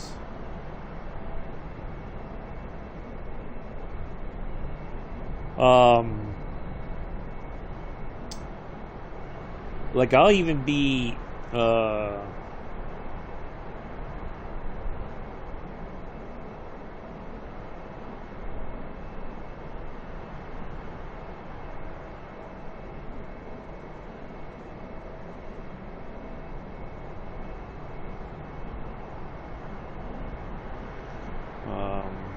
am I gonna say? Even if I'm watching like Amazon Prime on my Xbox, I'll be right in the middle of a show and it'll shut down. Like, it's got a timer on it. If you know, like, if I don't turn on the controller and move it around every so often, it'll just power down. So yeah, I gotta. But I'll be sleeping and I'll wake up and then it'll be off, and I'm like, I'll fall asleep here in my recliner.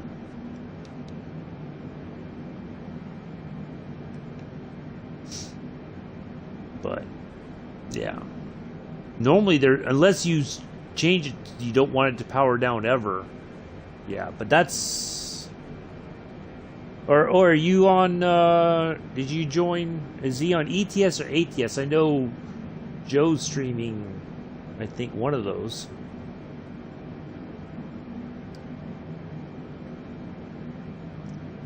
Yeah, exactly.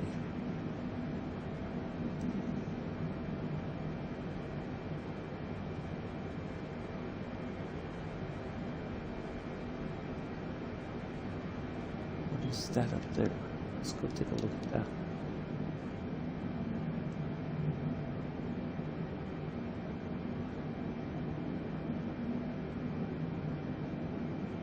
What is that for?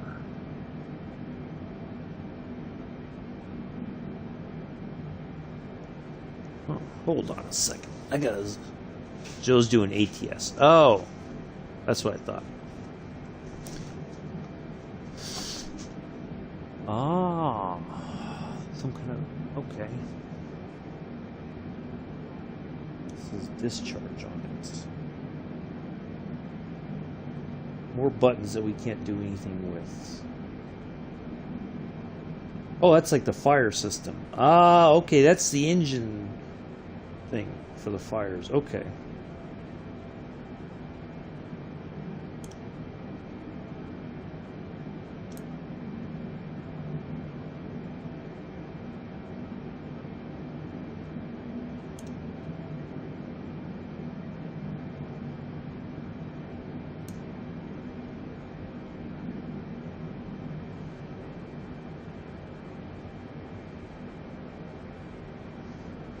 Oh, now I know. Joe's got the battle. G.I. Joe. Real American hero.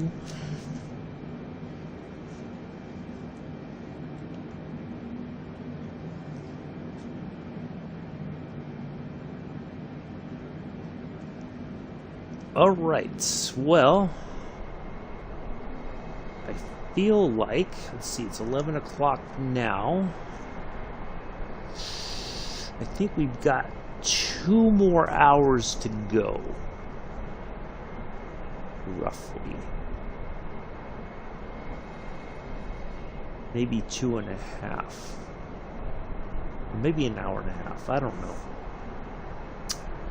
I am going to step away again for just a moment. I know Mick is going to put the reminder for me to check, make sure I am unmuted when I get back.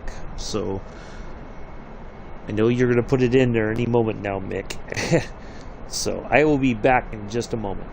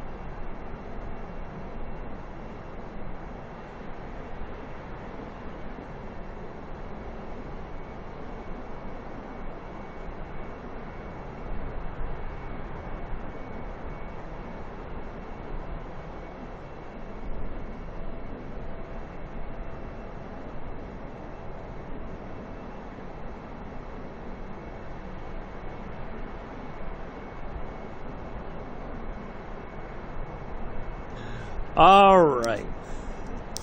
Yeah, I don't know how... Well, I kind of think that Pulse monitors your guys' when you guys stream together. Pulse is the audio-video engineer of the two of you. But although he says that you've...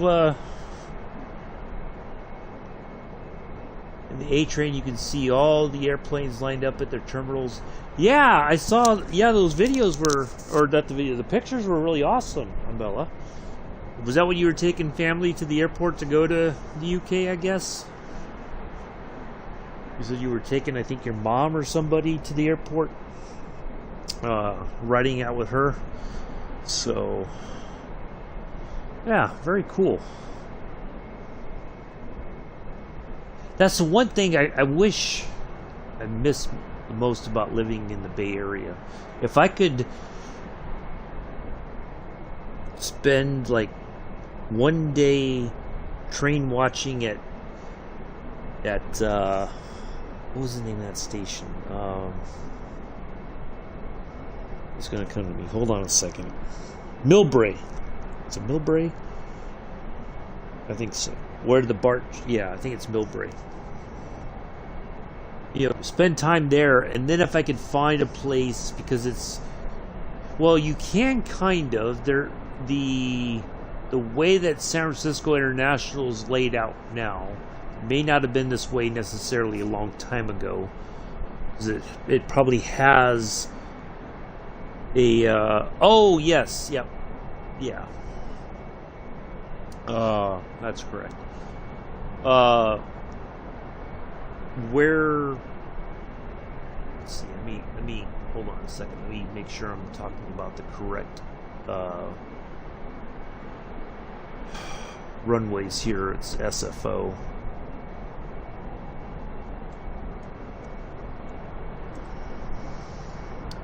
So if I look at it, there is kind of a way where runway one left and one right, I think. In theory, there's an area not far from there where you could technically sit and plane watch from there. Whether the planes are coming in on the runway 28 left and right, or taking off from there, because I think that's the only, they either go one left or one right for takeoff, and 28 left and 28 right for takeoff and landing. I don't think I've ever seen anybody land on one left or one right that I could ever recall. So, though I think more so on the 28 right is well known for takeoffs. Anyway, so you could, in theory, plane watch from there. You know, there's like an area that you could kind of sit and watch.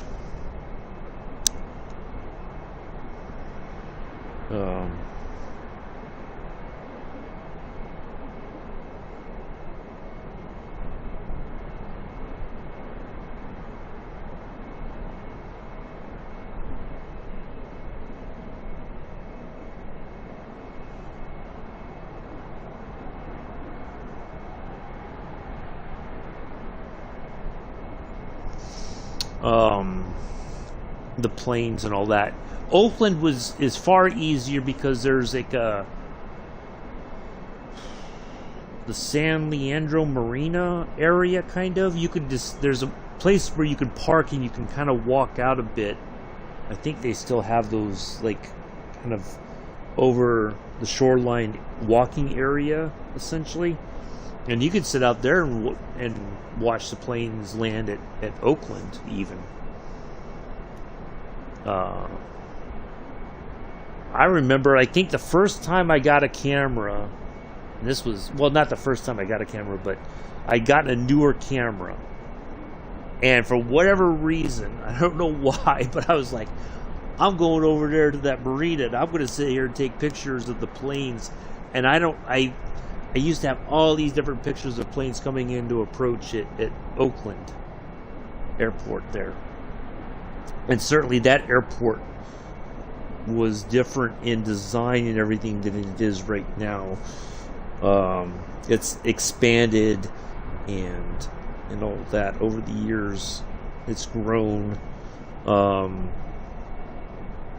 Yeah, oh man, if I could, I really wish I had the time and everything to go back to California and to spend a couple days train watching there in Millbrae, just hanging out, and then also go over. In fact, I can't remember the actual name of the area off the top of my head.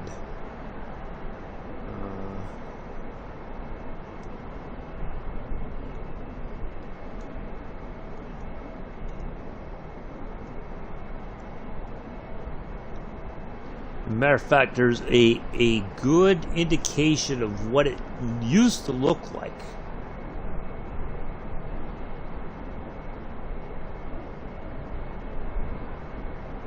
If you, the movie with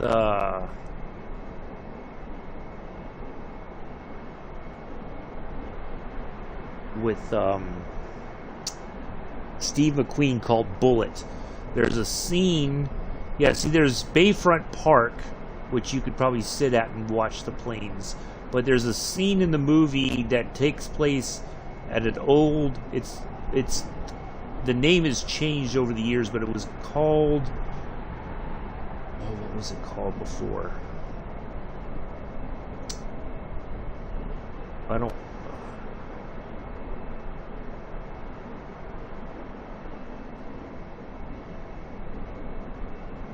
Yeah, it's changed names, but there was a hotel right off Highway 101 there.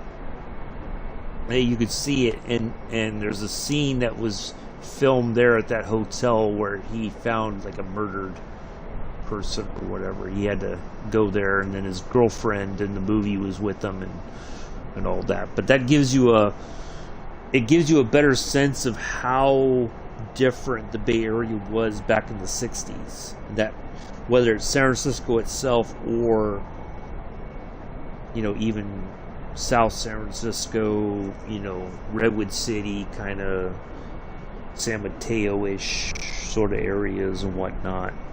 I haven't watched that movie in ages. That's one of my favorite Steve McQueen movies, Bullet.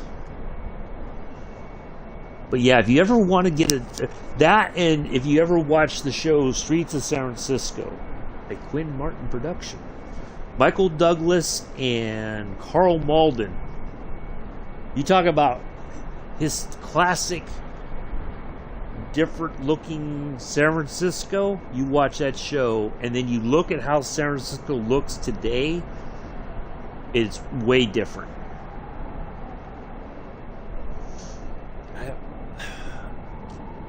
Is somebody even streaming?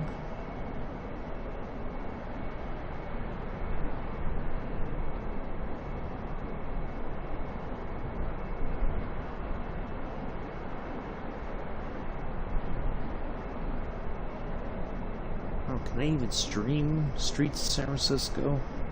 That was such a good show.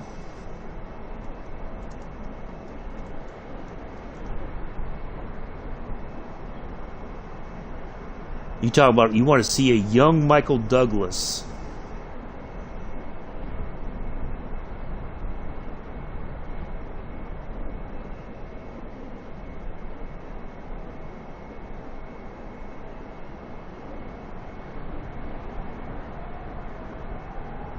Oh, I forgot. So yeah, Richard Hatch took over for Michael Douglas left after the end of season 4. Richard Hatch took over. I totally forgot about that.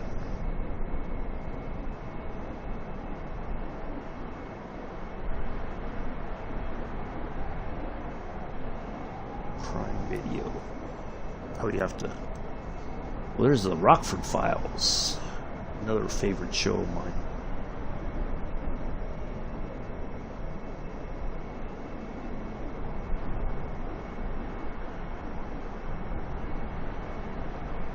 You know what we need to do? Now I'm thinking about it. You know what it might be time to do, Mick?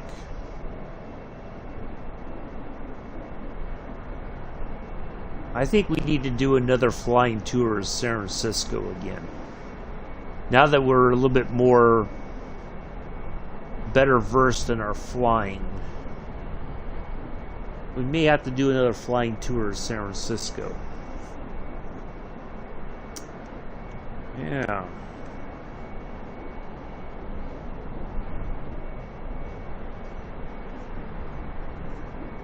Kind of itching to do that. We may have to put that in the Scenic Sunday flight plan in the new year. You may have to update your notes, Mick. I'm thinking of what to eat. No kidding, Amela. Imagine that. Yeah, we may have to do another flying tour of San Francisco. Fish and chips, Amela. How about that? There you go. Problem solved. Just get you some fish and chips. Heavy on the chips. Yeah, I'm kind of thinking we may need to do that sometime in January. Kind of miss, because we did it early on, but now that we're better at flying, I think.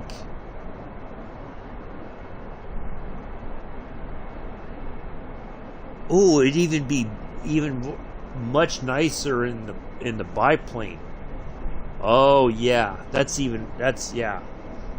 We'll take the Stearman 75 and do a nice flight around San Francisco. Oh yes, I like the idea. Good idea, Mick. You come up with the best ideas. All right, let's have a look at our route map again. Alright, so we're going to kind of turn a little bit to the left. We got a nice headwind coming.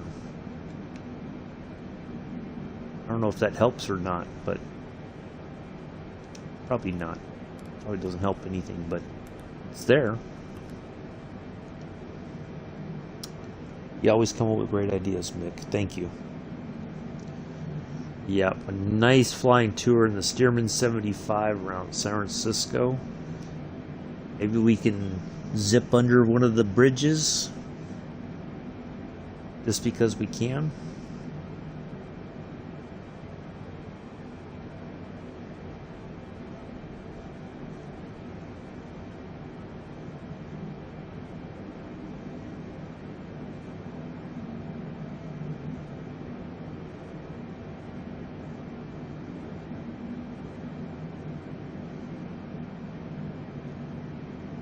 Yeah, we can take off from Oakland. Yeah.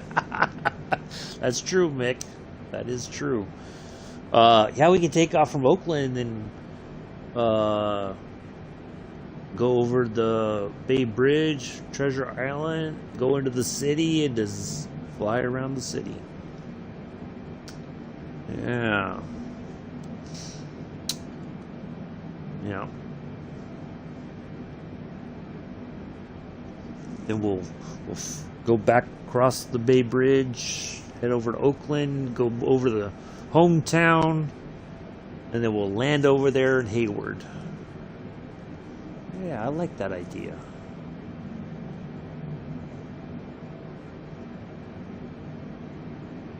No, we'll land back at Oakland because we'll have that nice long main runway to land on. We can just kind of gently glide over the runway just a bit, bleed off that speed, set it down nice and easy.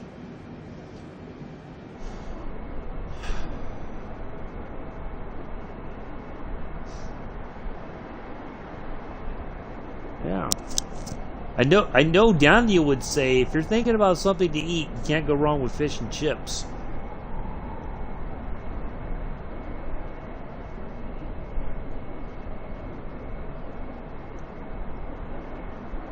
It's always a good answer. But I know Amela preferred the extra chips.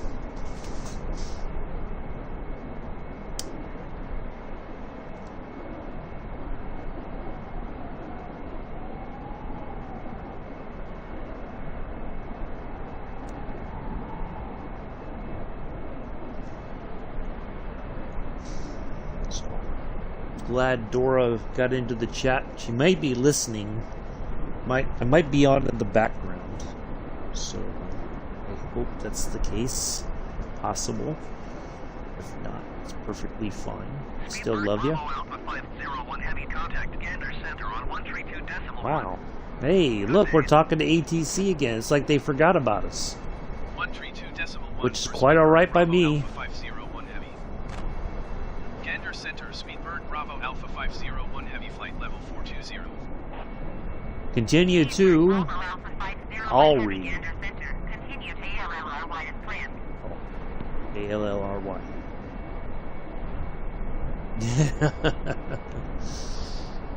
Let's see what else. What about well, you got chicken. You got beef patties. You could order You could order. You can go to Wendy's, or you can go to Burger King or McDonald's. You can get an Arby's sandwich. Heck, you could even go to Subway.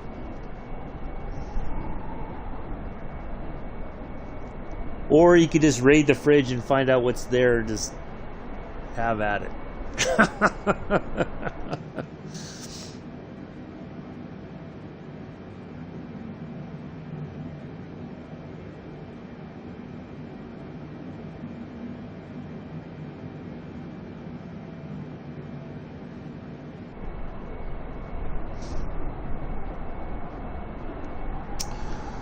Oh, well, I am really happy to see everybody here today. I wasn't sure how many people would show up, but it's nice to see some friendly faces, friendly names, and all that good stuff.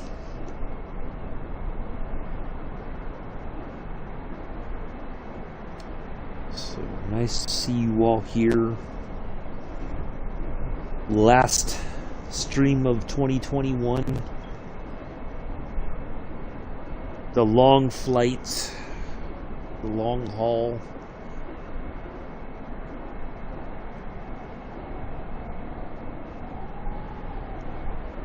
Looking forward to the new year.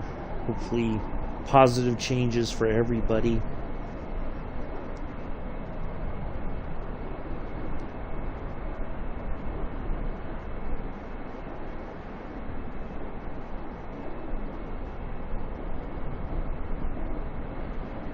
Made you all shy. Made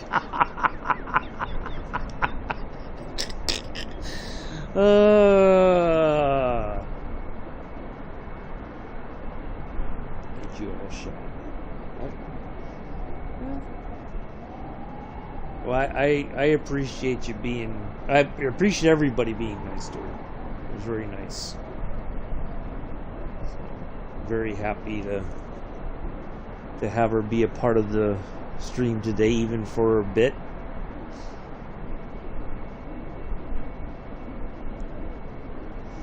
You are anything but shy, Mick. You know that. I think you're just pretending. But yeah, happy to see everybody here.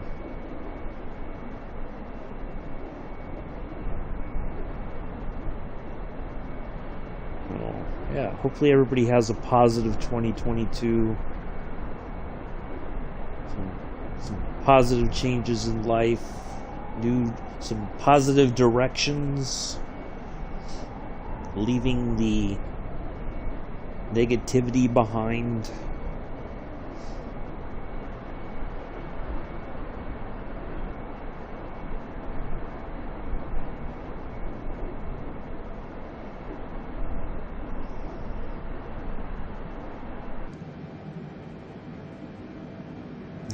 So, kind of just looking ahead again. So once we get past, oops.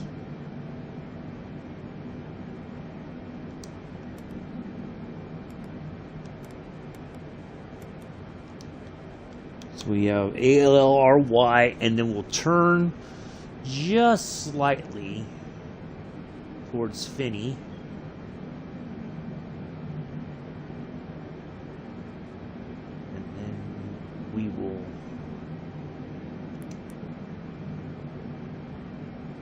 We still got a bit more to go to get to our arrival information.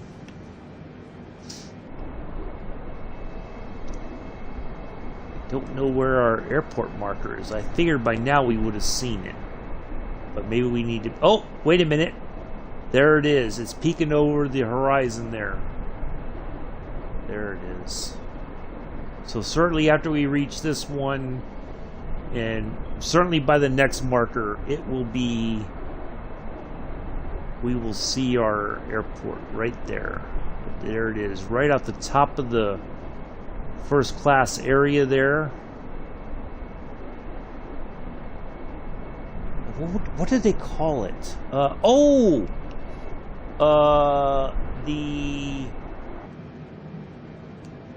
I looked this up the other day. I guess on BOAC back in the day when it was operating, the first class section. Now I think, did I read this correctly? Hold on a second. Let me make sure I got the correct information. I want to give you a bit of history here. I want to make sure that I get it correct.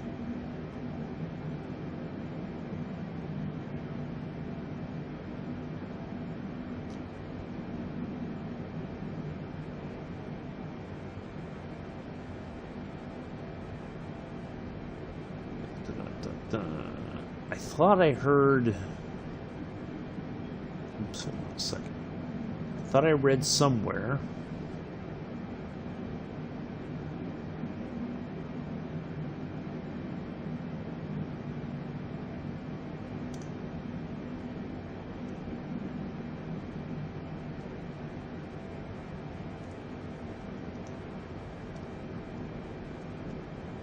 Make sure I get this correct here.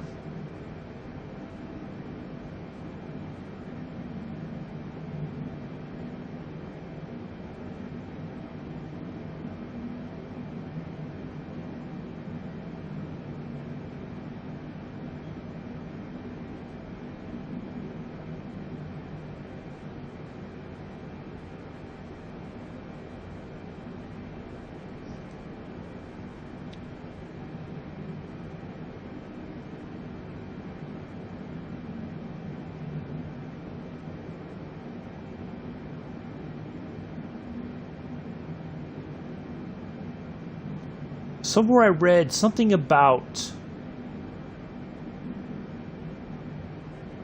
it was called the Monarch class. Hold on a second.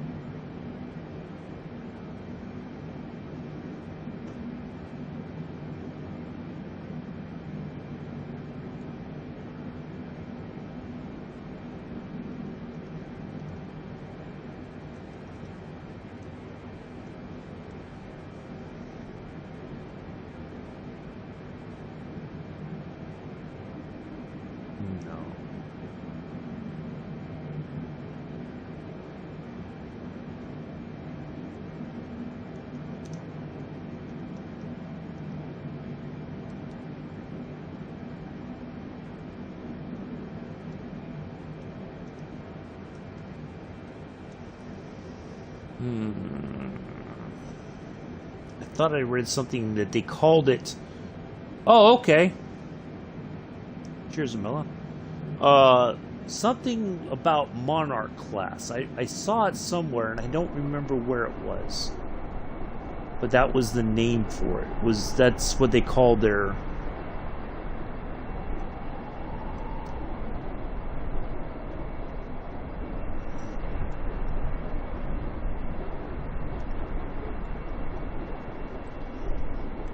See if I can check it again.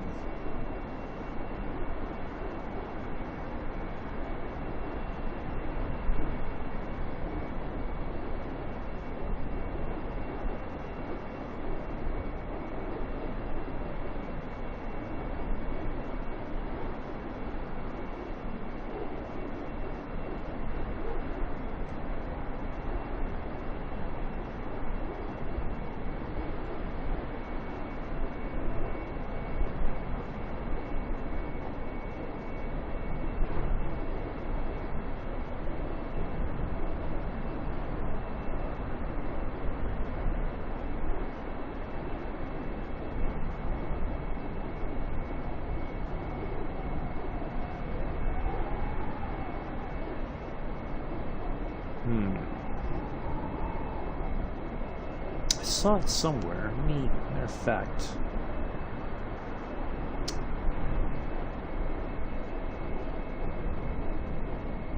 Let's take a look and see if I can't find the...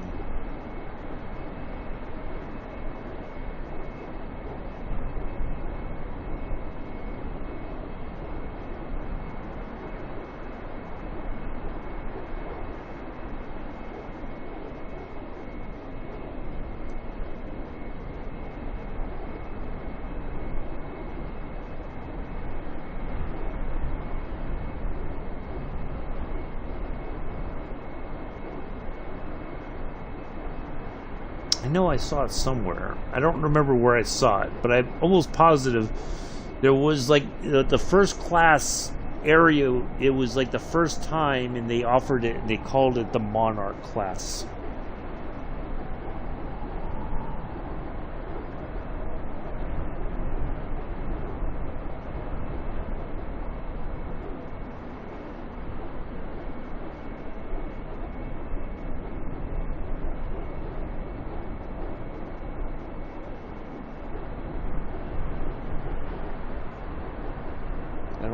I thought it was British Airways, or it was BOAC maybe. Is there like a book history on BOAC maybe?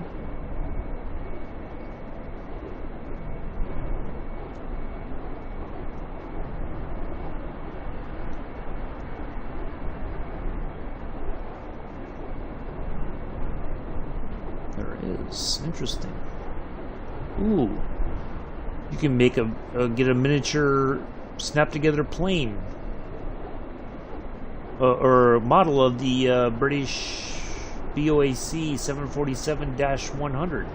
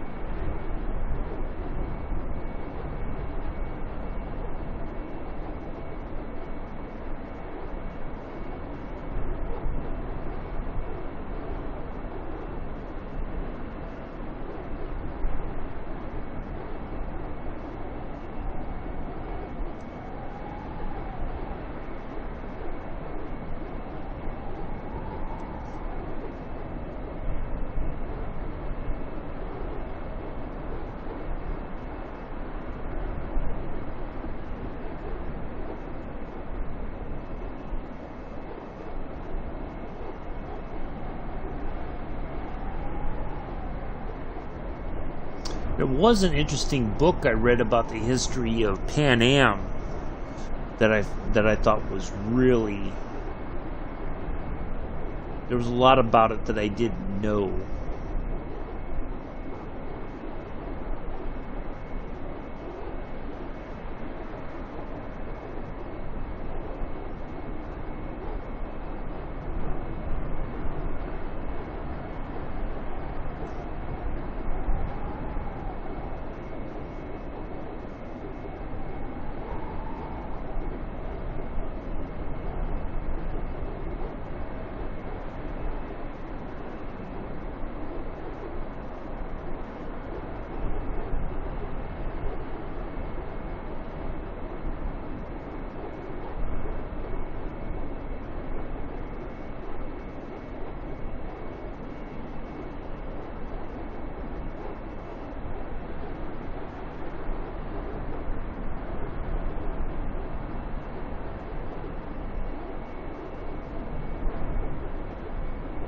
Yeah. Anyway. I'm always fascinated in that stuff. But yeah, there's JFK off there in the distance. We're starting to see the kind of the marker peek up over the horizon there. So certainly by the time we hit our next marker here, Finney, we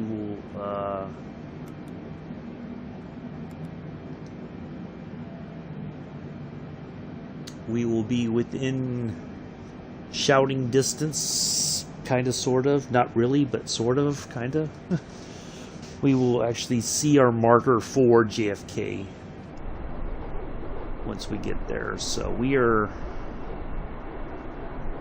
plugging along. Just taking chunks out of the distance. Slowly but surely.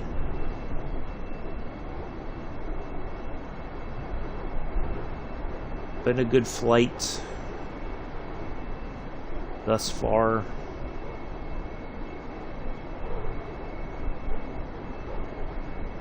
Wow. Stream on Twitch is way behind.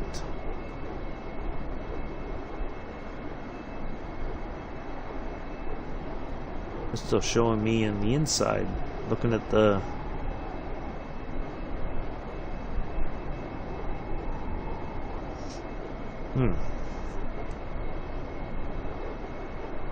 At least it's showing me kind of behind there.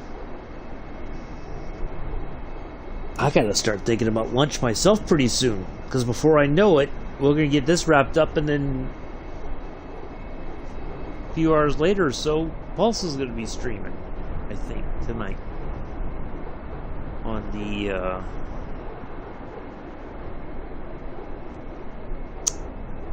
playing some more God of War.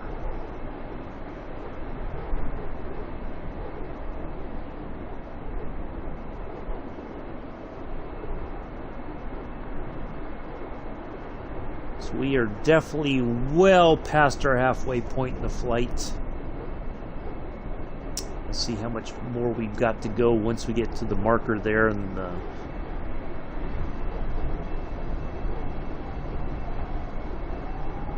east coast of the United States comes up over the horizon.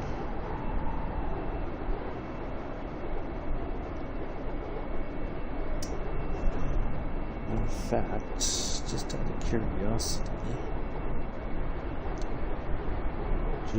of curiosity, do.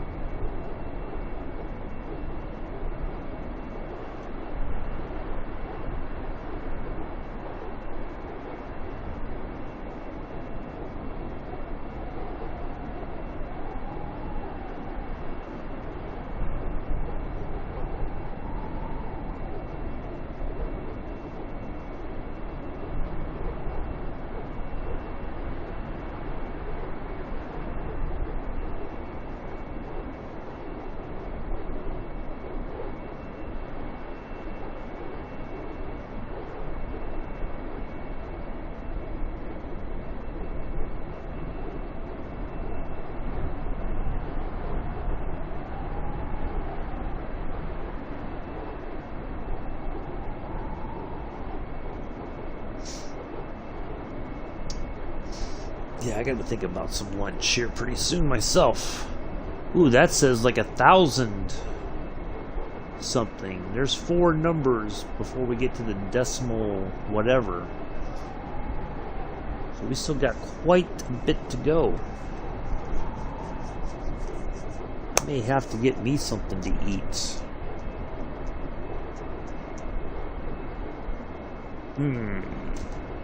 Yeah, let's do that. So I'm gonna need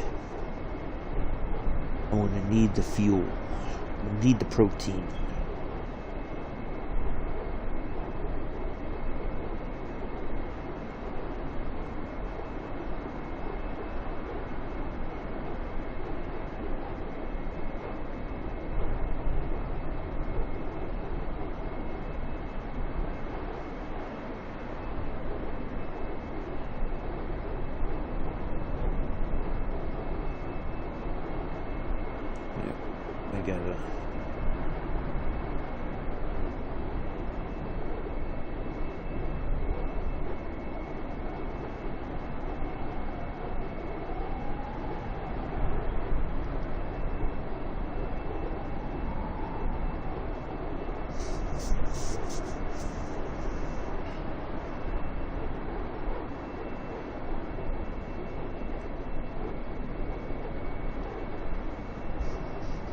All right. All this talk about food's got me thinking about lunch coming up. So otherwise, I am going to run out of energy.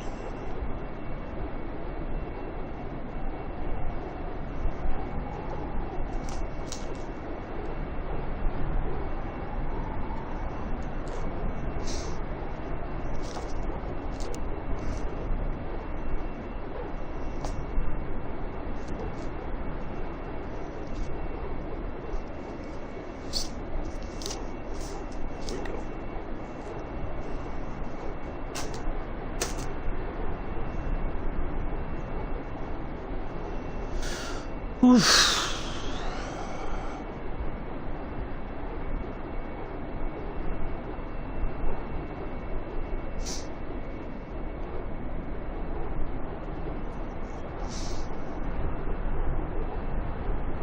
It's near dinner time for you guys, isn't it?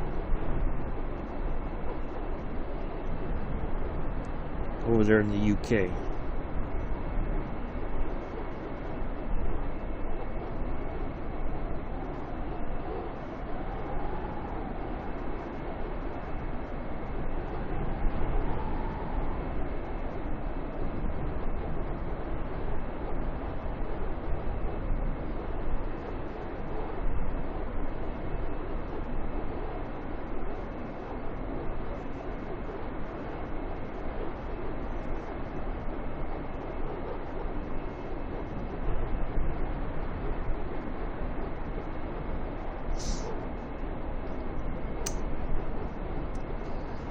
Any big dinner plans for tonight, Mick, for New Year's Eve? No, Daniel, you've had your any big dinner plans for you, Bex, for New Year's Eve?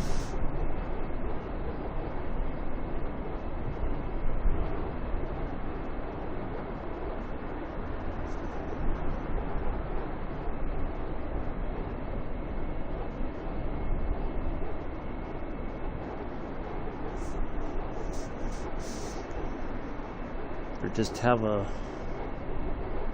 quiet meal or something with the family. Nothing too significant. I don't know that I'm going to even stay up late tonight for the New Year's thing. Well, I may have to because it may get crazy around here with the fireworks a bit. I don't know. Maybe it will. No, just takeout. We have... Oh, roast for tomorrow. Okay.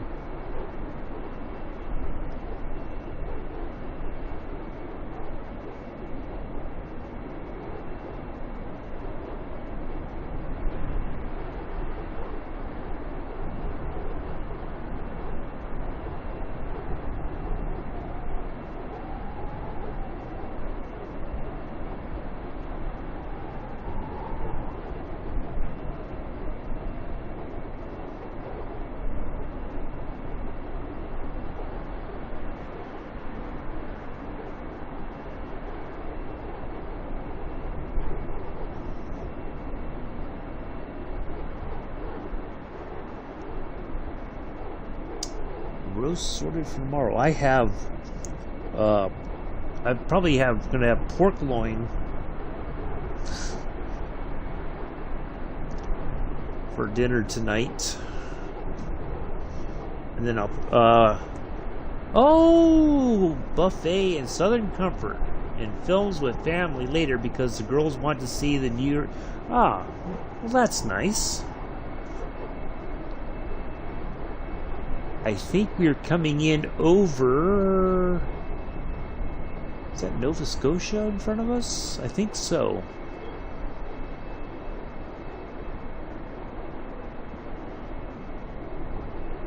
Probably talk to another center here pretty soon.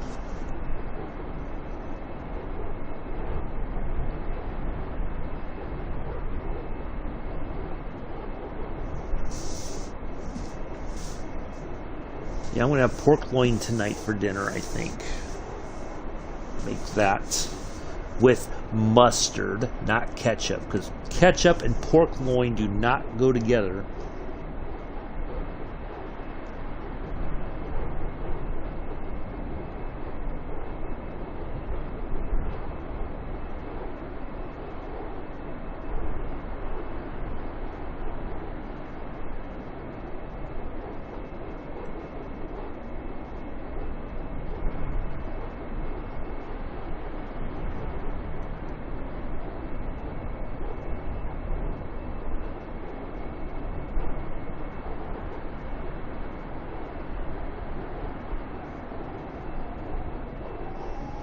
Yeah. Spicy mustard with pork loin, not ketchup. I draw the line with the chicken nuggets yesterday, Bex.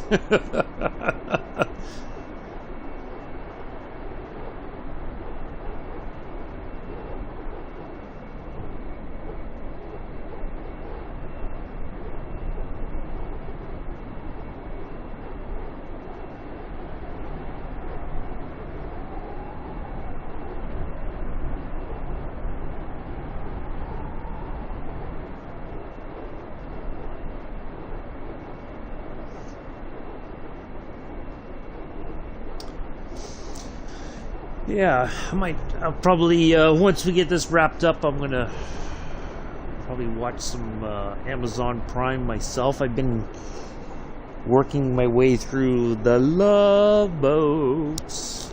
We'll soon be making another run. Speedbird, Bravo Alpha 501 heavy contact. Wow, we're still talking to Gander Center. Good day. 124.175 Speedbird Bravo Alpha 501 Heavy. Gander Center Speedbird Bravo Alpha 501 Heavy flight level 420. Speedbird Bravo Alpha 501 Heavy Gander Center continue to Finney as planned. I don't know if this is Nova Scotia or maybe Amella's eating. No kidding. Breaking news, everybody. Amella's eating. This is a developing story. More at 11.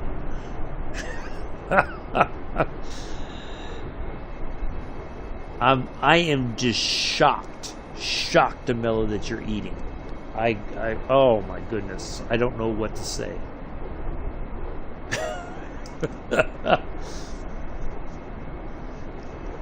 So Bex, what are you having for takeout, if you don't mind me asking? Just out of curiosity there. I don't think we're over the North Pole, because it didn't route me that far north. I'm guessing we're over Nova Scotia.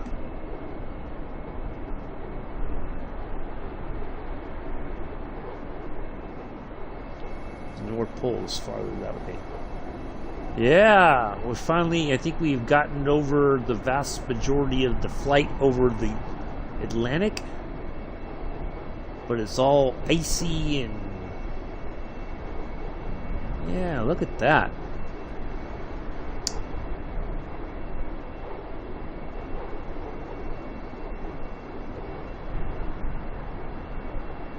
I think we're kind of over... is it Nova Scotia or Greenland, maybe? Iceland? No, Iceland's the other way. Not my choice, but McDonald's. I wanted pizza. Oh, you wanted to pull out the fancy silverware, didn't you, to eat your pizza tonight, Bex? Is that what you're saying? You had your polished silver for the lovely dining experience there with the pizza.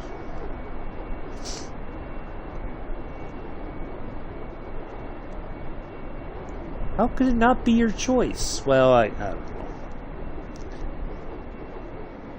You could, everybody else could have McDonald's. You could have your pizza. Why not?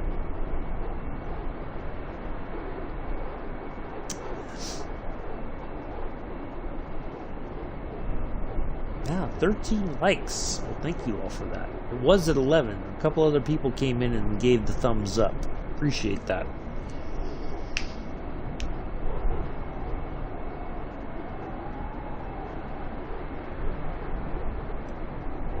Hopefully we picked up a few subscribers. We're sitting at 91. We may crack 100 in the new year. Let's see.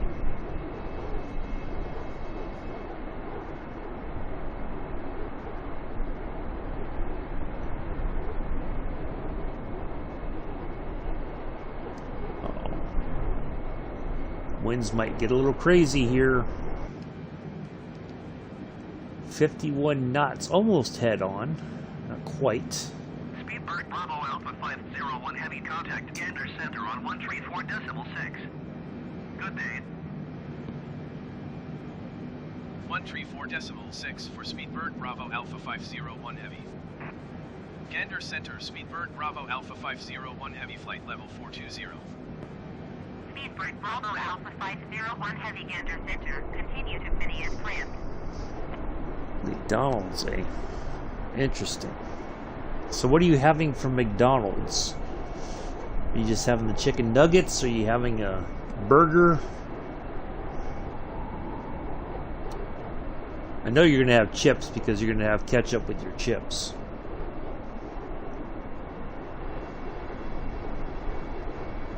Springdale.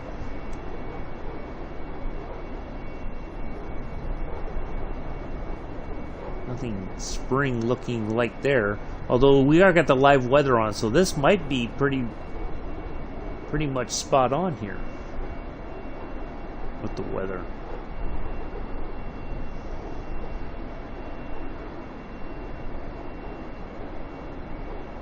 Springdale might be another spot for you to set up a stroopwafel shop there, Mick, with lattes.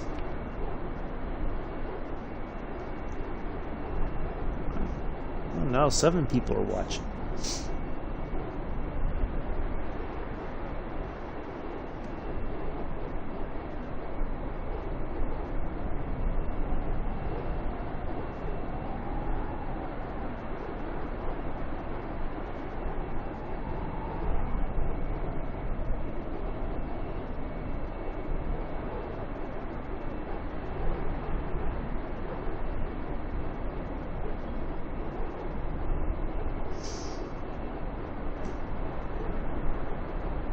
Maybe people would be interested in, oh, the chicken sandwich, cheese dippers. Not a fan. Oh, okay.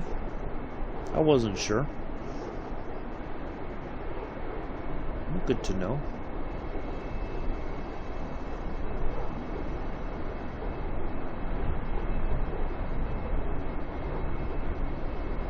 Not sure I'd ever want to live out this part of the world. A little too barren. Although, just thinking, there must be some fantastic places to take pictures at around here. The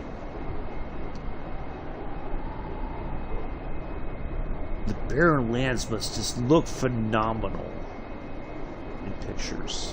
Like you could just find a way to make it even more beautiful than it is.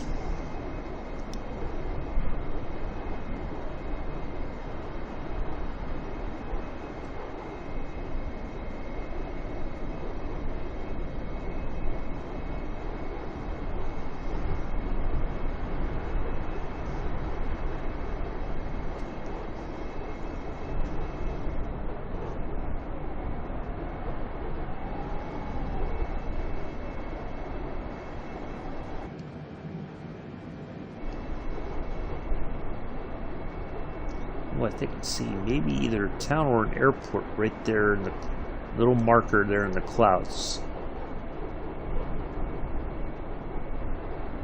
Let's see what we see when we get closer.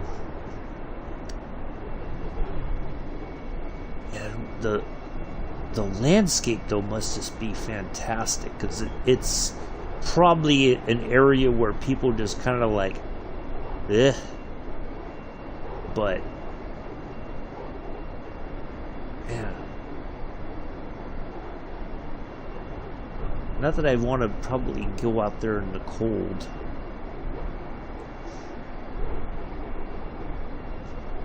Almost 5.5 hours streaming.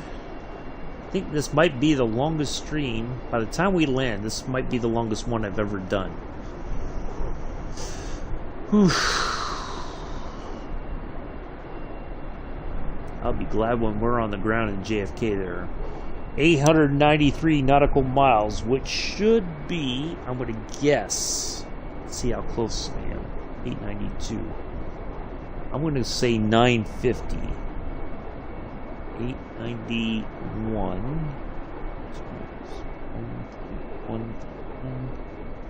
Ooh, I was wrong. 1,025, pretty much 1,026 statute miles to go. So if we were in a car, that's how far we would have to drive. Of course, we would be limited by the speed limits on the ground. We wouldn't be, there wouldn't be a straight shot there. Yeah, I have been, Bex. Absolutely. So, I thought the flight that I did from San Francisco to New York was going to be long, but this is by far is the longest flight I will have done in the sim. I think it would have been longer. It wouldn't have gone as fast, although you'd think it would, but the Dreamliner does not go, it doesn't go as high. I think I would have been tapped out at 40,000 feet for the flight, and I don't think we would have gone as fast over the distance. So I think because we were able to climb up to 420, that's just, it helps get the flight done a little bit quicker. If I understand the physics and the, I guess, air travel sort of how it works. You know, getting up at a higher altitude will get you there quicker, technically, because as you're climbing, you're going a bit quicker, and then certainly on the descent, we'll cover distance because we're, in theory, going to be flying a little bit quicker on the downside. So we should, coming up, let's just have a look out again here. We're going to make that turn. So we're going to turn straight, then turn again. So we are getting into that final portion of the flight. So there is Deer Lake. Ooh. Let's have a look. Where are we at? Deer Lake Airport.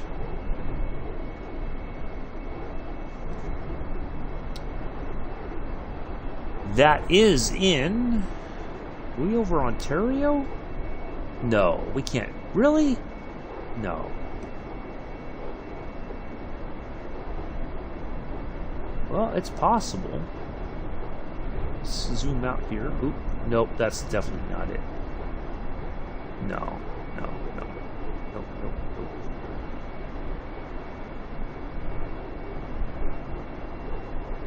No, we are nowhere near there. That's not correct.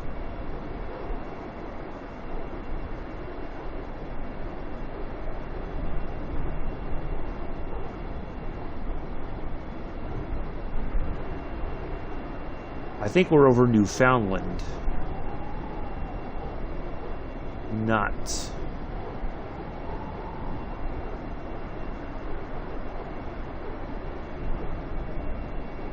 Yeah, we are nowhere near Ontario. That is not.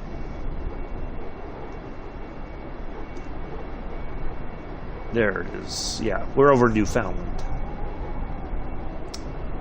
That seems more on the up and up.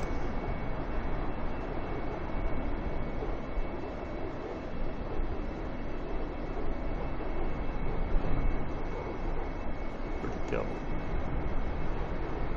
There it is right there. Yeah, we're over Newfoundland.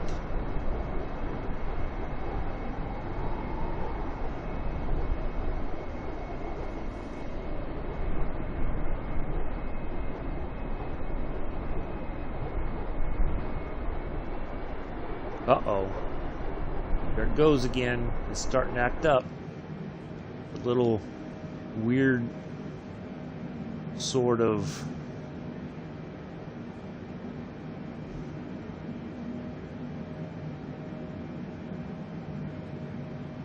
temperature spike. It doesn't give me a warm fuzzy. Alright, it's settled back now.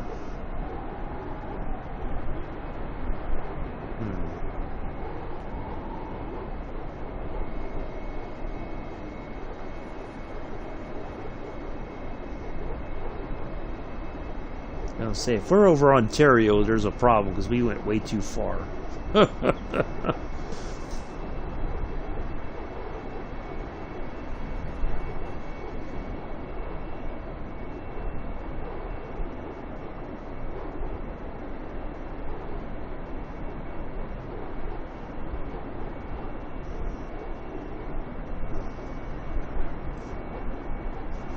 Alright, so it just hit noon here.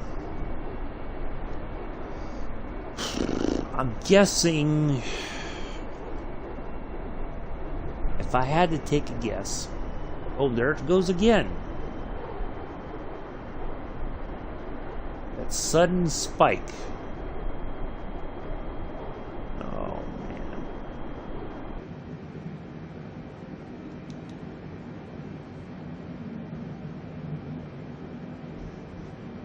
All right, let's keep an eye on that. Just out of curiosity, let's see if it does it again.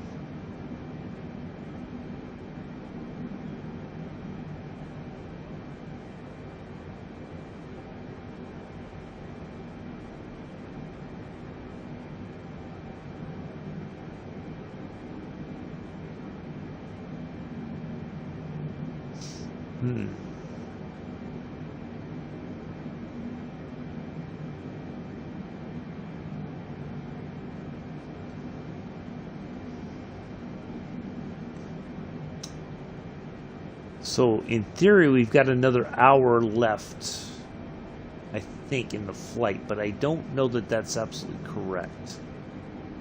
I think it's more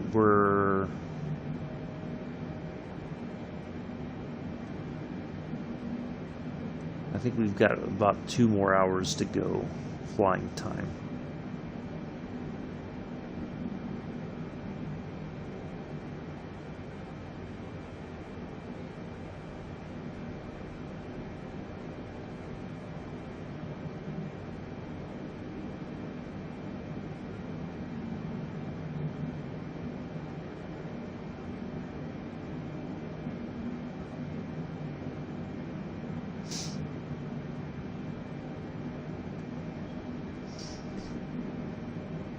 Yeah, we've still got quite a bit to go.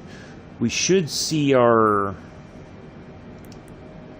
Yeah, in a couple more markers, we'll see our... Wow, that's still quite a bit to go. Okay.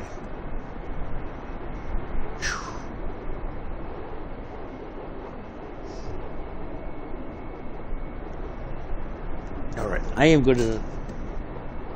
I need to get up and stretch for a moment. I will be right back.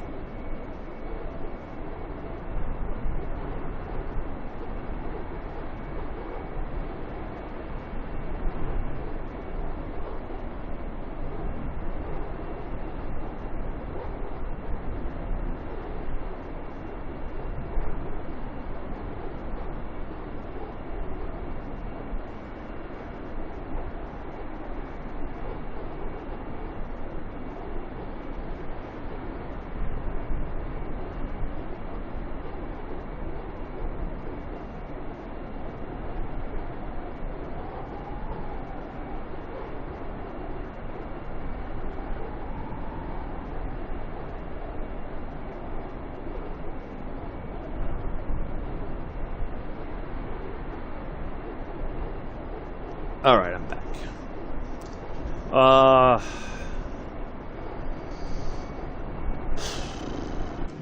Did it start? It started to spike again, it seemed like. Let's have a look. Okay, it's not too insane.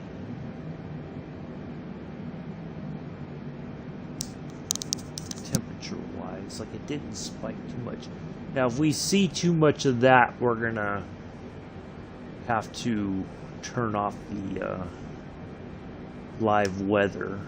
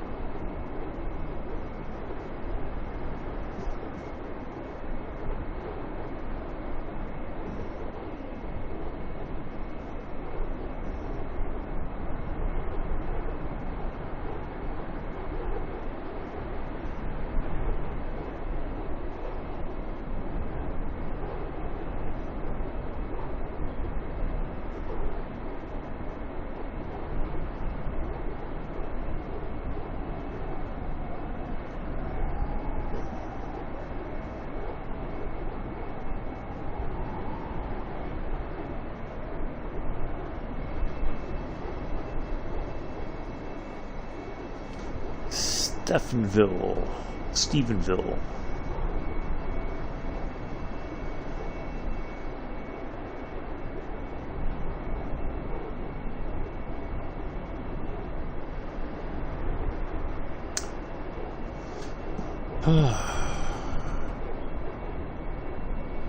I'm trying to think what else we could talk about to make the last bit of time go a little bit quicker.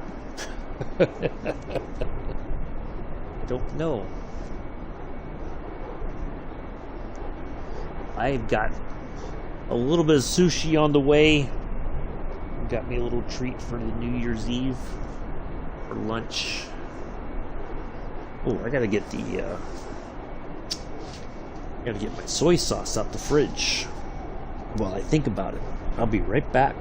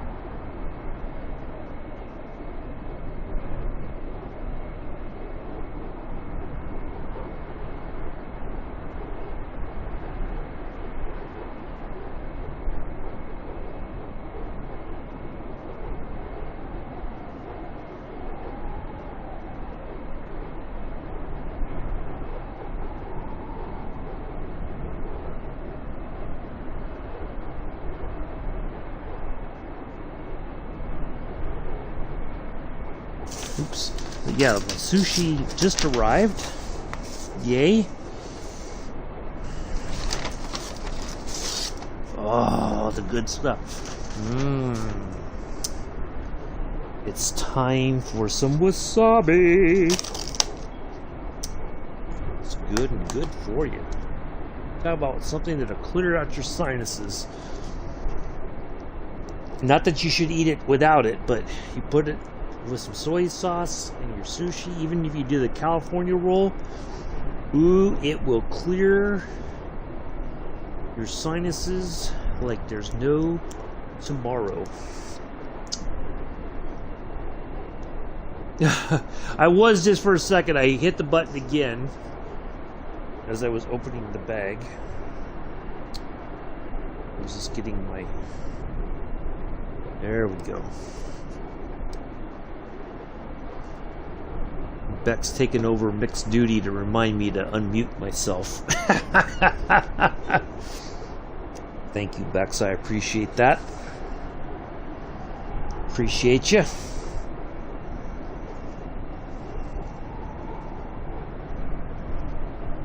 You're okay in my book. I don't care what Chris says about you. I don't think you don't care about what Chris says about you either. Alright, I'm going to take a few bites here, folks, so I will be muted for just a moment. Speedbird Bravo Alpha 501 heavy contact Gander Center on 1 tree 2 decimal tree. Good day. 1 tree 2 decimal tree for Speedbird Bravo Alpha 501 heavy. Gander Center, Speedbird Bravo Alpha 501 heavy flight level 420. Speedbird Bravo Alpha 501 heavy Gander Center, continue to Lesaux and plant.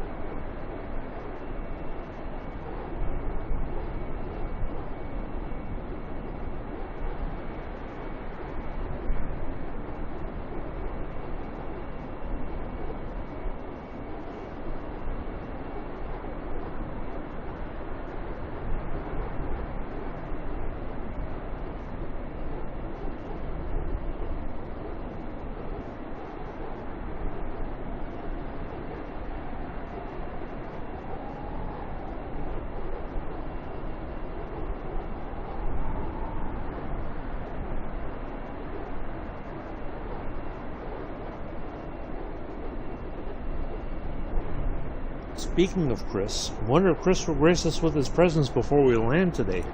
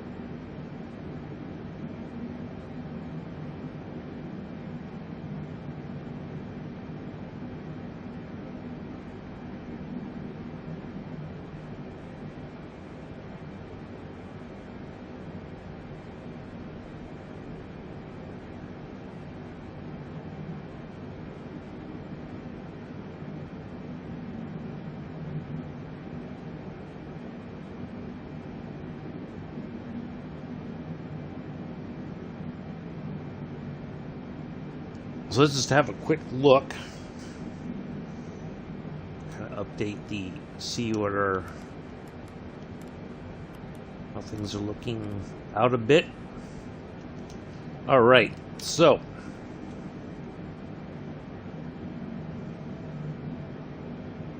right there, at the very edge of our arc, there is our arrival point. So we're certainly on the downside of the flight. We should we will start to descend here pretty soon. Not just yet, we still got a bit to go. So as soon as we see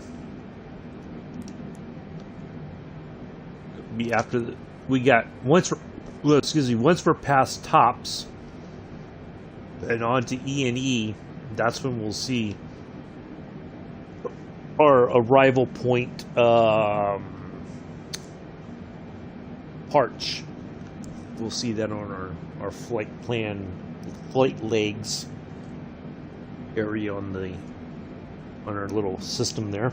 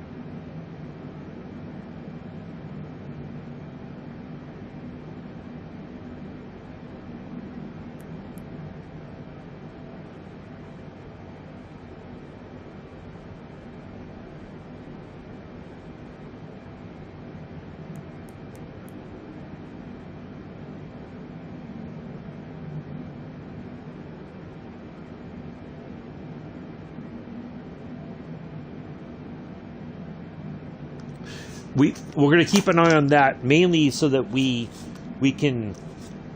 I don't know if you guys heard me or not, because I did mute myself again. Maybe I muted myself and forgot that I was still talking.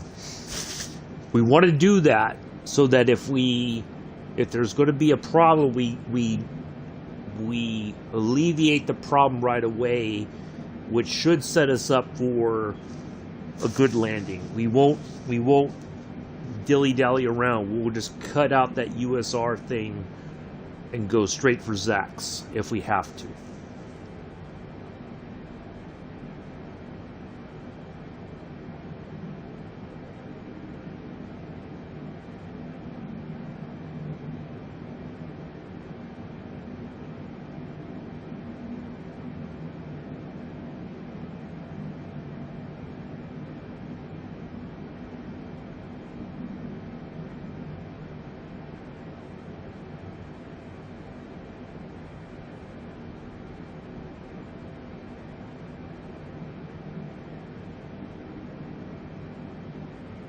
Speedbird Bravo Alpha 501 heavy contact Moncton Center on 132.8.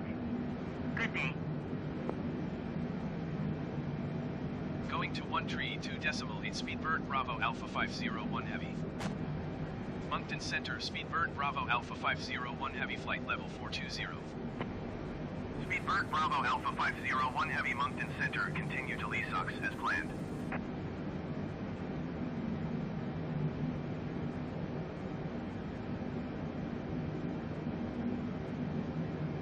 And for those of you coming back, I am still here. I'm just eating real quick so that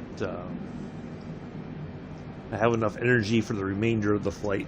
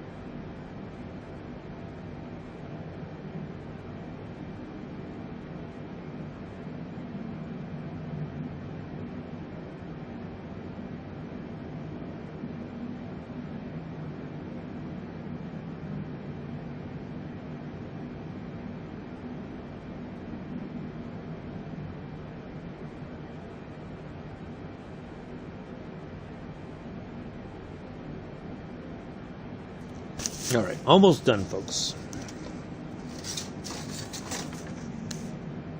Almost done.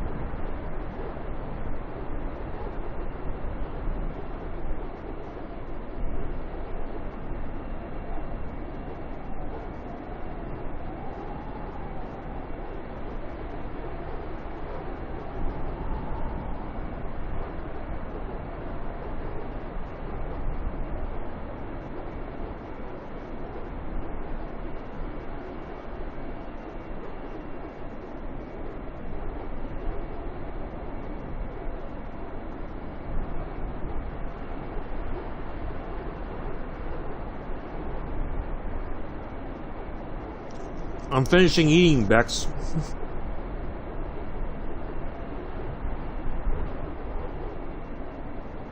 All right, there we go.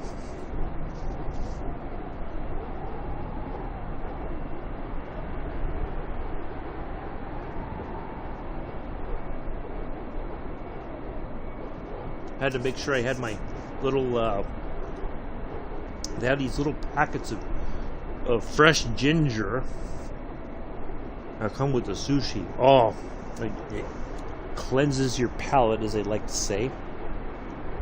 Oh, excuse me. It's quite tasty as well. So, let me go put the soy sauce back in the fridge. I'll be right back.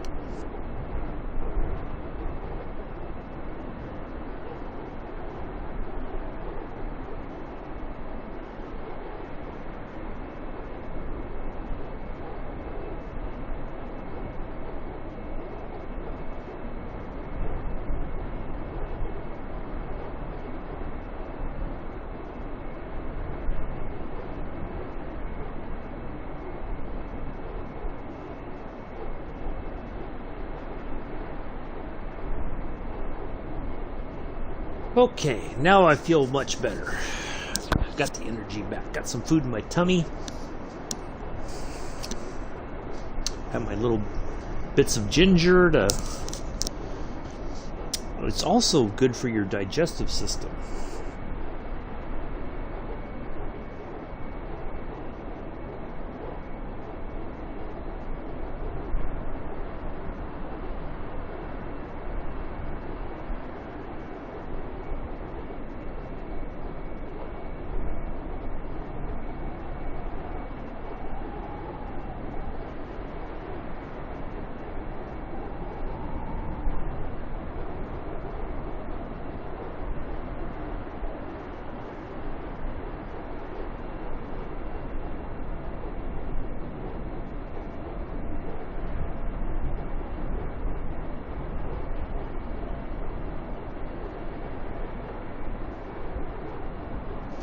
Alright, got me a fresh glass of water.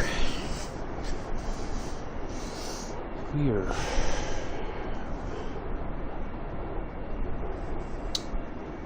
slowly making our way there.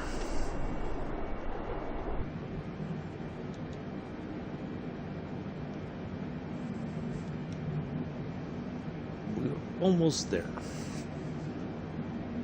Yeah, I didn't think it would be appropriate for me to eat in everybody's ear while you guys are watching the stream. That wouldn't be very nice of me to do that. That'd be kind of rude. I don't think you would appreciate it. So, yeah. Oh, much better. Much more gooder. as I like to say, just to get people all worked up. You can't say that. That's not proper. I'll say it. I can say it. I don't care.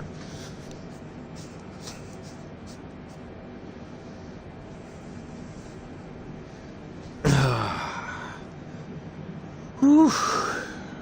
Quite the long haul. Yeah, I think this is going to be closer to 7.5 hours. We're going to try to get this done. Like I said, if we have that little issue again like we did when we were flying in from San Francisco, we're going to cut out the problem and then we're going to get on with it. So we know how to deal with it. So, I did see somewhere in the forums that we should get updated navigation sort of stuff in the new year. Like they're going to update all the navigation sort of stuff that we use in Microsoft Flight Simulator in the new year. So I'm thinking that's supposed to be about February time frame is when that's supposed to be released.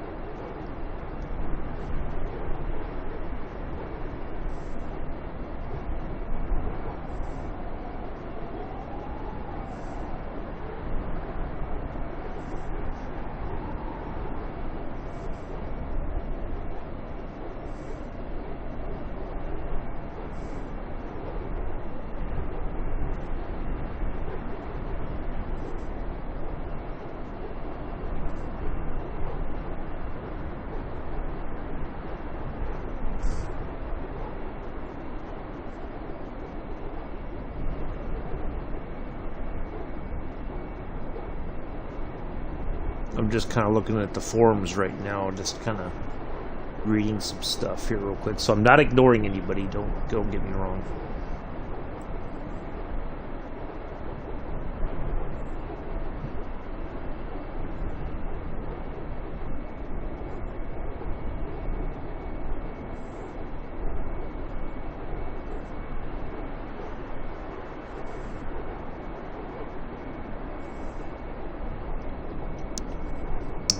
Looking at the chat again here in just a moment.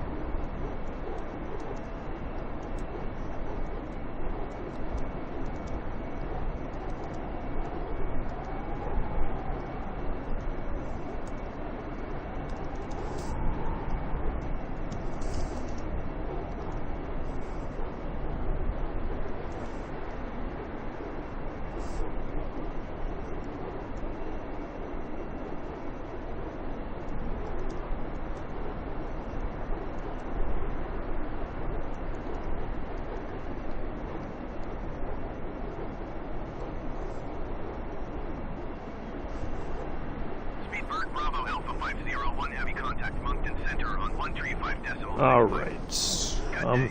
I'm here, folks. I was just responding to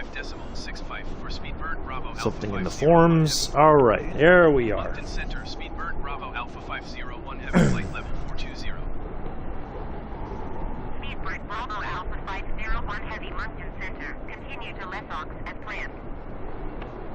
I don't know any other where we would go.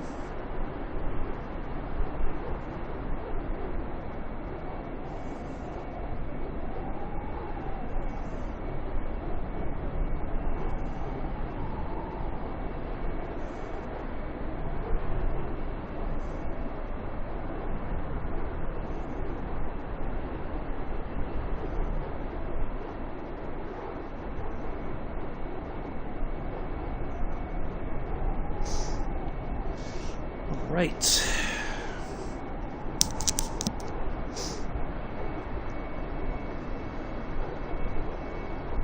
Back out over the water. We left Newfoundland behind us, kind of. We've left England behind us. Long time ago. Can't believe we've been going for 6 hours. Quite the adventure.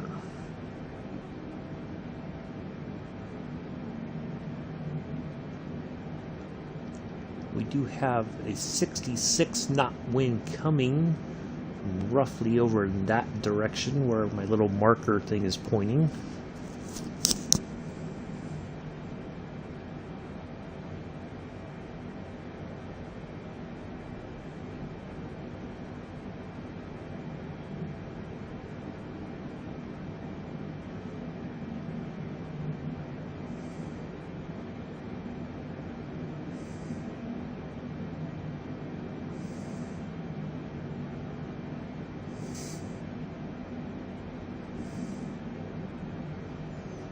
We'll be back in the morning tomorrow.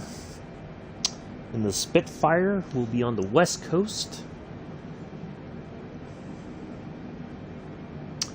Yakima, Washington.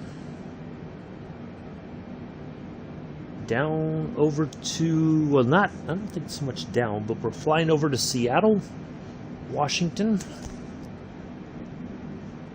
Turn the weather off, so we should have a nice flight into Seattle.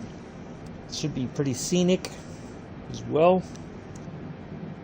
And then we will hop into the F-14. Sunday, Scenic Sunday returns. We're going to be in New Zealand in the biplane. We're going to be at Glen Tanner Airport. We're going to fly around some of the glaciers there in New Zealand, and then we'll land Monday. We'll be in the Embraer 175 going from Bristol Johnson to Atlanta. I've got to practice with that a bit later today just to make sure that I know what I'm doing. Now on the 7th, Islamabad to Multan, we may fly a bit earlier on the 7th. We may get started earlier because I do have an appointment that I got to take care of. Wednesday, speaking of appointments, Wednesday we will fly a bit later. Yeah, so that's going to take a couple hours to do. In the A320, we'll fly Cleveland to Orlando, and we're going to redo that one since we had that problem, since I was zoomed in and things got a little out of control there, including myself. And so yeah, so Wednesday the 5th, I've got appointments in the morning. As soon as I get home, I will go live and we'll get that knocked out as well. So do join. Come in and say hello if you can. Alright, there we are, turning towards our next marker, Tops. Wonder if that's named after Topps baseball cards.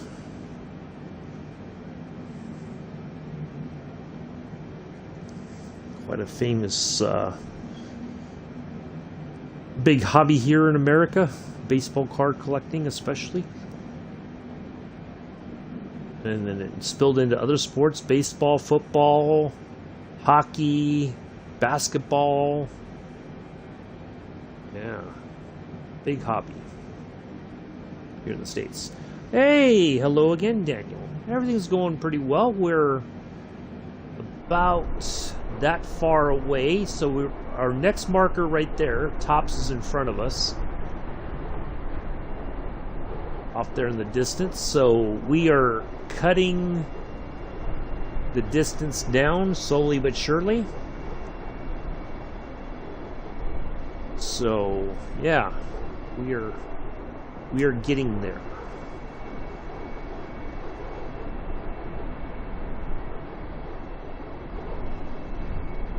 That's how much we have left. That's about, let's see,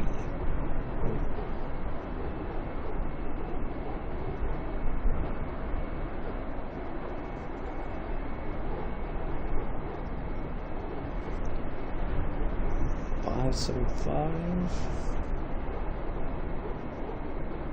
We have 662 statute miles to go. That's on the ground. So if we were driving, of course, it would be a very long drive still.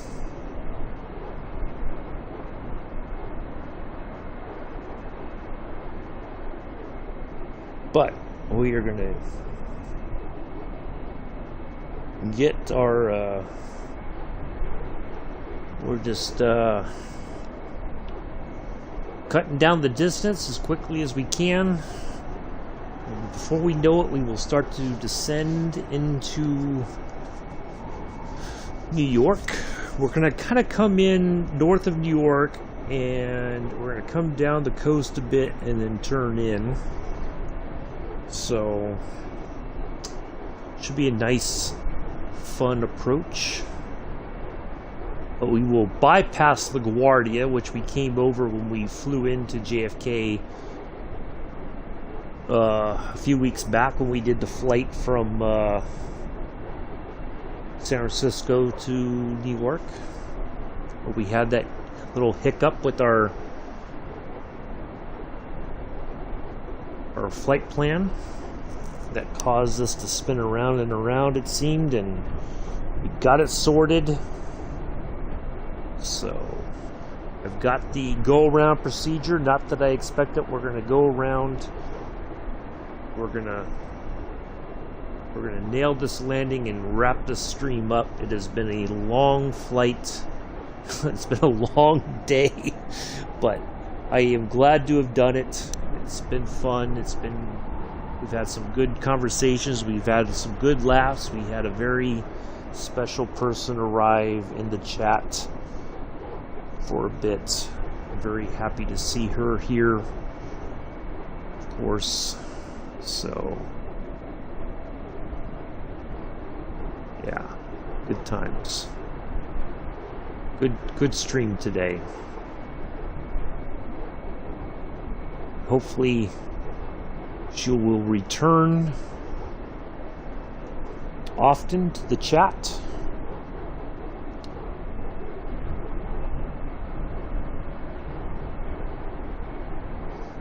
So whenever she's able to, happy to see her here. Happy to see everybody here.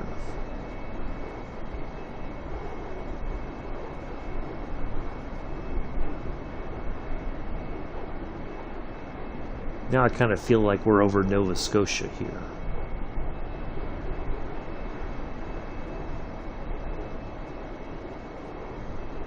There is an airport, Summerside. That might be a... Good day. 127.125 Speedbird Bravo Alpha 501 Heavy. Moncton Center, Speedbird Bravo Alpha 501 Heavy, flight level 420. Speedbird Bravo Alpha 501 Heavy, Moncton Center. Continue to tops as planned. No, I don't think that is correct.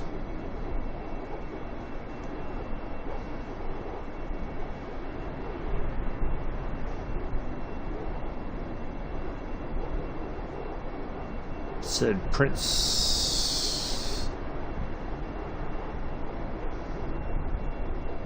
Let's see where it says we are. I don't think that is correct.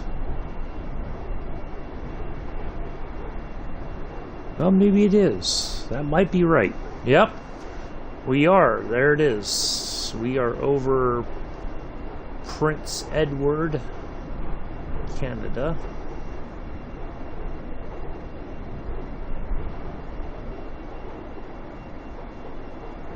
We're just above Nova Scotia.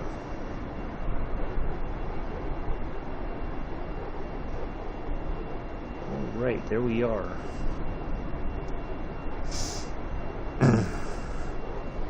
Yeah, really good stream today. Happy to see everybody here. But especially happy to see a certain someone.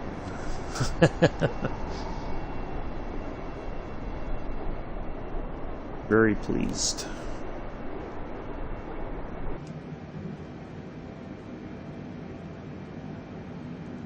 I guess if I could, Daniel and Amela and even I think Mick would know. Bex wouldn't know, but you know how when Joe lights up when Amanda pops in his chat? That's how I was when Dora popped in.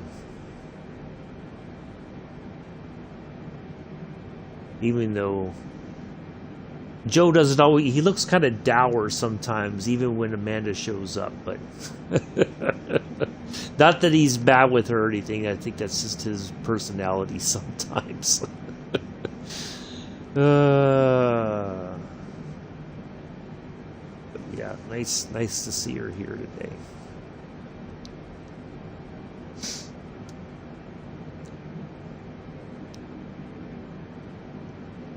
might talk about it just as long as Mick's going to talk about it.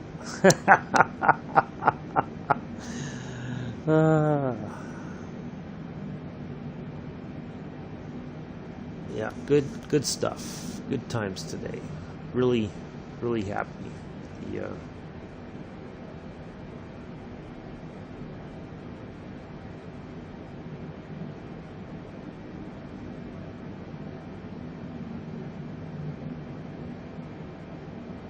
With everything. So hopefully everybody has a great time tonight. Enjoys time with their family, friends, loved ones.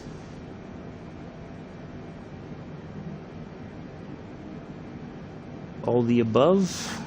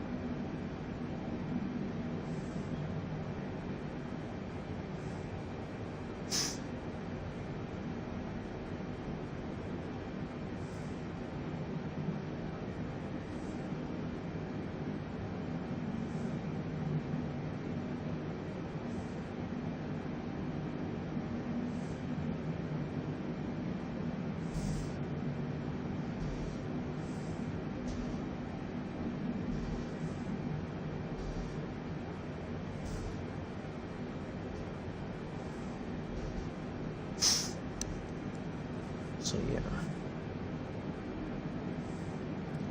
really happy to see everybody here. Really happy that it's been a good flight. Hopefully everybody's had a good laugh.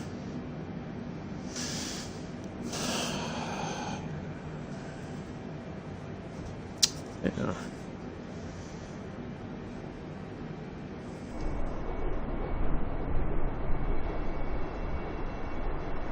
Hopefully it's been a bit educational, if at all possible. Not that we're able to see much. We've had a lot of cloud cover and whatnot. And of course, being at Southern Comfort is getting closer, getting excited. Mick. Well, hopefully you enjoy it.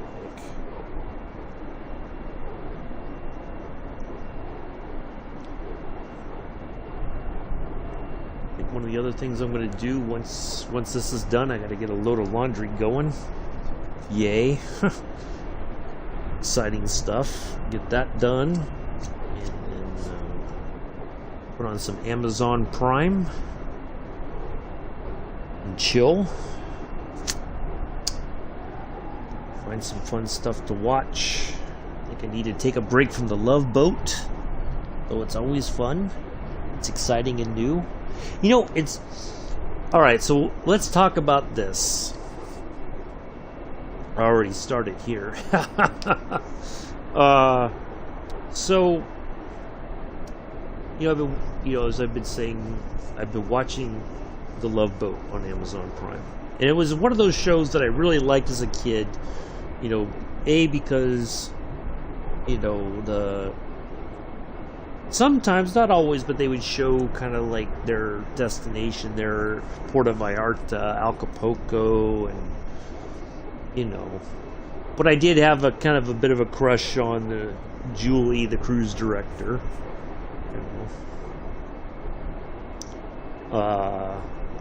But now, when I watch it again, now that I'm older, right?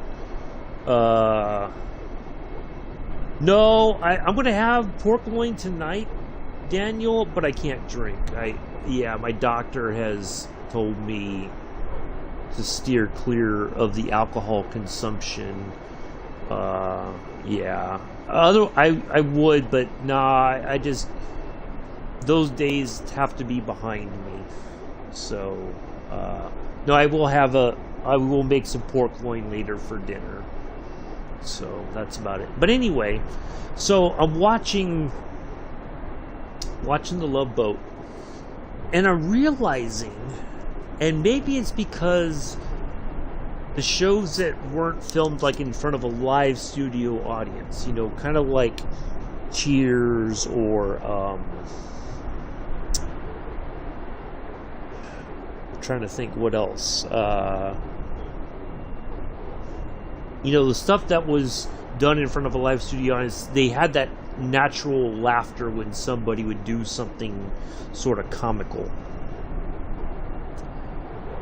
But when I'm watching it now, because the show had they would put in a laugh track. Oh, thank you, Bex.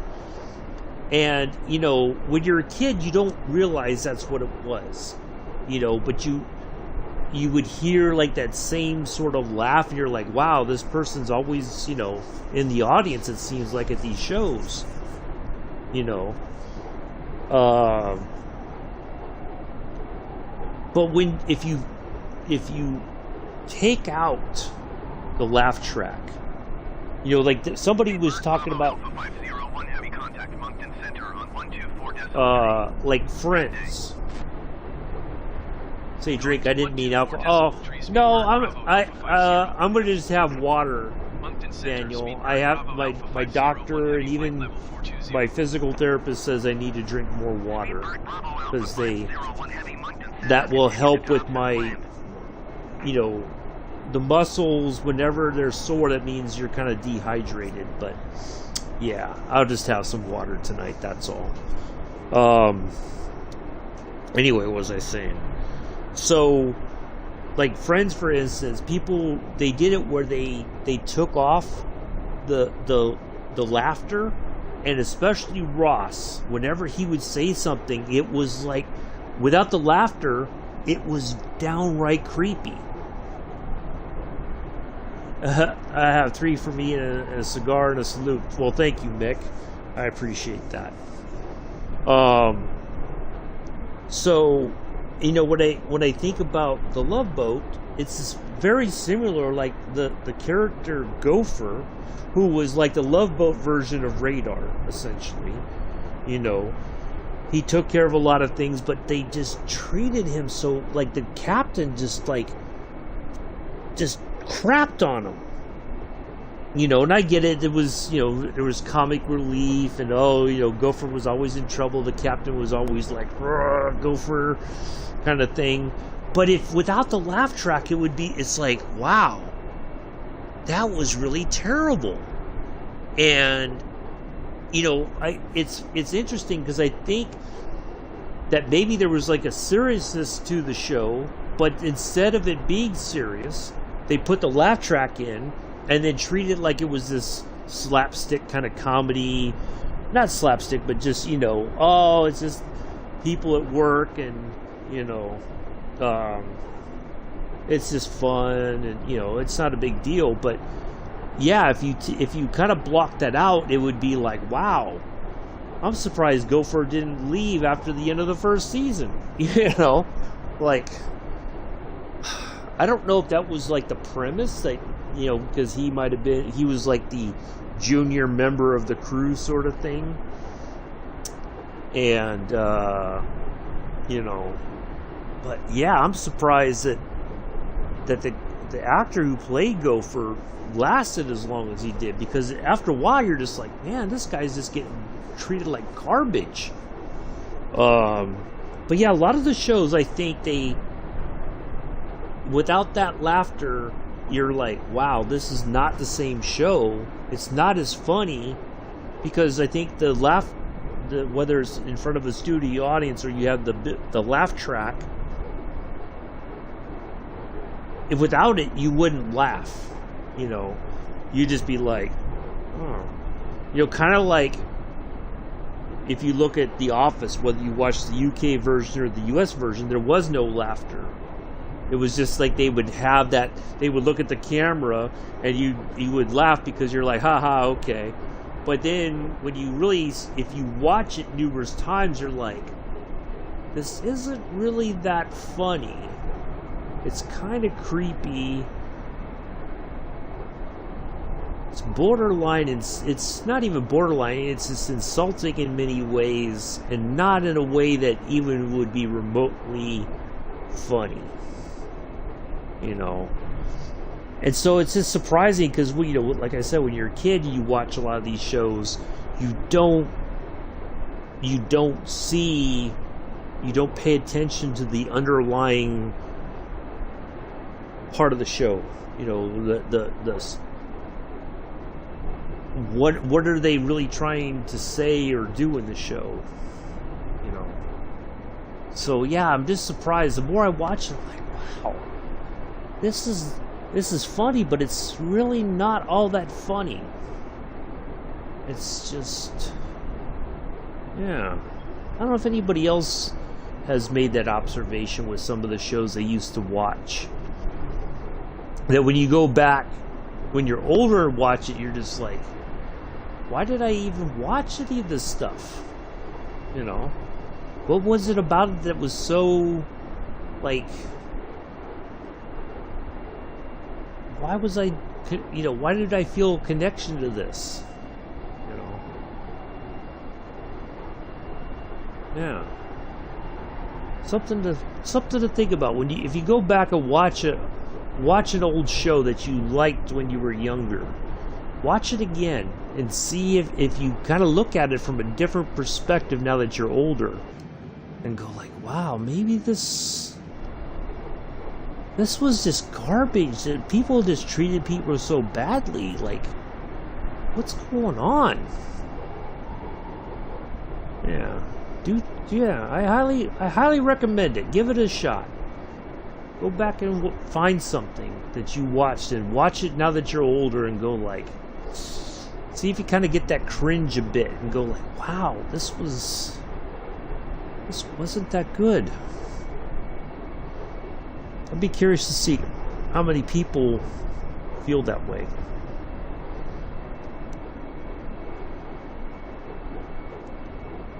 Not even a show. Watch a movie that you liked as a kid even. And go back and view it from more mature eyes and go like, wow, this was,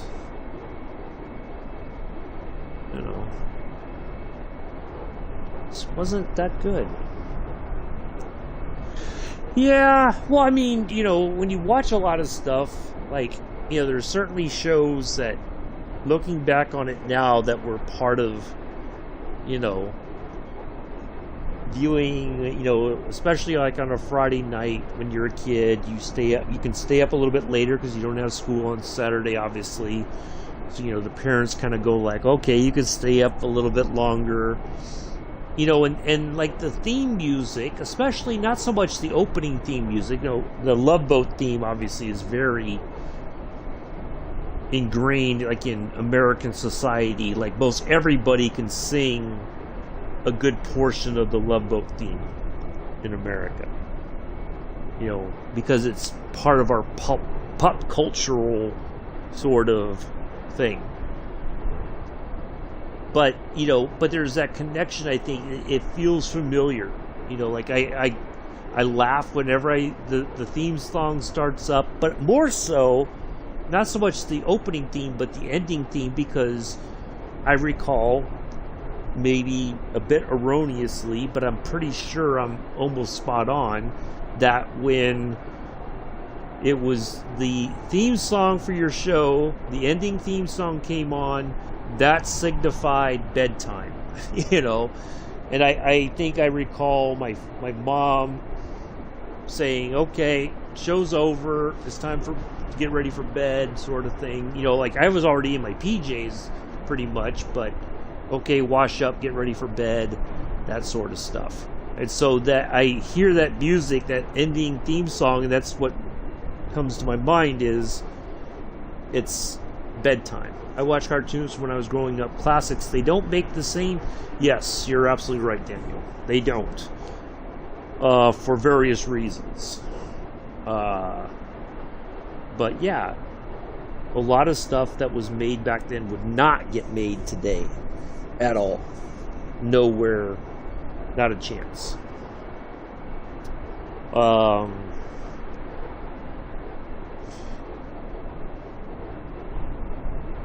But yeah, like, you know, yeah, when you're young, it's that, you know, you stayed up kind of late. That was like the grown-up thing to do and all that. But yeah, it doesn't feel. What's the word? It just doesn't. You know, I enjoy watching it again because there's a lot of things that I missed that I don't recall about the show, like a lot of guest stars, for instance, on The Love Boat. That was one of those shows that many actors and actresses up and coming who were kind of still getting established, maybe they had a few movies under their name, they were, you know, so that was their agent would book them on The Love Boat just so that their name was still in the mind of the viewing public.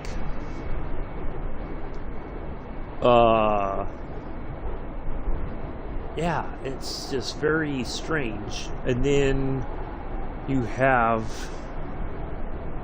so yeah, there was that connection, I think. You know, the seeing the older actors and actresses, where I look at, like, the other day I was watching an episode, and Mark Harmon from, I'm guessing you guys know the show, NCIS, who he's been on it from the very beginning. But when you look at Mark Harmon on The Love Boat, how young he was, how different he looks, and you go, how is it that this kid basically got from here to being the star of NCIS? You know, yeah, just very, very strange. But you know, but there was a lot of. Like, there was one, Jamie Lee Curtis was on there. Yes. Yes. And I was the same way, Mick. It was Star Trek, Space 1999, that sort of thing, yes. You know, because I think Space 1999 came along after Star Trek was no longer relevant. Well, it was relevant, but it was like, you know, you had only a diehard Trekkie was watching, hello again, Amela, Star Trek on reruns and stuff. That was the only way. There was no more new episodes. So Space 1999 kind of picked up, or Battlestar Galactica, the original one, kind of picked that up and ran with it. You know, there was all that sort of interest in science and science fiction, and you know, even though it was a bit, you know, far-fetched, but the fact that you could watch that show and go like, oh man, what if, could this be possible? What if we did this? And, you know, it should have, in theory, spurred, I thought you escaped, you know, interest in science and, you know, and all that. Speaking of that, there was a very quick video I saw about, talking about space and science, that there was a talk that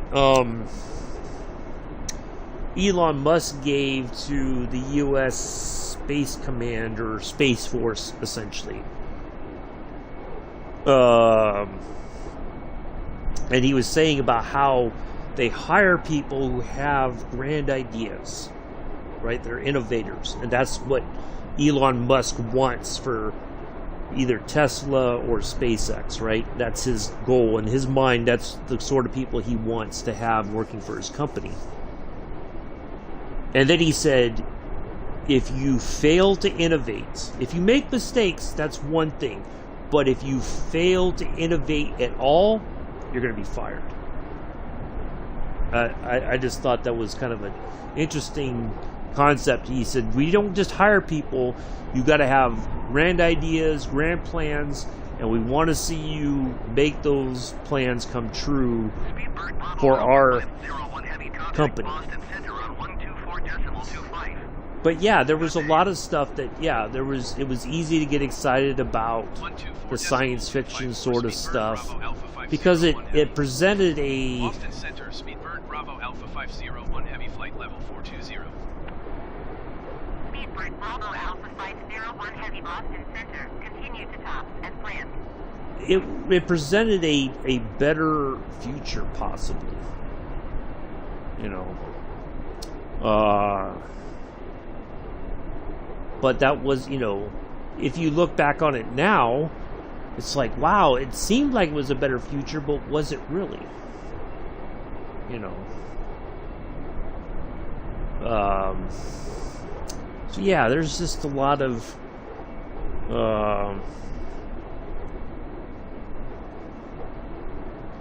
but yeah, like you know, when I watch Space 1999 or when I watch Star Trek or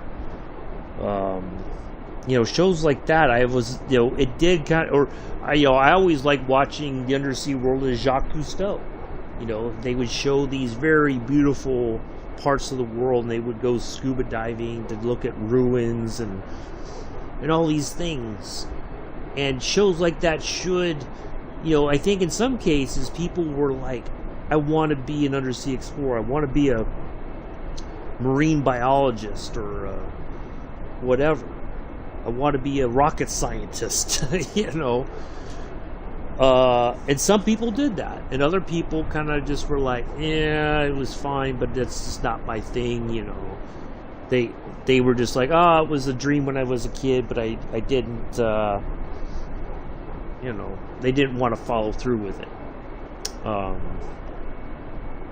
Yeah, just really, but more so that when you look at the shows, if you go back and watch them as a more mature person, you kind of take notice of things that you didn't notice as a kid, because you're like, wait a minute, this was terrible, this was wrong, this was like, yeah, you're just like, why, how?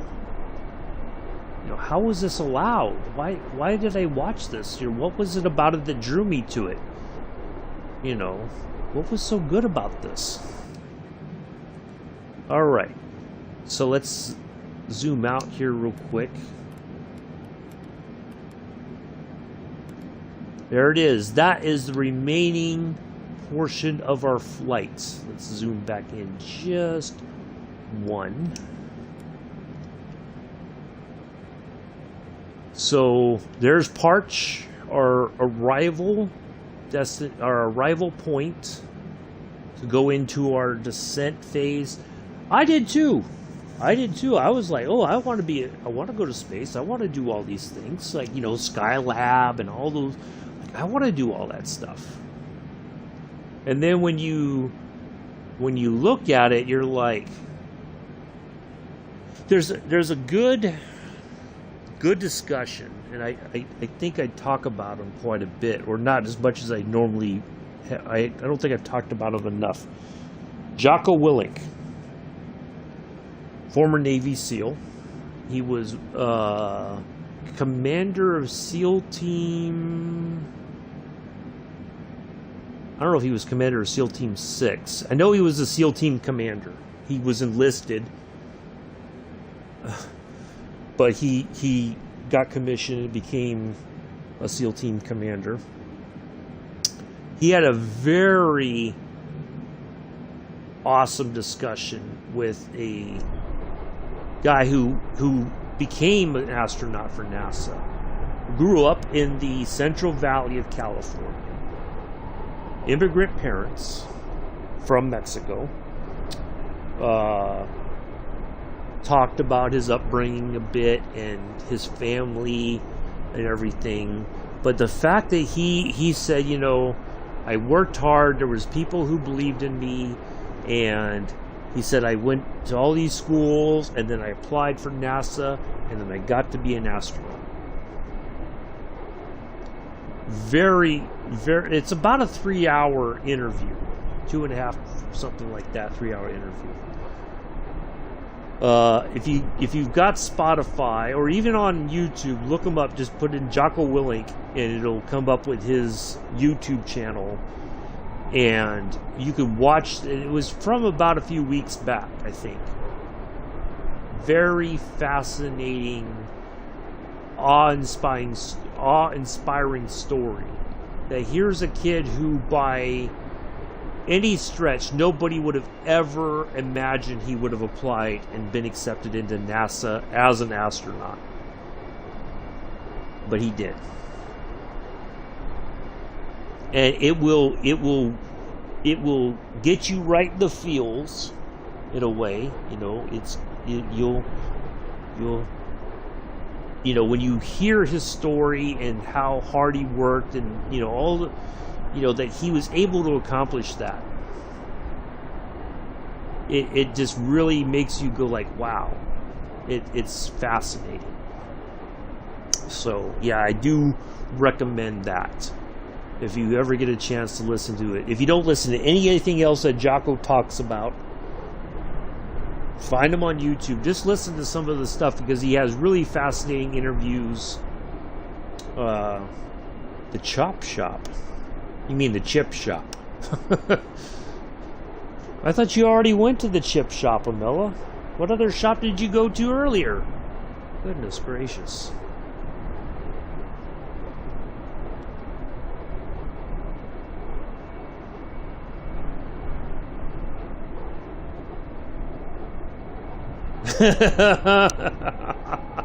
Yeah.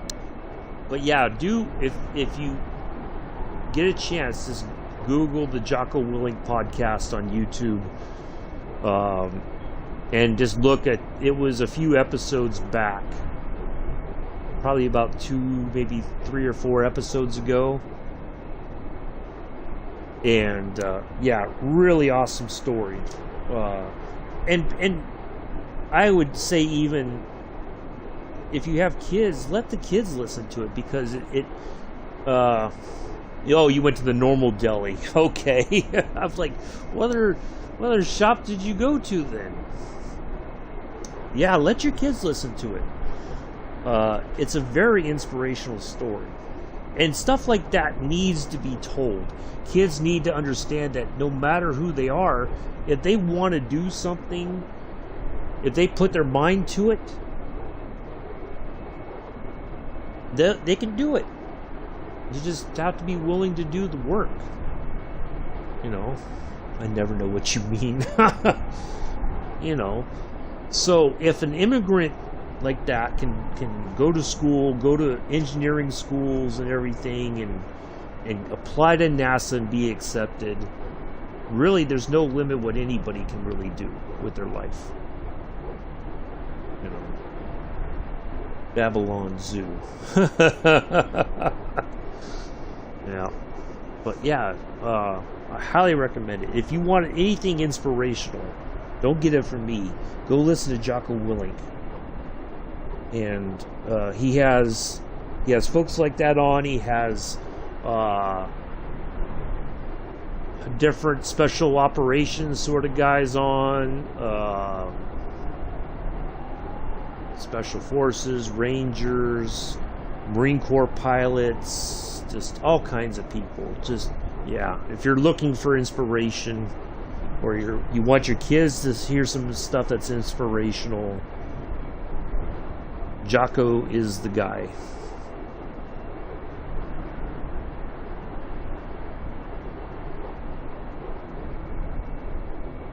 I happened to find his stuff quite by accident one day, and I started listening to it, but I listen to it every once in a blue moon, like one of his podcasts will come around, and I'm like, oh, I think I want to really listen to this one.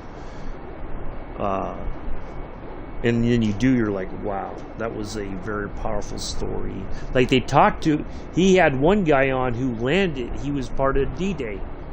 Dude's like 100, or he's 99 or 100 years old. And Jocko just loved talking to the guy and just hearing his story.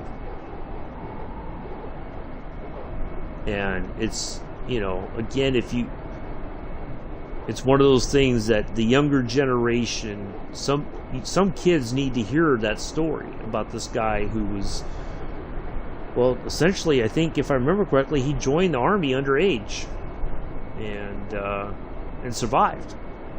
You know, he's one of the very few World War II veterans left alive in America. But that's only because he had lied about his age. So he was a bit younger than he should have been, and so he's still around. But Jocko loves having folks like that on the show. Yeah, I highly recommend it. If you looking for some inspirational stories for yourself, or especially the kids, you know. Speedbird Bravo Alpha 501 Heavy Boston Center, continue to Echo November Echo as planned. So there's Echo November Echo. I got that on spot. Oh yeah. So we are almost there.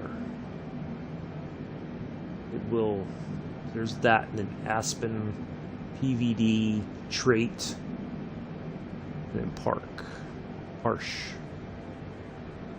So there we are.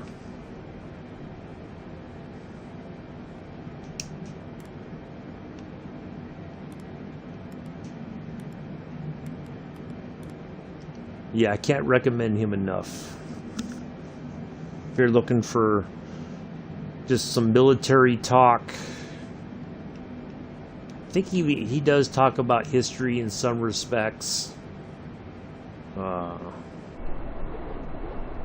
Yeah, really good stuff. Very big into nutrition, working out, jiu-jitsu. He's got it all covered.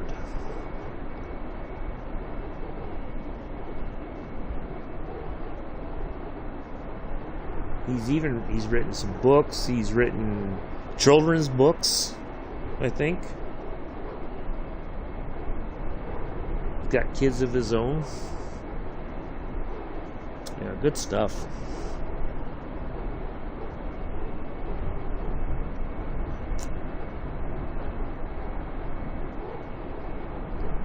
All right, we're almost there, folks.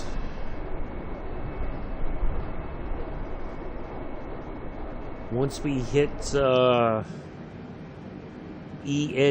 there in front of us, we'll be starting pretty soon. We will be ready to descend into JFK, runway 31 left. Put this bad boy on the ground and call it a day. I think we're not going to get done until 2:30, the rate we're going. We're entering just about into hour 7. I can't believe this. It's been a hell of a shift.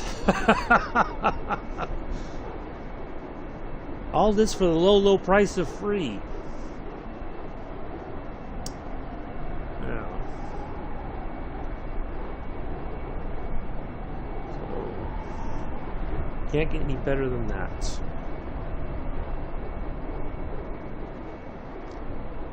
I did see the sliver of the moon there for a moment, but it may be completely gone now because it's it's 1:20 in the afternoon here. You know, when we took off, the sun still hadn't come up, but here we are.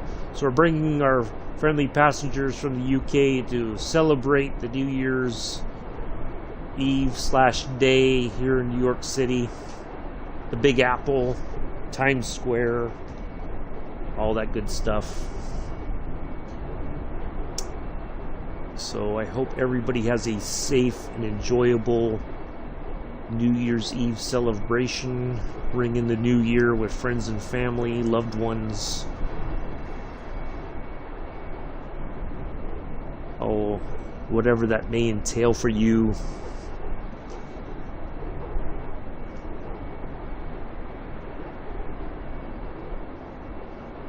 hopefully everybody has a good time tonight. Be safe. Be responsible. But if you can't be responsible, don't name it after me.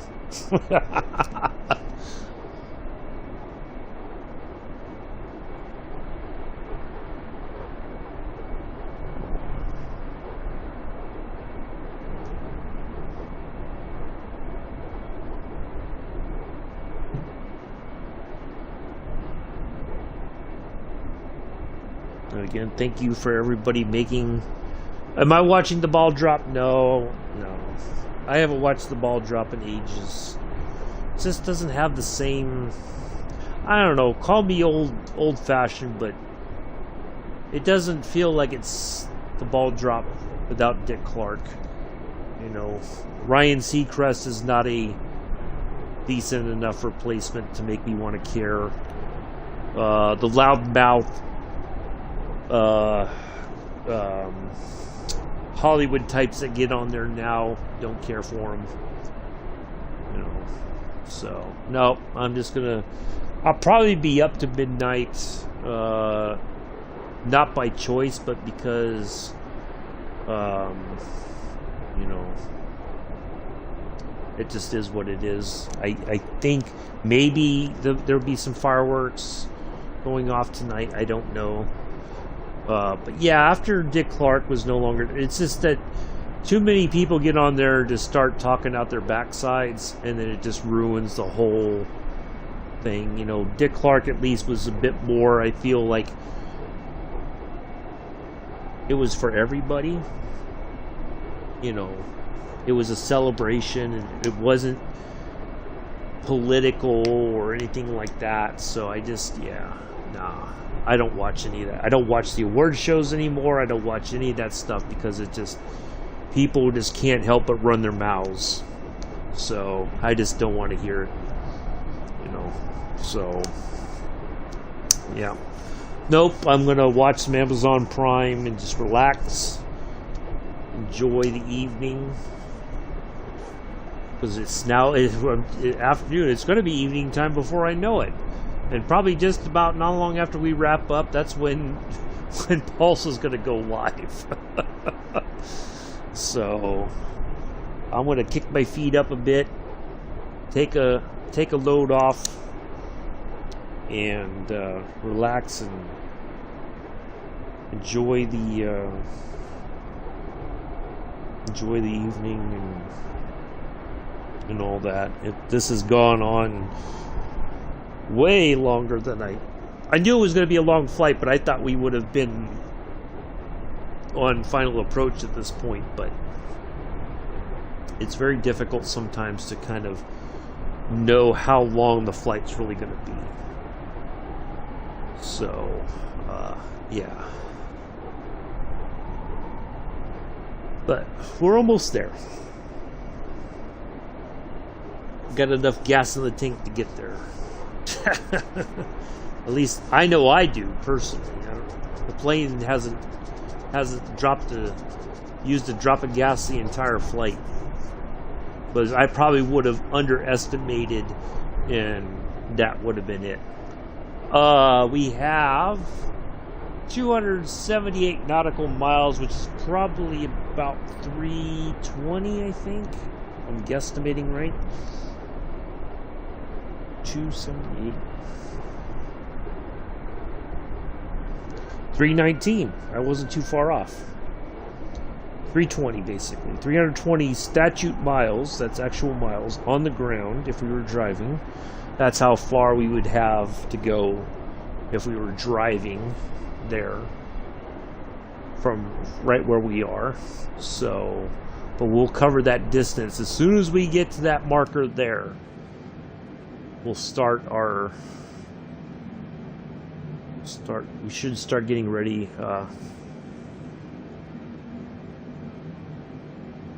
This really put me off from flying. I'd need a parachute to get off. Oh no, that's just not that bad.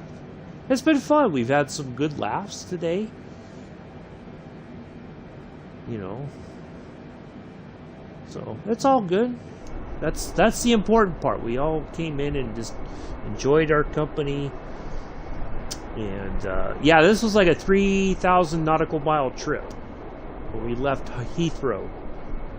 If you go back to the very beginning of the video, it shows. Look for there's like 3 or 4 different routes. There's blue ones, and the one that's the letters and everything are in black, the numbers and all that. It's like 3,000 something. And so, but this was the quickest, I think, the quickest route. So, the key, Bex, if you ever do fly someday, and hopefully you do, you gotta bring something to keep you entertained, whether it's music or, they have in-flight movies. You can just watch a bunch of in-flight movies to pass the time. That they don't cost you anything. You can just find all kinds of stuff.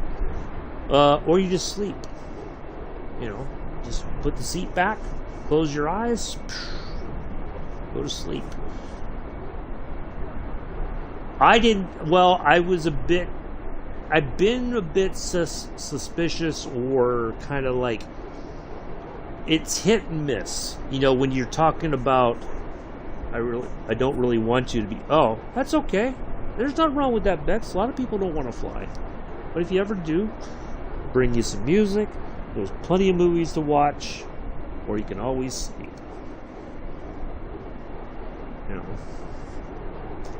But it's up to you. But I know a lot of people it's a long time to be cooped up in a plane. The only thing you can do is walk back and forth down the aisles just to try to, keep the blood flowing. Order a cocktail, have a snack. So, yeah, it's the takeoff and the landing part, of course, is the most exciting parts, but it's everything in between that most people are like, just knock me out kind of thing. And for some people, you may be able to get like something that'll help you go to sleep for the whole. I don't like people. Yeah, that's understandable. Yeah, on a plane, it can be it will test your patience. I remember one flight, I think I was visiting. Who was I visiting? Where was I going? Either was going somewhere or coming from, not like on deployment, but I was traveling somewhere on leave or something, or on vacation, and this kid somehow had a bullet, not a gun, but just a bullet with him on the plane, and the kid was like right near me, and I was just like, wow. I told matter of fact, after that happened, the stewardess, the flight attendants were like, whatever you want to drink, it's on us. You want a strong drink, you got it. I was like, wow. Yeah. But anyway, what was I going to say? Yeah, I've been a bit suspect about doing long hauls like this, because I do appreciate everybody who's come in and watched, right? Don't get me wrong. But it's not garnered like a lot of attention. And now it could be just that, it's New Year's Eve and almost New Year's Day, essentially, in many parts of the world already, I think. Going on a flight with denial, I can imagine, as hell.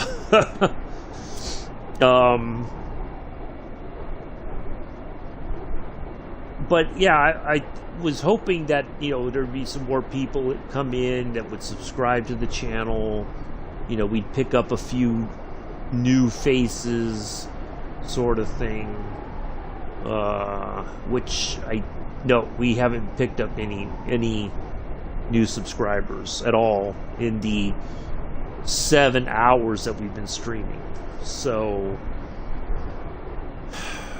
that was, you know, and again, it could be just the timing, you know, but you never know when is a good time.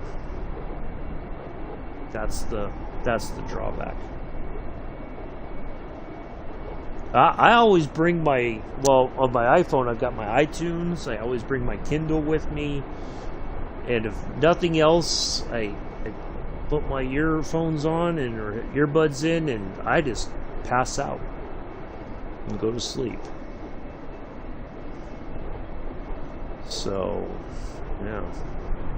I have my little in-flight snack because they don't really have in-flight meals anymore. If you do, you got to buy it ahead of time. That stuff is not cheap. So I just have whatever they offer, and then I go to sleep. You'll be entertaining. Oh.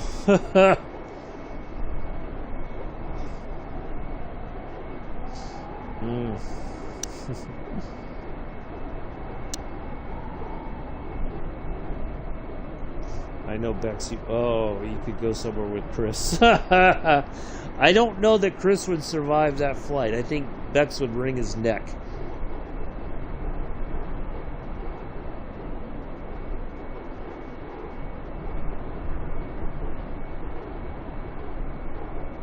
I think that's how that would play out.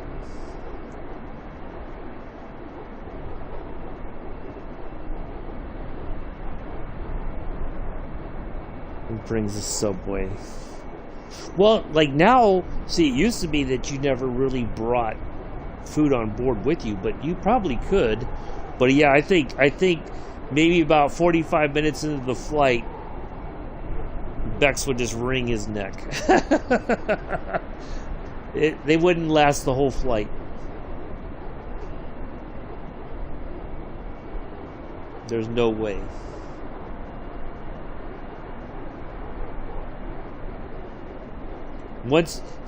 Here's what it would be. Bex would get her Subway, and then Chris would say something goofy, and then Bex would be like, "Oh, really?"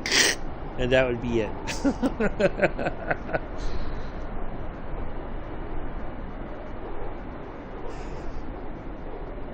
You're like, "Oh, the Subway was delicious, thank you."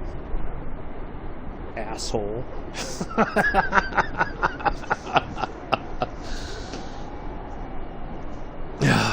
Yeah. And then Bex would be like, "Flight attendant, can I change seats? You know, my travel companion just, I can't deal with him anymore."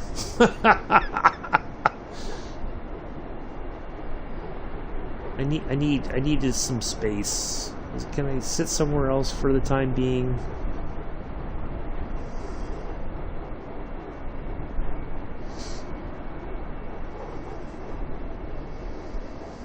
I think that's how it would play out too.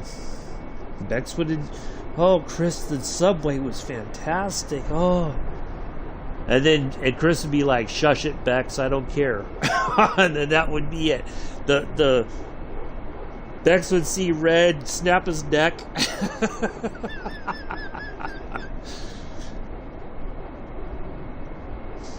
And then she'd just get up and walk. She wouldn't even say anything to the flight attendant. She would just get up and walk away nice and calmly. And they'd think that Chris is asleep the entire flight.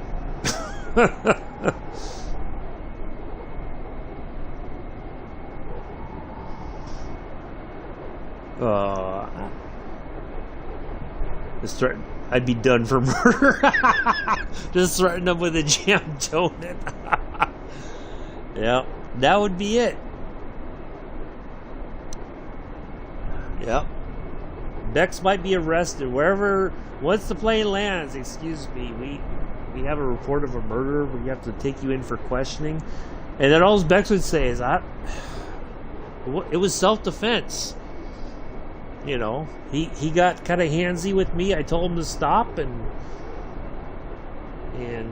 yeah. So I had to put him. I had to do something to defend myself. There you go, self-defense.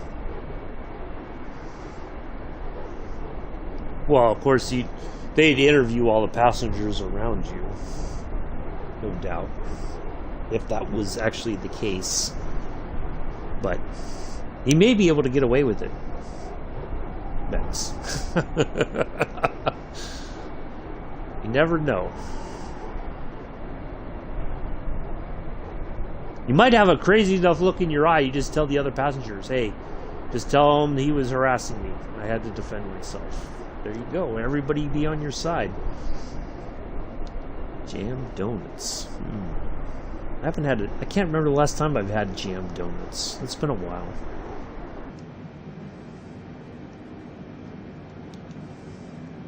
Well, there was an airport back there behind us. Can't see it be. Oh, there it is. What is that? Something international. Portsmouth International Airport. I think.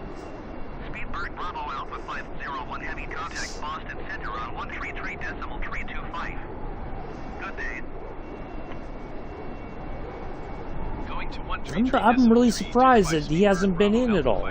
I think he probably popped in and lurked for a bit and went back to sleep. Heavy flight level 420. Speedbird Bravo Alpha 501 Heavy Boston Center continue to Aspen as planned.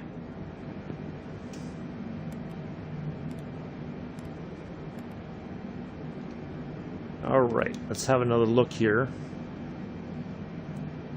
Portsmouth, like in, no. I'm guessing that's either, I don't know if that's like New England or, I don't know.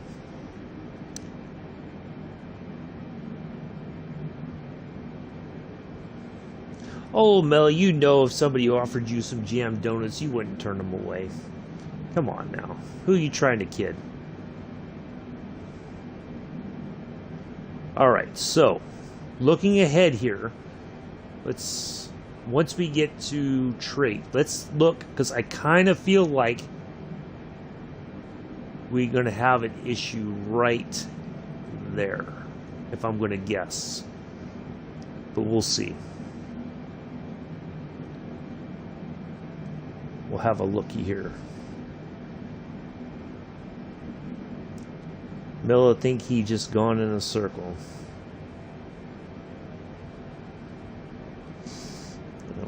I do. Jam donuts are delicious. I just haven't had one in quite some time. I wouldn't turn the way I take them and step on it. Bella. You would not. Come on now. You know darn good and well you would not waste food like that. You would probably say no thank you, but that would be the extent of it. You would not. You wouldn't destroy food.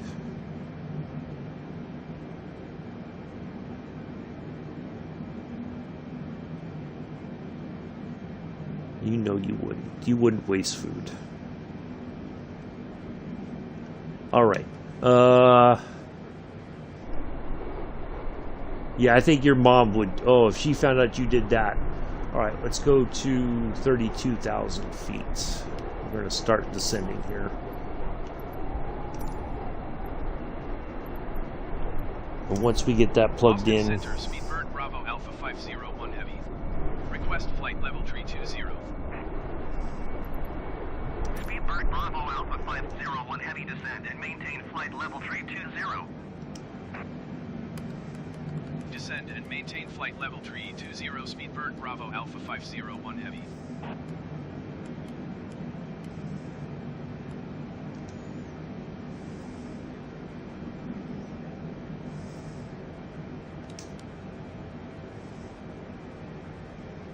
Alright, start that descent. Alright, I'm going to make one more run to the... Hey, there he is. Howdy, Chris. Just in time for the end. I'll be right back.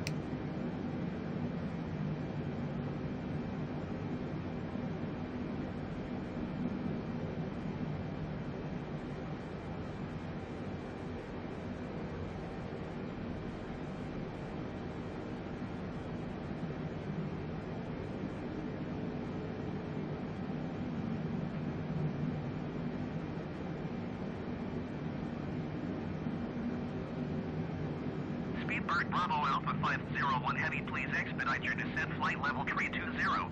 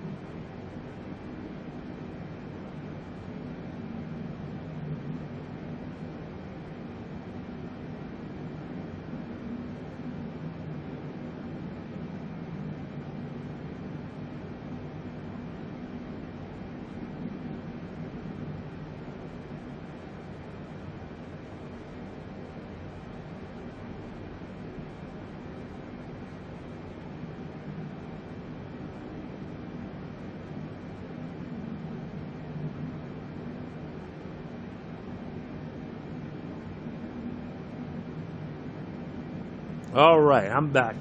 Thank you, Mick, for the check, Mike. All right. Nice to see you here, Chris. Hopefully you were well. Happy New Year's to you.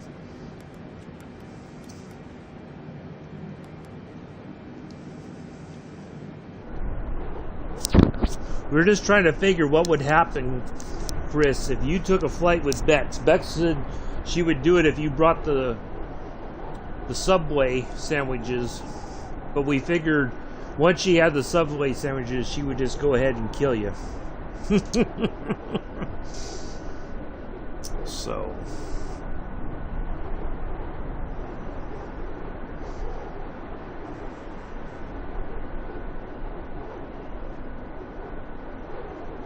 now, thank you, Chris. I appreciate that. Nice to see you here.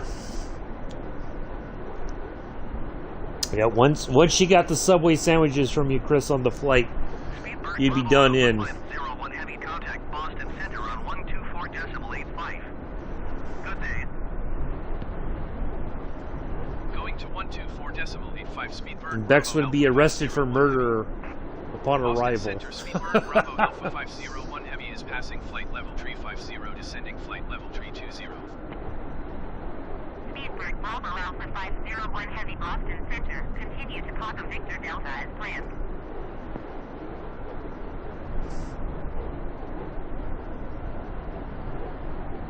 All right, and we're going to go, we'll ask for 28,000 feet here, 280.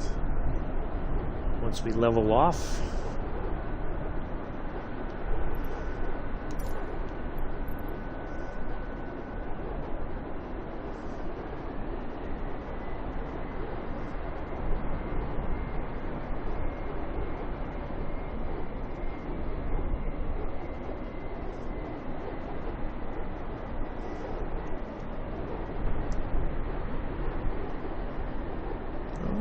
Sounds like an interesting possible purchase there, Chris. Hopefully it goes well for you, whatever it may be. Boston Center, Speedbird Bravo Alpha 501 Heavy. Request flight level 280. Speedbird Bravo Alpha 501 Heavy, descend and maintain flight level 280. Descend and maintain flight level 280 Speedbird Bravo Alpha 501 Heavy.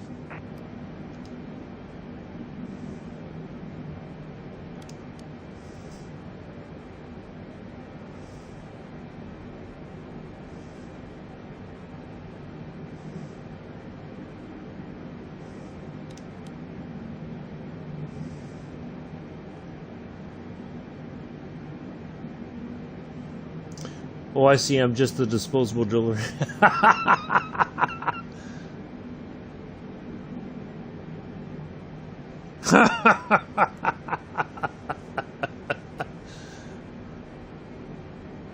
Oh, I don't know. I don't know, Chris. That might be. I'd wait until maybe. I'd wait until the summertime. It'll probably be on sale. A lot more of the problems will hopefully be resolved by then. But that's just my. That's my advice.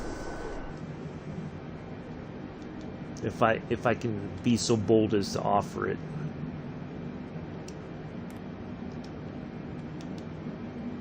All right, let's just see how things go here coming up.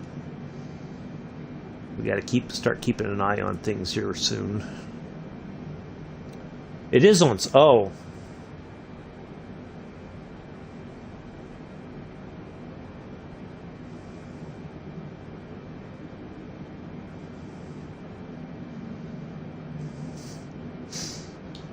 I would still wait to the summertime.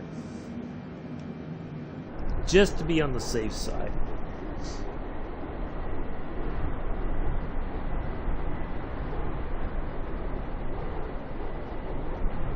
I know I won't be drinking.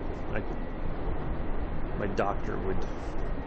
If I do that, my doctor. Well, not that my doctor would find out, but I'd feel guilty that I.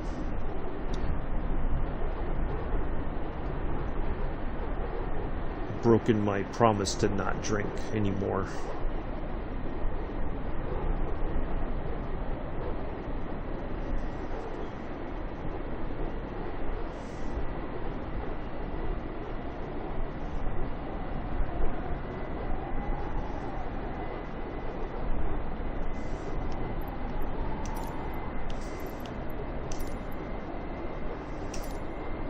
Boston Center, Speedbird Bravo Alpha 501 Heavy. Request flight level 210. Speedbird Bravo Alpha 501 Heavy descend and maintain flight level 210. Descend and maintain flight level 210 Speedbird Bravo Alpha 501 Heavy.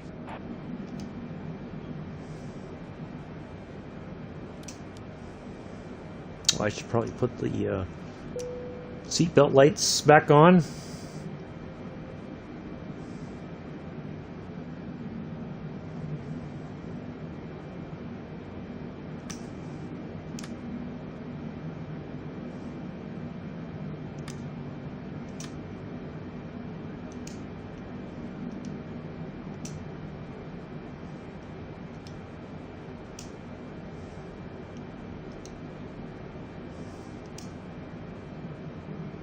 Okay, we got our landing lights on, so we're a well-lit plane for our approach into JFK.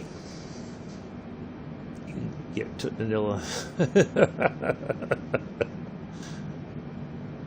Oh, nice to see you all here.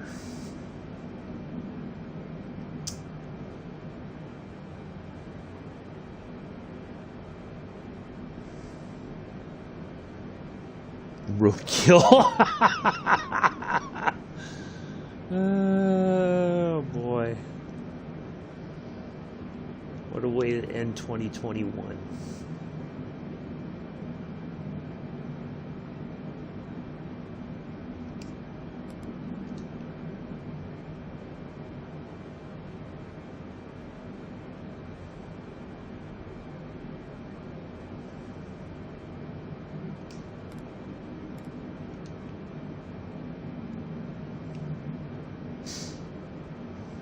Bananas and black rice. She turned all soft on you, Chris. The chemicals have attacked her nice side.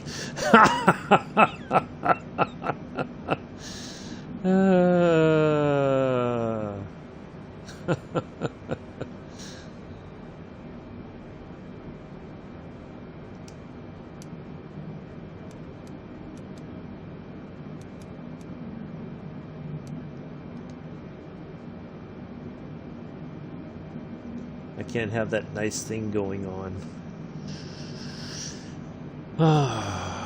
Everybody's nice in their own unique way.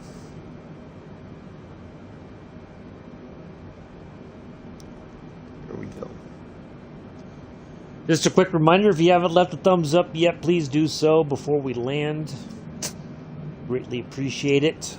Appreciate everybody coming in today, hanging out, whether on the Posh channel or on YouTube. We do appreciate having you here. Or as I like to say,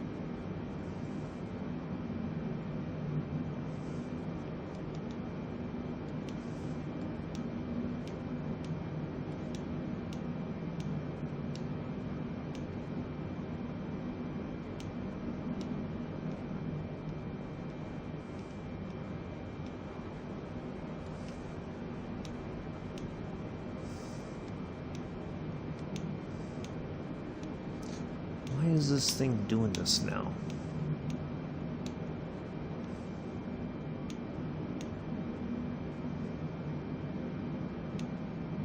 There we go.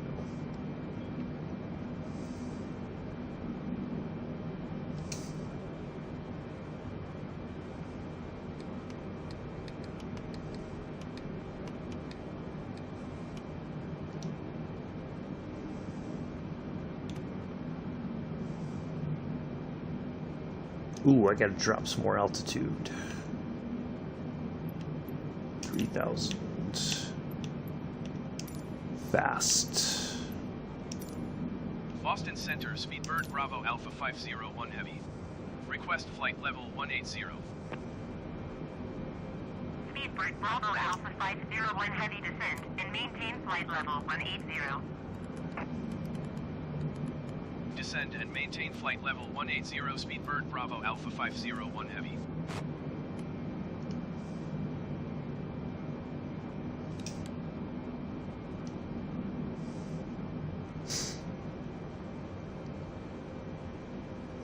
There we go. Happy New Year's, Australia and New Zealand. The party has begun. Should have written down. I don't know if I can scroll back up that far to get the altimeter reading. It was 3000.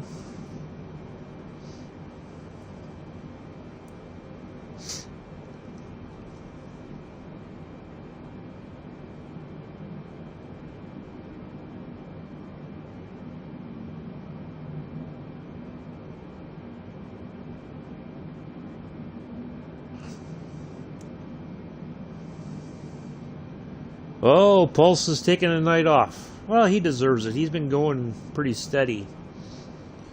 Plus, he's been having some long streams, so yeah, he needs a break.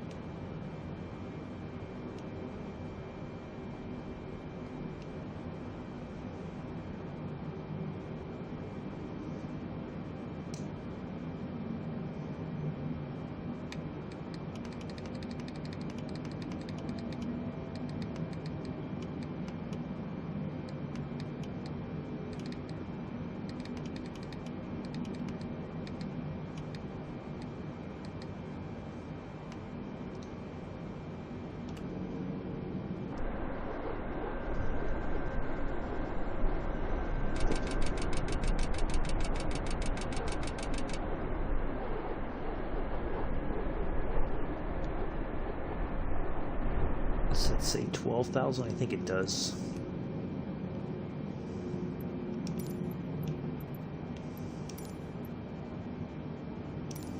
Boston Center, Speedbird Bravo Alpha 501 Heavy. Request 12,000 feet. Speedbird Bravo Alpha 501 Heavy descend and maintain 12,000 feet. Descend and maintain 12,000 feet. Speedbird Bravo Alpha 501 Heavy.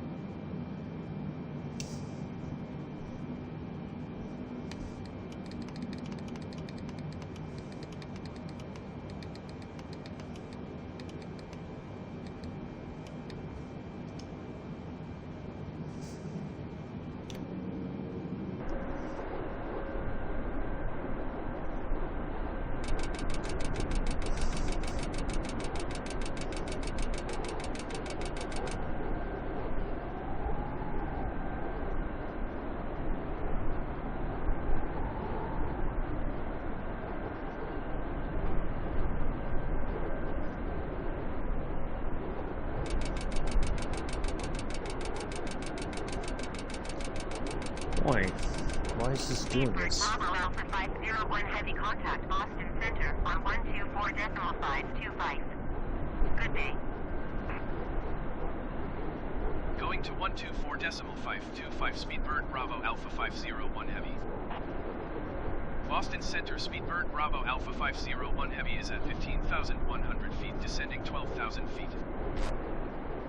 Speedbird Bravo Alpha 501 Heavy Boston Center altimeter 29.95. Continue to Charlie Charlie as planned.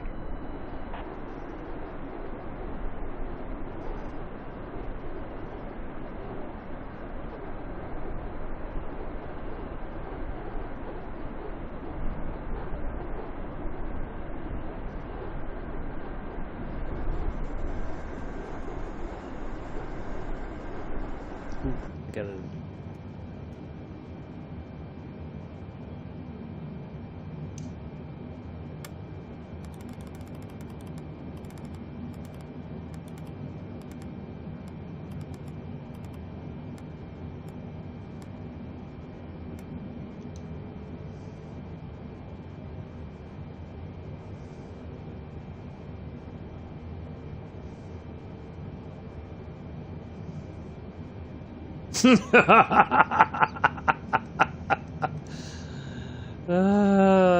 That's true, Mick.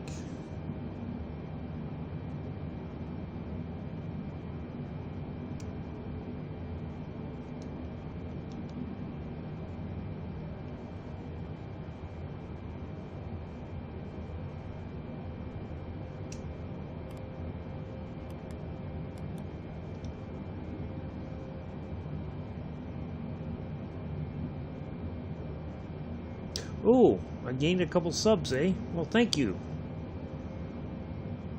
I guess I will find out later on.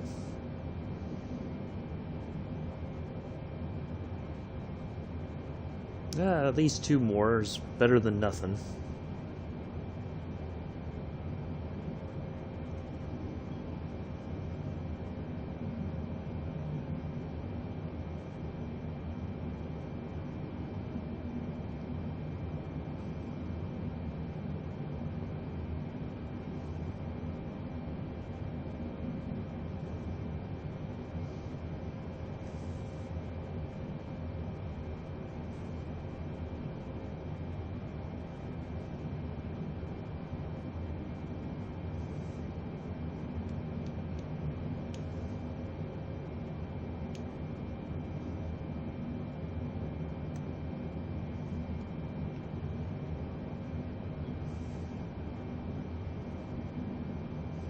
Yeah, thank you. Yeah, no air. I think that's my favorite clip of Mix from the year. Is that Bex unhooked the air and took off in the little spacecraft, and then Mick was like, "Wait a minute, where'd my air go?" And Bex is like, "I don't know what you're talking about. I didn't do anything. What are you talking about, Vic? The air is still there." Alright, let's go ahead and slow down just a bit more.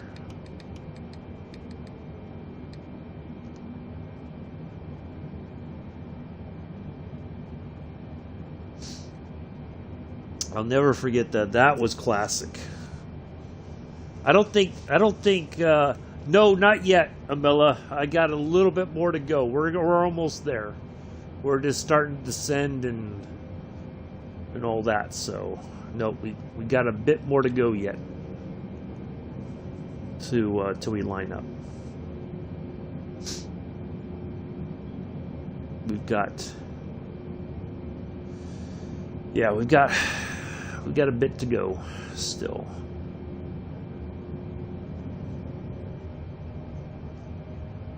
Yeah, I don't think Mick will ever forgive you for that one, Bex. That was like the Mick's like talking to her. He's like, "Wait a minute, guys, why is my guy dying? Where's the oxygen?" And Beck's like way gone off the planet.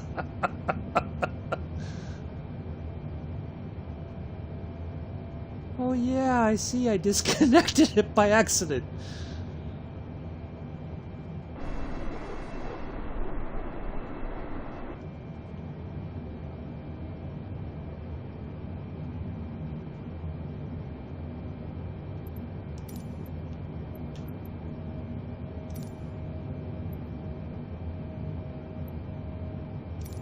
Boston Center, Speedbird Bravo Alpha 501 Heavy. Request 8,000 feet. Speedbird Bravo Alpha 501 Heavy descend and maintain 8,000 feet. Descend and maintain 8,000 feet. Speedbird Bravo Alpha 501 Heavy.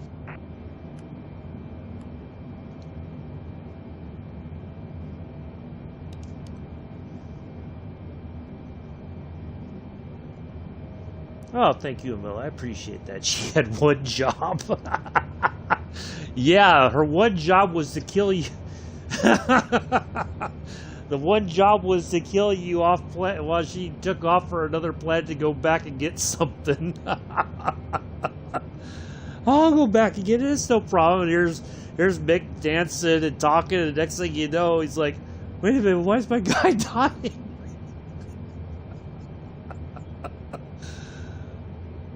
All of a sudden, it's like the oxygen went, and nobody was looking, and all of a sudden...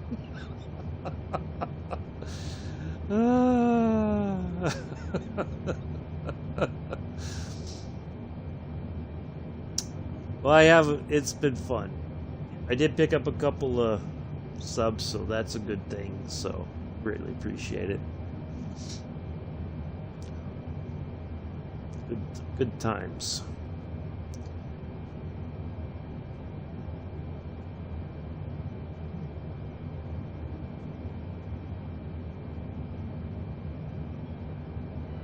Bravo Alpha 501 Heavy contact Boston Center on 132.3. Good day. 132.3 for Speedbird should get Bravo it Alpha up. 501 Heavy. Boston Center, Speedbird Bravo Alpha 501 Heavy is passing 8,800 feet, descending 8,000 feet. Speedbird Bravo Alpha 501 29er. Ah, there we go. altimeter 29.4, continue to rover as planned. 904. Perfect. There it is. All right.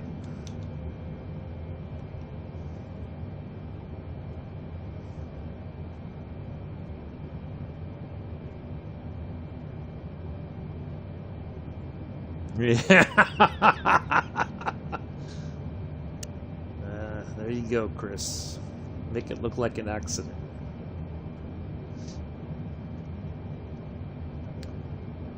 Seven and a half hours. Woo!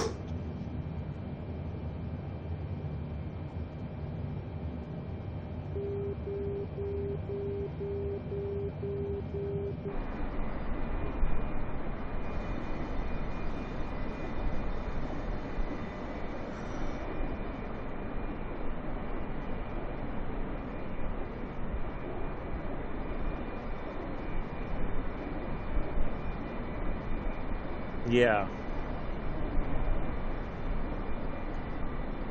I started running around a circle and then collapsed. Yep.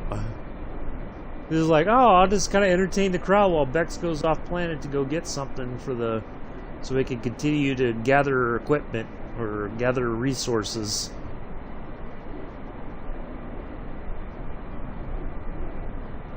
I don't think you guys had even started digging into the center of the planets to get those crystals or whatever it was. Alright.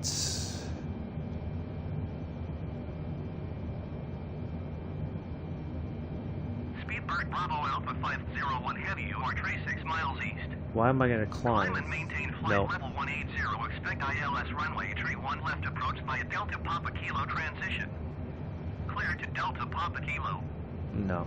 We're going to go right on in. Speedbird We're going to... Bravo Alpha 501 Heavy climb and maintain 8,000 feet.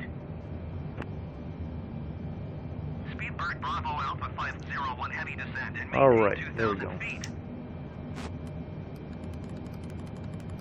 Descend and maintain 2,000 feet. Expect ILS runway tree 1 left approach via Delta Papa Kilo transition. Cleared to Delta Papa Kilo. Speedbird Bravo Alpha 501 Heavy. Alright, folks, here we are.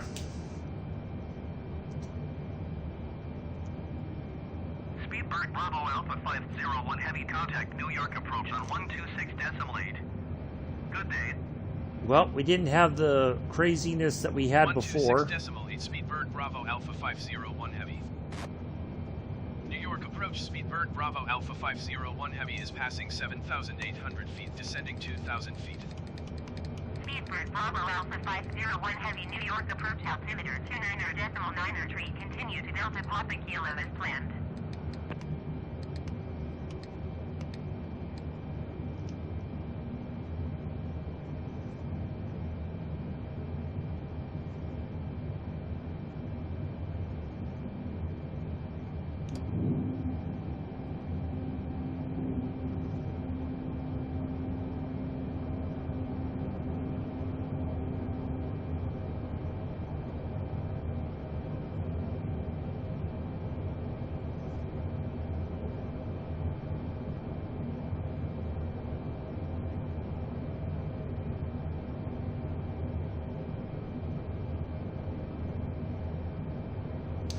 Oh, you're heading out to the party in Mela. Thank you for coming in. Nice to see you, my friend. I will see you in 2022. Be safe. Be well. Have a good time. Appreciate you. Appreciate y'all.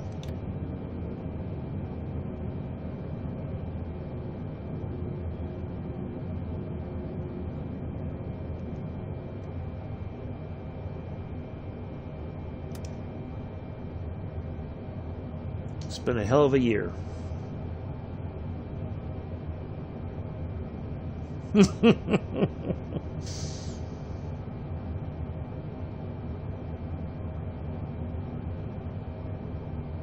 forward to a new year.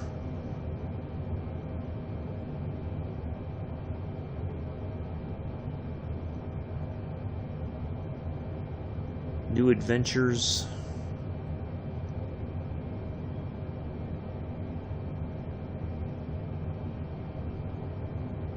Oh, I thought you were leaving now.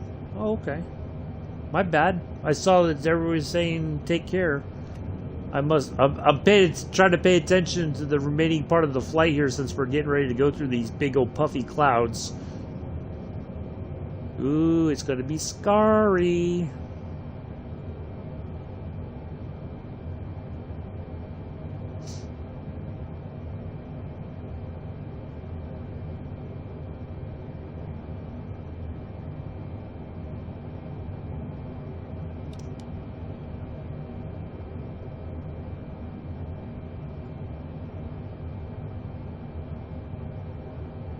Ooh, look at the terrain map. Ooh, isn't that special?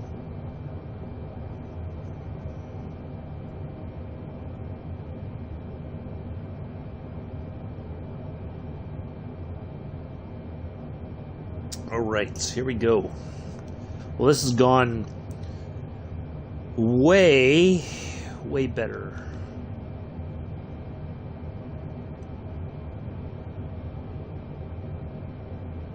Than 2500.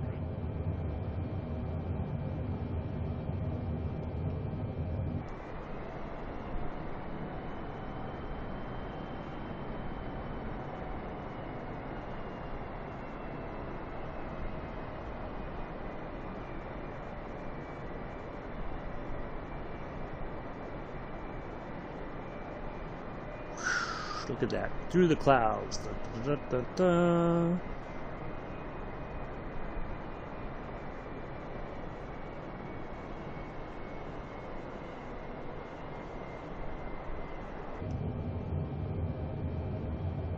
Speedbird Bravo Alpha 501 Heavy. Please expedite your descent 2,000 feet.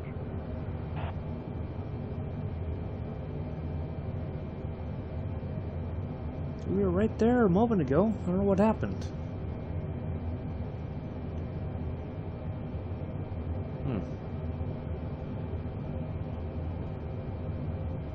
We may need an updated altimeter reading. We'll probably get one more as we turn in. It's probably going to go back up a bit.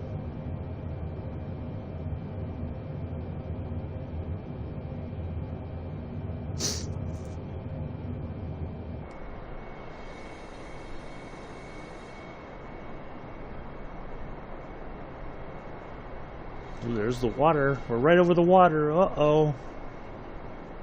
Everybody got their life preservers ready?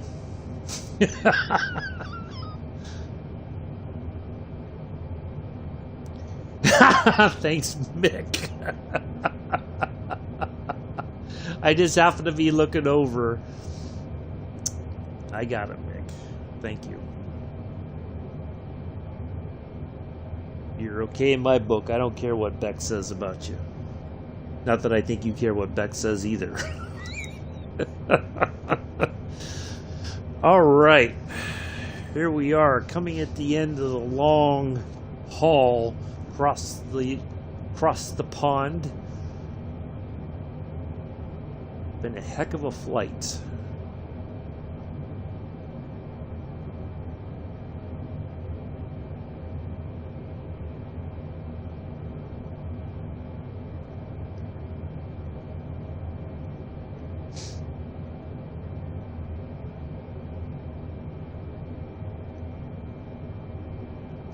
So we will wait for our diamonds to line up. Bottom, right side, bottom localizer, right side. I love Mick. He's my favorite. I sense the sarcasm, Bex. You can't fool me.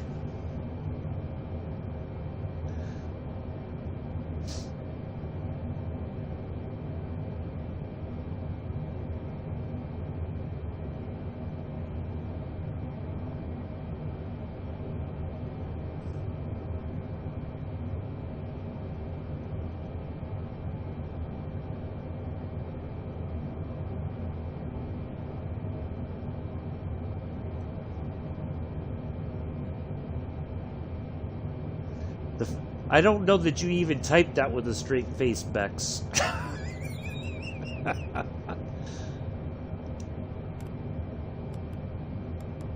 And you can't convince me that you actually did type that with a straight face. I think Bex has had enough. Yeah.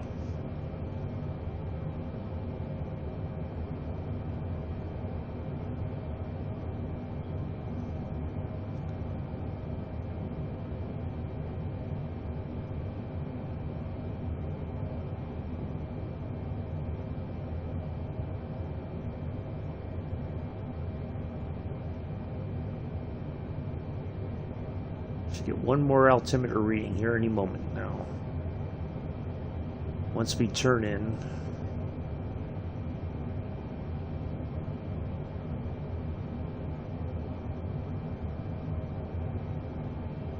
Speedbird Bravo Alpha 501 Heavy, you are 13 miles southeast of Kennedy. Contact Kennedy Tower on 119.1 when inbound on the approach. Tower on 119.1 Speedbird Bravo Alpha 501 Heavy. Like it, we're talking to the Kennedy tower. Speedbird Bravo Alpha 501 Heavy, 13 miles southeast inbound ILS runway 31 left approach. Speedbird Bravo Alpha 501 Oh. Heavy, Kennedy Tower. Perfect. All right, we are right where we're supposed to be. Altimeter reading. Love it. All right, here we go, folks. People don't take it back. Cleared ILS runway 31 left approach. Ah, good deal, Bex. All right, I believe you now. That's true. That is true.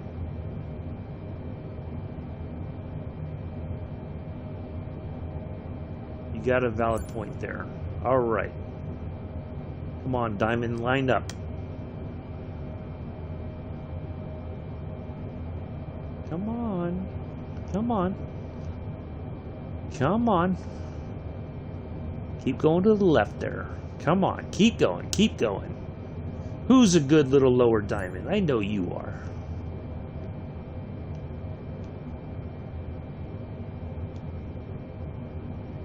Come on. Keep going. Keep a-going.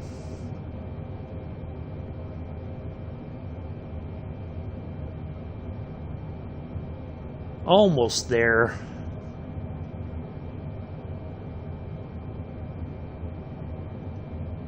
Bingo. All right. Right side diamond, where are you? Come on. Line up for Papa.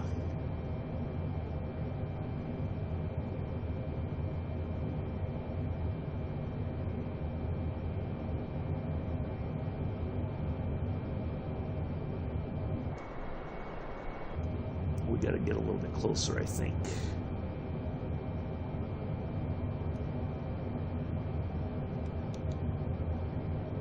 Still up there at the top. Come on.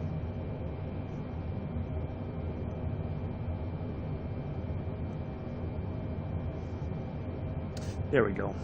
Now it's moving.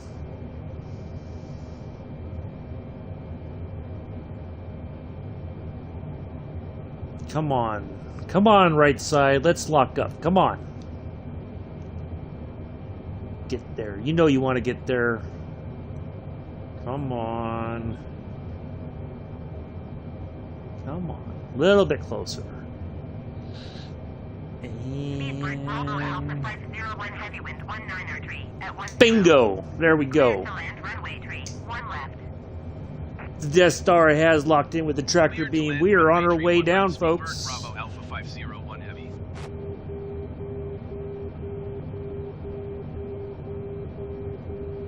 Here we go.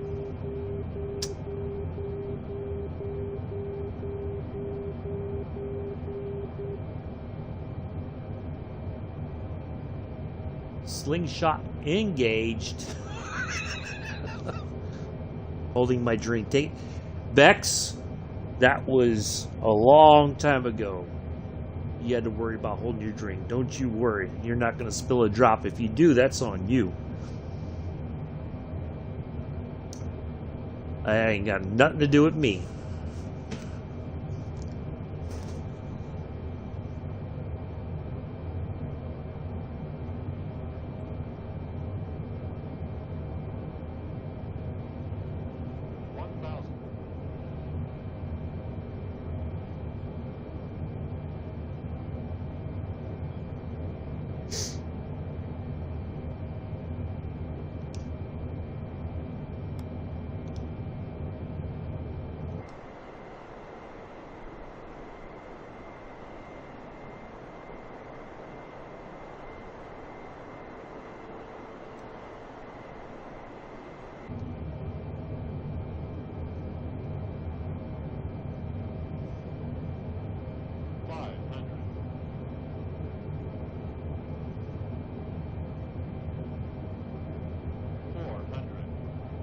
All right, here we go.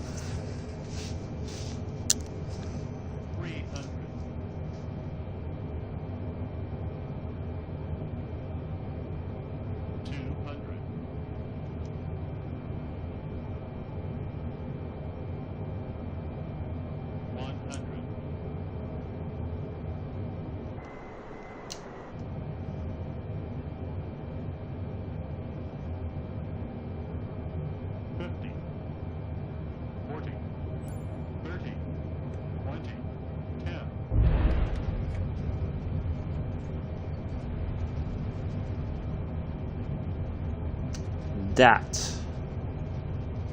is that.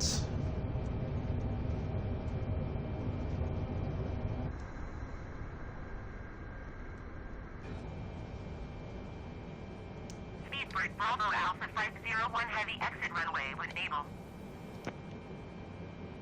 There we are. On behalf of myself, First Officer Ryan, and Flight Engineer Daniel, welcome to JFK International Airport. Local time is 14:23 in the afternoon. We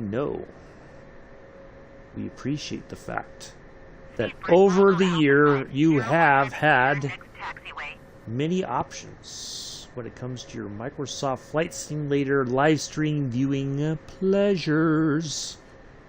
And we do appreciate that you have chose us today. Speedbird Bravo Alpha 501 heavy contact ground on 121.65. Thank you, Amela. 121.65. Oh, hey, Sue, how are you? Welcome, Sue. 12165. I didn't even have that. I had a different one. To the gates, por Kennedy favor. ground, Speedbird Bravo Alpha 501 heavy request taxi to the gate. Speedbird Bravo Alpha 501 heavy taxi to gate Bravo formed by a taxiway Papa Alpha Quebec November Bravo Alpha November Charlie Tango Alpha Alpha Victor. Somebody write that down for me. Taxiing to gate Bravo 4 using taxiway Papa Alpha Quebec November Bravo Alpha November Charlie Well, thank you, Tango, Mick. Alpha, I Alpha, appreciate Speedbird that. Bravo Alpha 501 heavy. Certainly nice to see you here once again.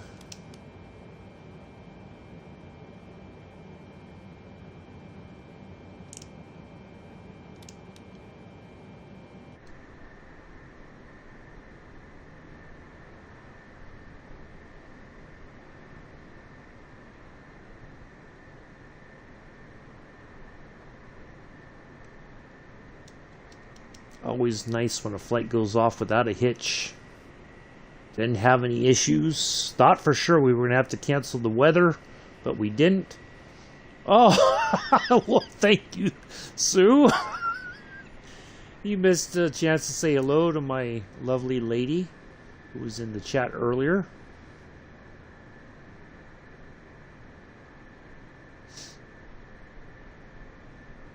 But happy to see you here. Been a long flight.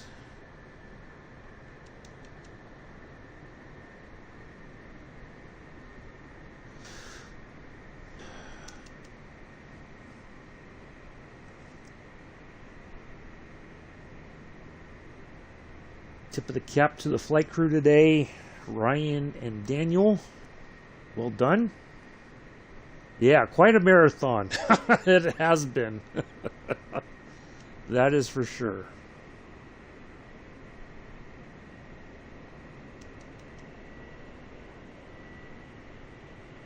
Now we just got to steer this behemoth over to the gate there.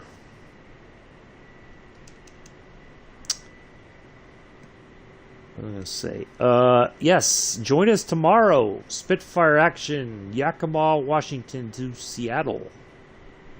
And then, folks, we're going to hop over in the Jolly Rogers F-14A model, take off from China Lake, zip over through the mountains and hills and valleys near Death Valley, and then we're going to make a beeline for the urban canyon that is Las Vegas.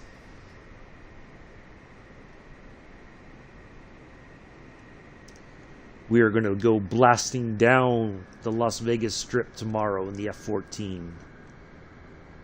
We may even try to go inverted.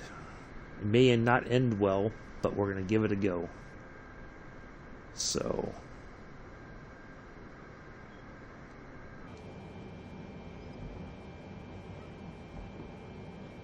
I do hope everybody enjoys their time tonight. Please do be safe. Don't do anything I wouldn't do, and if you do, don't name it after me. Please and thank you.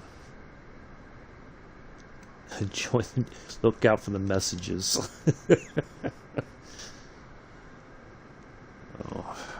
Greatly appreciate everybody today and throughout the year. We started off in the trains, gave up the trains for a bit, went flying. We've been flying. Now we're back on the trains as well on Sundays. Sunday we will be on the lovely Peninsula Corridor. Evening local all-stop service from San Francisco to San Jose. So do join us for that if you can. And then we will have a nice flight in New Zealand around some of the glaciers there. We'll take the Stearman out for a little ride. So do join us for that.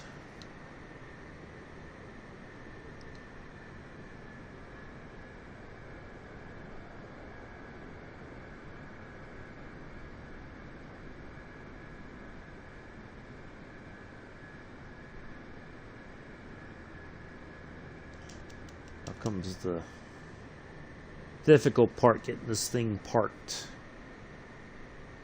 Hopefully we don't get stuck like we did last time.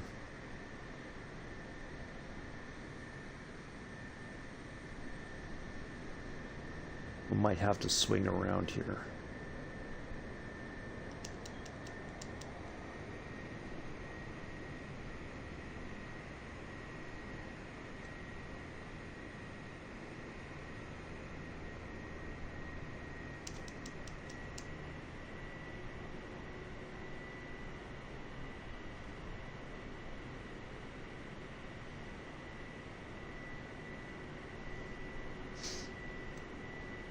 Bravo 4. Okay, let me pull up the chart here so I kind of know where we're going.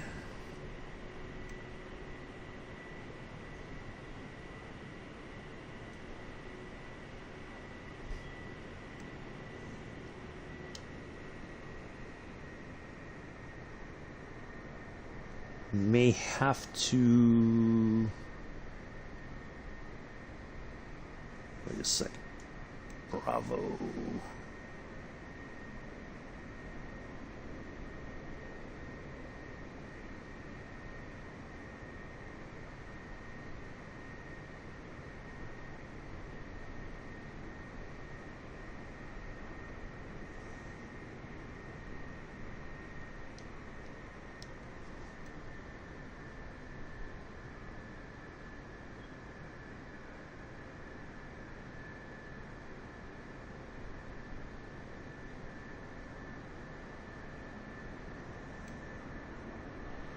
Oh, I think we're okay this time. Nope, we're going to go around. That's the way we went before. Okay, yeah. We're going to swing around the back part there. There should be more room over there. Yeah, last time we clipped the left wing over there and we got stuck. So...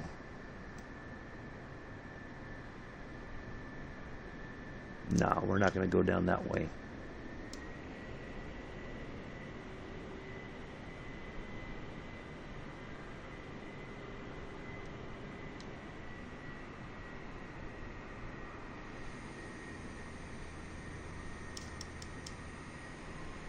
Yeah. Nope. That's just not enough room there.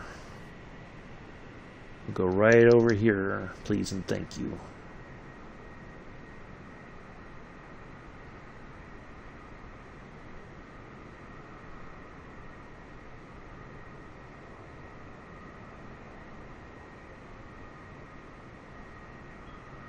No, we don't want to get stuck again.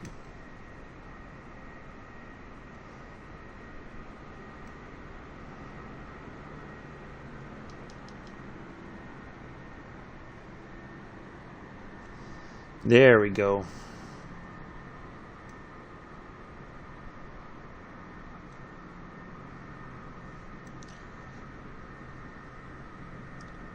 Oh, well, thank you, Mick. I appreciate that. It's been a joy watching your channel as well, and certainly enjoy joining you on the sand patch grade when you did the run up the hill there.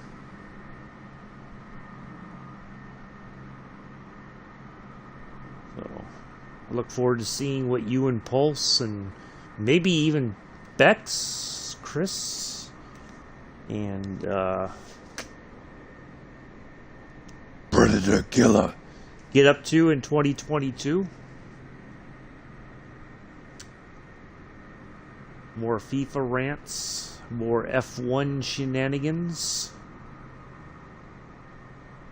Chris in the orange car. Oh no! Betty White just passed away. Oh man, 99 years old. Wow. That's sad to hear on the last day of 2021. Oh.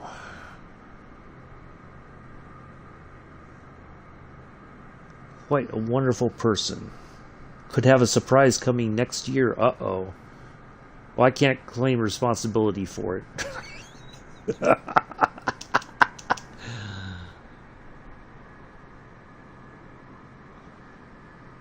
Yeah, rather sad to hear. I just saw that Betty White passed away.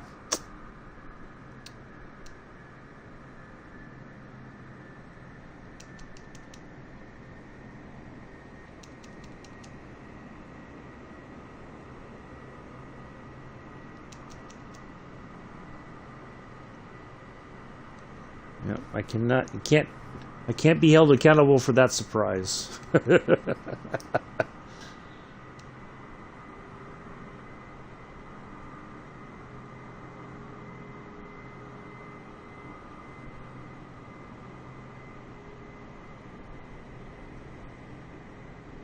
Well, that means I believe now all of the, I think she was the last Golden Girl alive, if I remember correctly.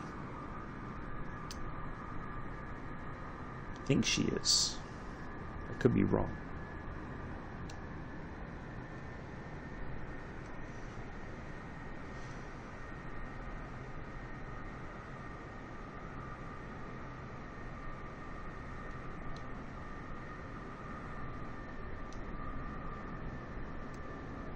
I think Bex might have fell out of her chair when I made that little joke.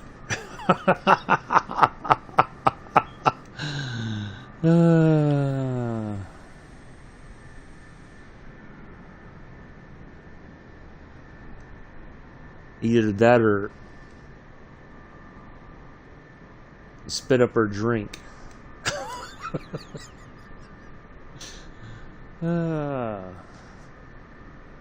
When most people talk about surprises in the new year. Yeah,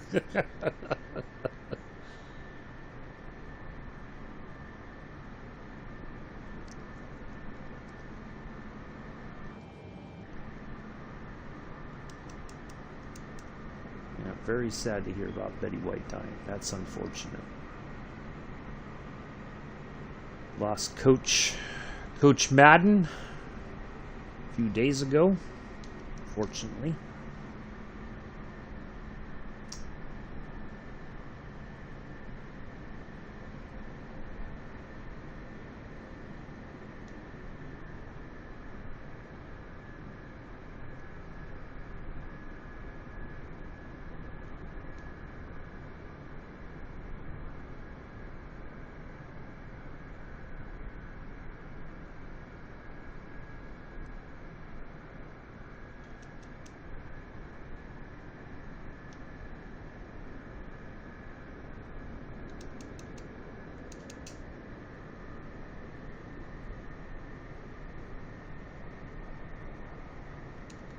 I was a big football fan in the Madden era of football. Not that I was a Raiders fan, but certainly he was one of the coaches of the day.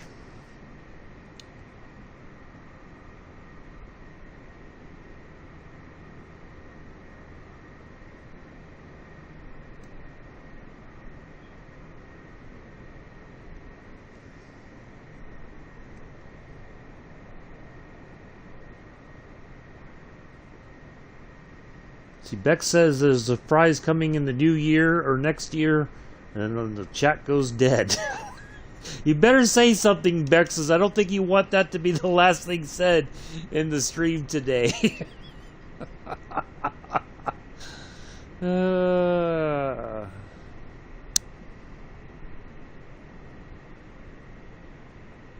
Somebody better say something in the chat.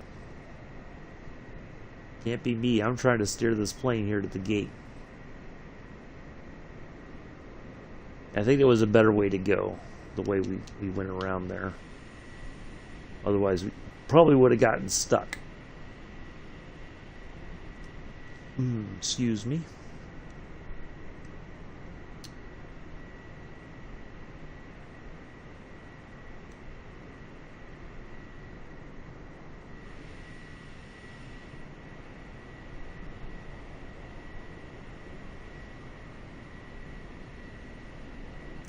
Oh, okay.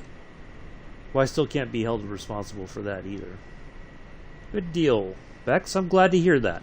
Look forward to seeing what you got. Oh, waiting for me to get in the box. Oh, well, thanks. That's all right. You can say it. We're almost there.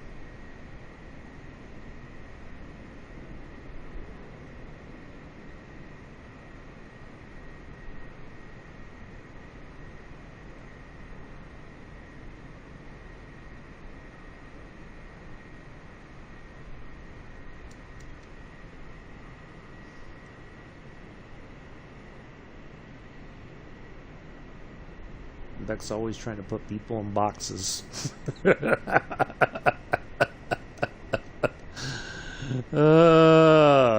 Chris, you know what I'm talking about. See?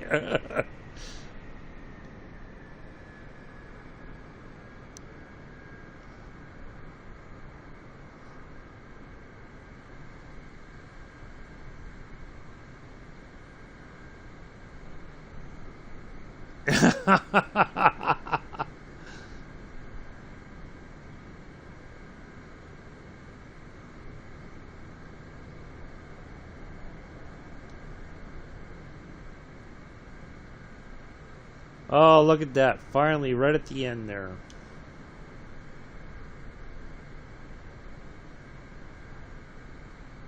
The last coward of 2021 in the stream. Congratulations. Alright, well that is going to be it, folks. Let's see if we can we ask for the stuff to connect or no? Let's see what happens. Ground services. Jetway connection. Kennedy ground, Speedbird Bravo Alpha 501 Heavy, could you please connect the jetway to the aircraft? Speedbird Bravo Alpha 501 Heavy, the jetway is going to be connected. Oh, there it goes. There it goes. Oh, we got to zoom in for this action right here. Look at this. Here we go.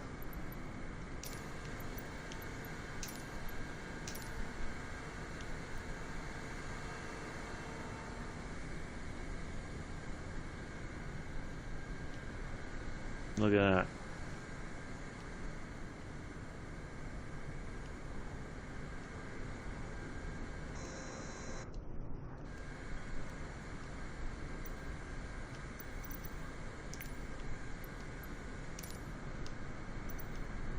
Okay.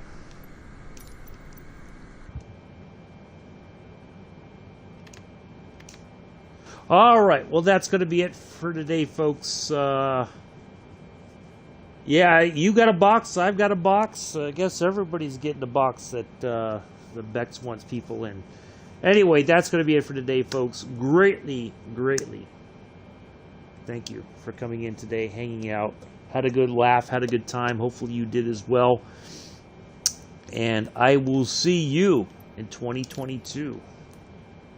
Spitfire, Washington, and then we're going to have some fun in Las Vegas in the F-14. Do show up for that. If you show up for nothing else tomorrow, it is going to be epic. 2 passes down the Las Vegas Strip in the F-14. It's going to be great. It's going to be fun. It's going to be exciting. All right, be careful, everybody. Don't overdo it. Be safe. Be smart.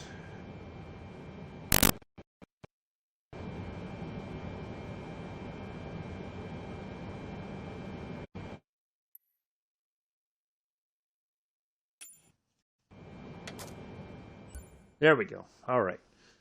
I will see you all tomorrow nice and early. So if you can arrive, come in and join. Have fun. Wow. 7 hours and 21 minutes flying time. So anyway, take care. Enjoy your evening. I will see you all tomorrow. Peace. Live long and prosper.